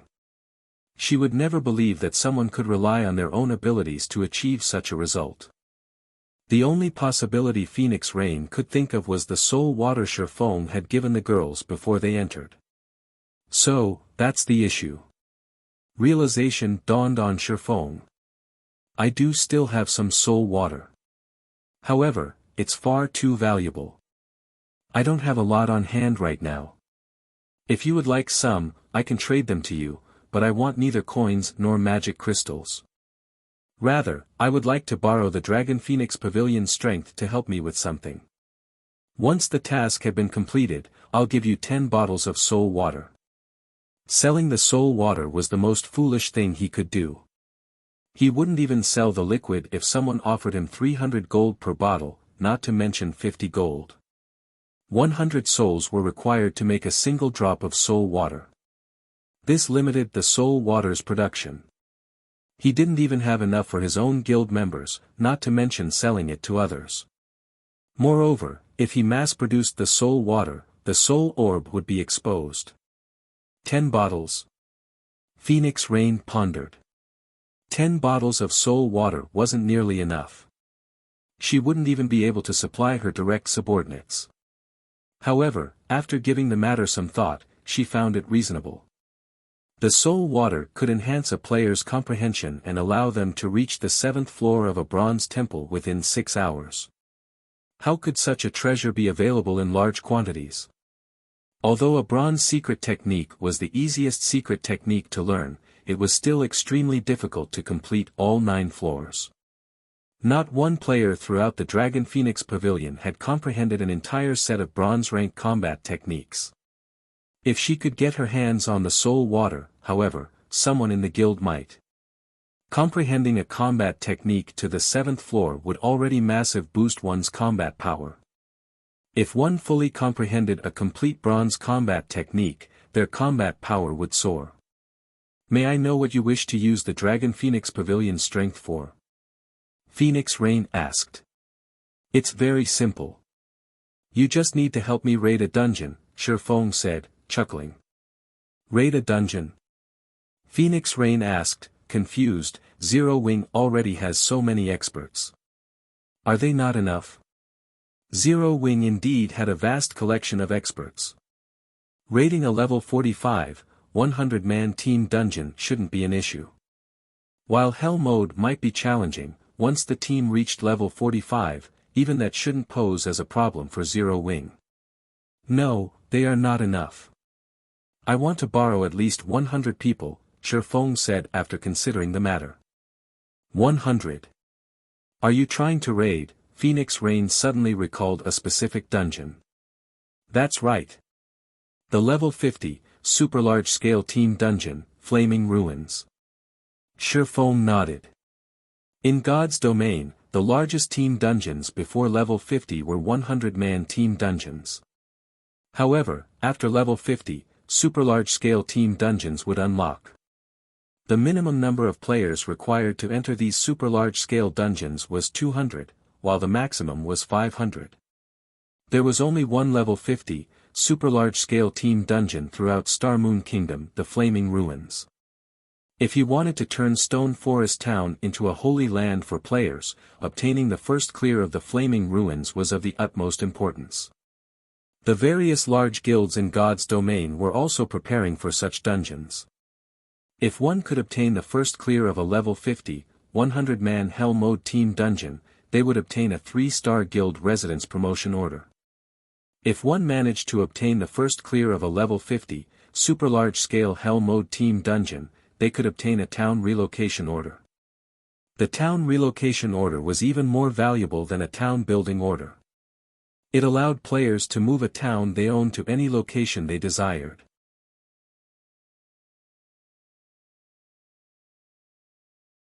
Chapter 12:16, Stone Forest Town's Shocking Transformation. Chapter 12:16, Stone Forest Town's Shocking Transformation. The Flaming Ruins. Phoenix Rain fell into deep thought as she looked at Shifeng. A short moment later, she said, "All right, I promise you. Notify me in advance when you're going to raid the Flaming Ruins. When the time comes, I'll ready the necessary manpower. However, I'll say this first. You should know that the death penalty of a super large-scale team dungeon is greater than that of a large-scale team dungeon. If we suffer 3 team wipes, I'll withdraw my men. I also won't return the 10 bottles of soul water. The difficulty of a super large-scale normal mode team dungeon could rival that of a 100-man Hell mode team dungeon." While she wasn't trying to belittle Zero Wing, she believed that even if Zero Wing sent a 100-man team consisting entirely of level 50, Tier 2 players, it would be impossible for them to obtain the first clear of a level 50, 100-man Hell mode team dungeon. She also had no intention of sending her own experts to their deaths. "That won't be a problem," Shifeng replied without hesitation. In the past, the various large guilds had not placed much importance on super large-scale team dungeons, because the items dropped in these dungeons were basically the same as the ones obtained in 100-man large-scale team dungeons. Rather than waste time raiding the more difficult super large-scale team dungeons, raiding several large-scale team dungeons was much more efficient. However, there were bound to be some players and teams that loved to challenge their limits. Eventually, after continuous efforts, a team had managed to obtain the first clear of a super large-scale team dungeon.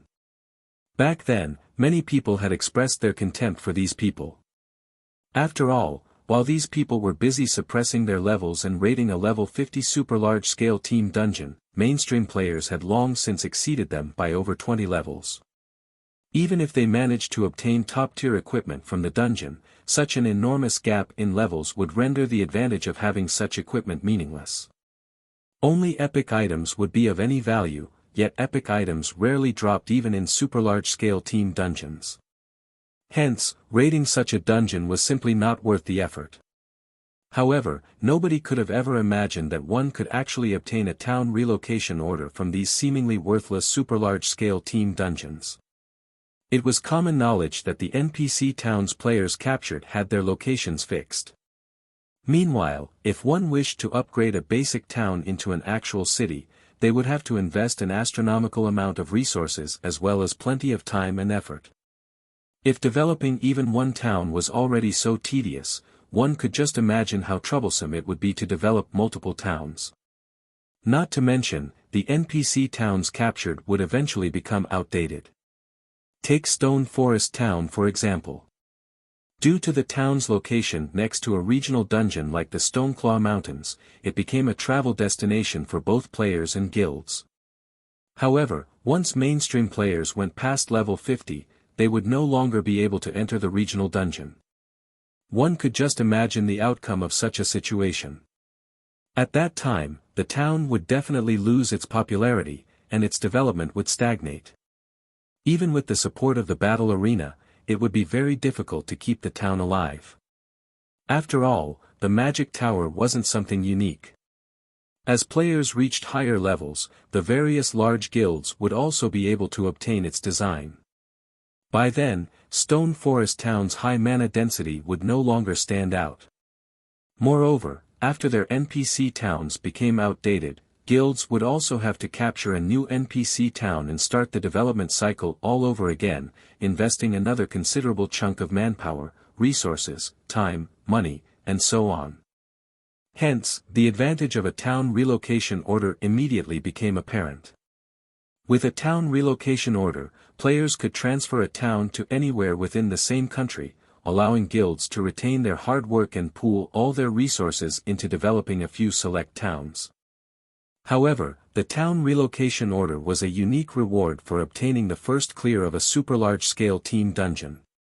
Once a super large-scale team dungeon was cleared, no matter how many times it got raided later on, it would no longer drop a town relocation order. Currently, mainstream players were approaching level 50. Even if independent players of other kingdoms and empires found out about Stone Forest Town's existence, they would take this aspect into account when considering whether they should migrate over or not. This was also the reason why, despite the various superpowers being greatly envious of the profit Stone Forest Town was raking in, they did not make any actual moves to take it.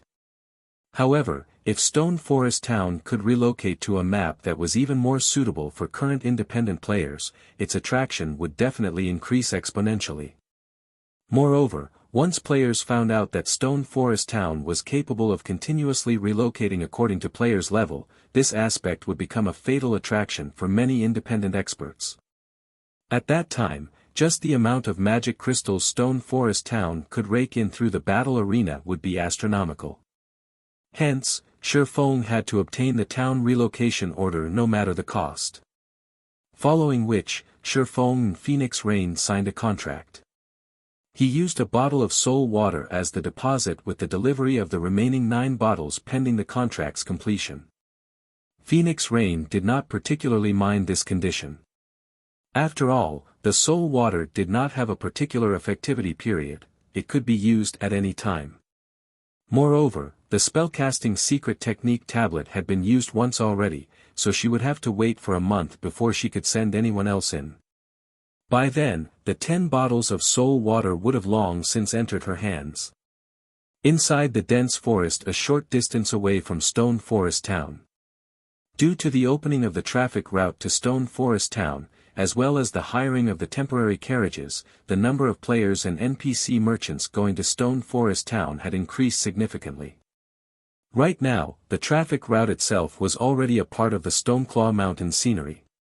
At this moment, over 100 carriages were traveling through the dense forest. There were even advanced carriages among them, which were completely different from the temporary ones hired by Zero Wing. Meanwhile, their passengers were all very high-leveled, with even the lowest among them at level 40. If placed in a large guild, they all would be elites at the very least. Vice Commander, these people are too strong. We should wait for the next batch, a level 41 grey-clad assassin hidden in the dense forest quietly suggested to the level 42 ranger carrying a dark gold longbow, standing before him. Damn it! How many groups has it been already? The resolute man carrying the longbow exclaimed in frustration. If I had known something like this would happen, I would have swapped hunting areas with the Demon's Soul Guild. We'll lose out on making a fortune at this rate. The various dark guilds mingling in Starmoon City had already signed a contract with Heaven's Burial, stating that they would dispatch their members to kill the players operating around Stone Forest Town, using this as an opportunity to strike down Stone Forest Town's development. Originally, this should have been a good deal for them. After all, plenty of independent players and teams were traveling to and from Stone Forest Town. They did not lack prey at all. However, just an hour ago, Stone Forest Town had suddenly made an announcement that directly disrupted their guild's business. Stone Forest Town had revealed that it was going to replace its carriages with better ones as well as increase the rewards for the tournament held at the battle arena. For the mini-tournaments held every day, anyone that managed to become the champion of the said tournament would obtain not only top-tier weapons and equipment as a reward but also magic crystals and advanced mana armor kits. The top 3 players would receive similar rewards except for the advanced mana armor kit. Most importantly, however, players that became champions of the mini-tournament would get to live in a private suite on the battle arena's 7th floor for 10 days. The battle arena would also hold a large tournament once every 15 days, and the rewards for the champion were even more terrific. Aside from being able to obtain weapons, equipment, and advanced mana armor kits, the champion would have the opportunity to inherit a combat technique as well as live in a private suite on the 8th floor, which was also the top floor of the battle arena, for a month.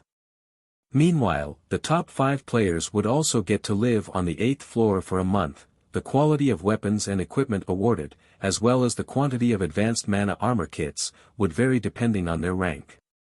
In addition, those that received a private suite would have complete management over their own suites.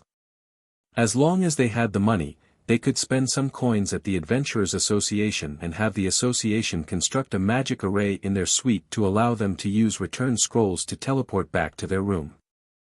This was an entirely new benefit. In the past, the rooms were only loaned to players temporarily. Now, however, players would become the contracted owners of the private suites for the entire duration of their stay. Due to the introduction of these several factors, a large number of powerful independent experts who were initially only a little interested in moving to Stone Forest Town took action right away. This development became the misfortune of dark players. After all, among the several groups of players that had entered Stone Forest Town so far, not a single one of them should be provoked.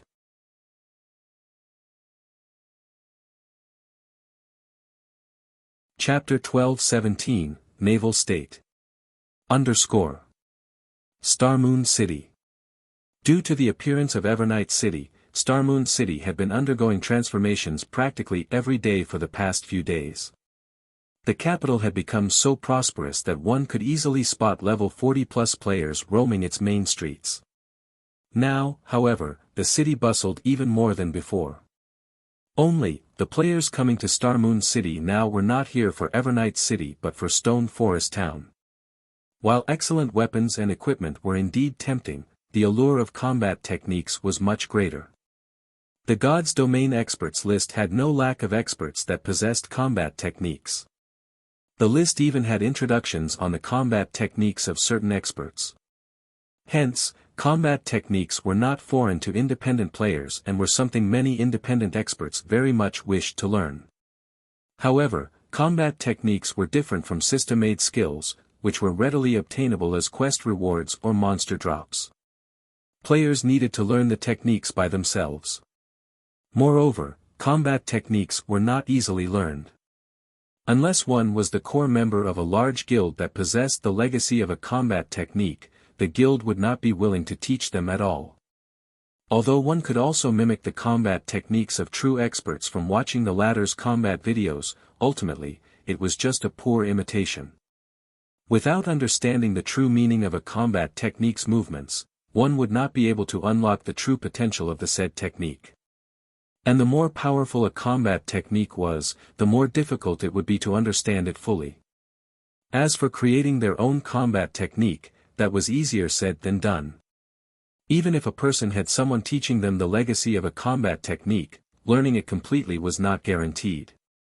Meanwhile, creating an entirely new combat technique was something only geniuses among geniuses could accomplish.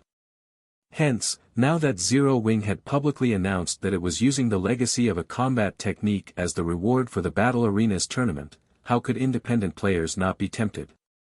Not to mention, one could also get their very own house, aside from the combat technique, through the tournament. As long as they set up a magic array in their own houses, they could easily teleport back to Stone Forest Town, foregoing many wasted hours traveling to the town. With this, even if they were leveling up in an entirely different country, their leveling speed would not be affected whatsoever. On the contrary, they could even improve their strength through the battle arena, killing two birds with one stone. With such excellent benefits, even players operating in another country would find it worthwhile to visit Stone Forest Town. Meanwhile, at the second-floor bar of Star Moon City's teleportation hall, several cloaked players were currently observing the situation inside the establishment. Zero Wing sure is capable. They've even managed to come up with such a method, generously letting outsiders learn combat techniques. Leader, if we continue letting Zero Wing develop like this, we'll be disobeying the commander's orders.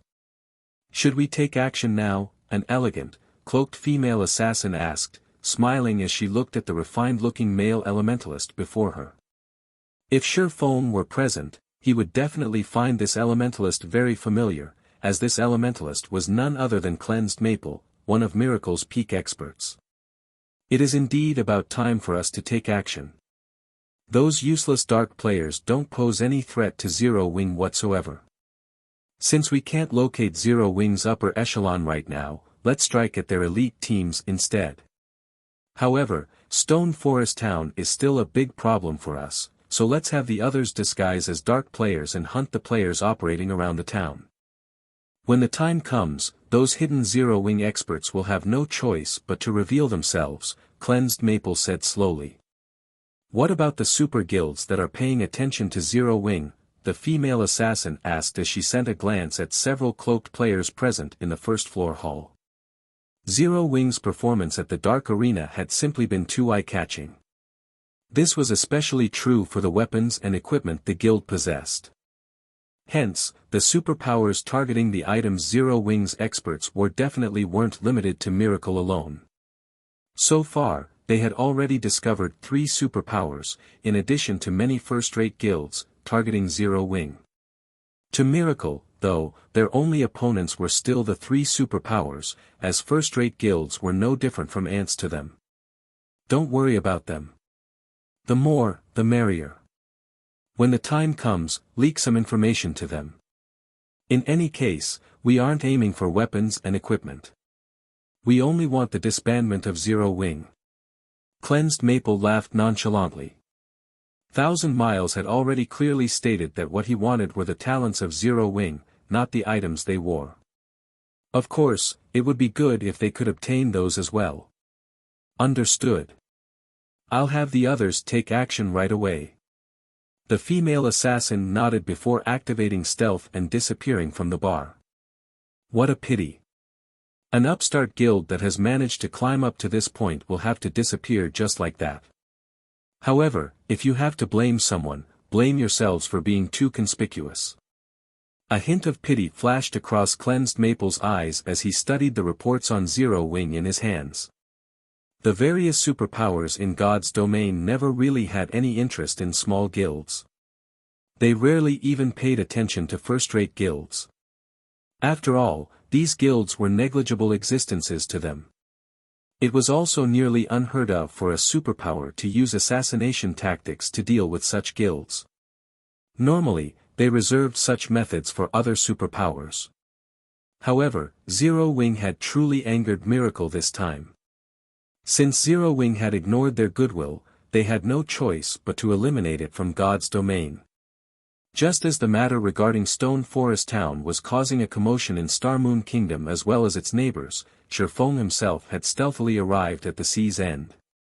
The Sea's End was like an independent empire. It had very little contact with the kingdoms and empires on the main continent. The first reason for this situation was the long distance separating them. Just teleporting from the mainland to the Sea's End cost 5 gold, 20 silver per person. Hence, Shifeng was surprised when he encountered the Freedom Alliance at the Sea of Death. Of course, there was another travel method that was cheaper, but more time-consuming, than teleportation, which was riding a flying ship. One would pay only 5 silver per person to get from the Sea's End to the NPC island closest to the Sea of Death in a little over 30 hours. However, many people disliked wasting so much time on travel. The second reason was the different attitude each region had towards the various forces in God's domain. On land, the various kingdoms and empires were absolutely hostile towards the dark forces. The Sea's End, on the other hand, maintained a neutral stance in this regard. Hence, dark players and ordinary players were treated equally in the NPC cities located in the Sea's End. Red players and dark players would not be barred entry into NPC cities or captured by NPCs, so long as they did not cause trouble within the cities. One could say that the Sea's End was a paradise for dark players. The third reason was the different lifestyles players adopted. Players that were born at the Sea's End had fought naval battles ever since they started out in the game. If they were abruptly sent to fight land-based monsters, they would have great difficulty adapting. Likewise, the opposite was also true for land-based players. Hence, players of both sides rarely associated with each other. Only after mainstream players reached level 100 would interaction between these two sides of players begin to increase. Meanwhile, the city Shifeng had teleported to this time was called Blue Jade City, one of the 12 major cities located within the Sea's End. It was also one of the cities under the rule of the Freedom Alliance. The management style at the Sea's End was different from that of the main continent. There was no concept of a country here, or rather it leaned more towards city-states. Every city was its own kingdom, and every kingdom managed a large sea zone. Moreover, unlike on the main continent, where players could not take control of an NPC city, no matter how much effort they put in, players could take over an NPC city here at the Sea's End. In other words, players could become a city lord at the Sea's End, far more convenient than on the mainland, where players had to establish their own towns and cities if they wished to become a lord. You're tuning into the Han Lee's Wuxia Chronicles YouTube channel. We're so grateful for your support, and don't forget to subscribe to join us on this incredible journey through captivating stories. Your generosity through donations truly makes a world of difference, as it's the primary source of revenue that allows me to expand and enhance this channel for you. Thank you from the bottom of my heart for being a part of this adventure.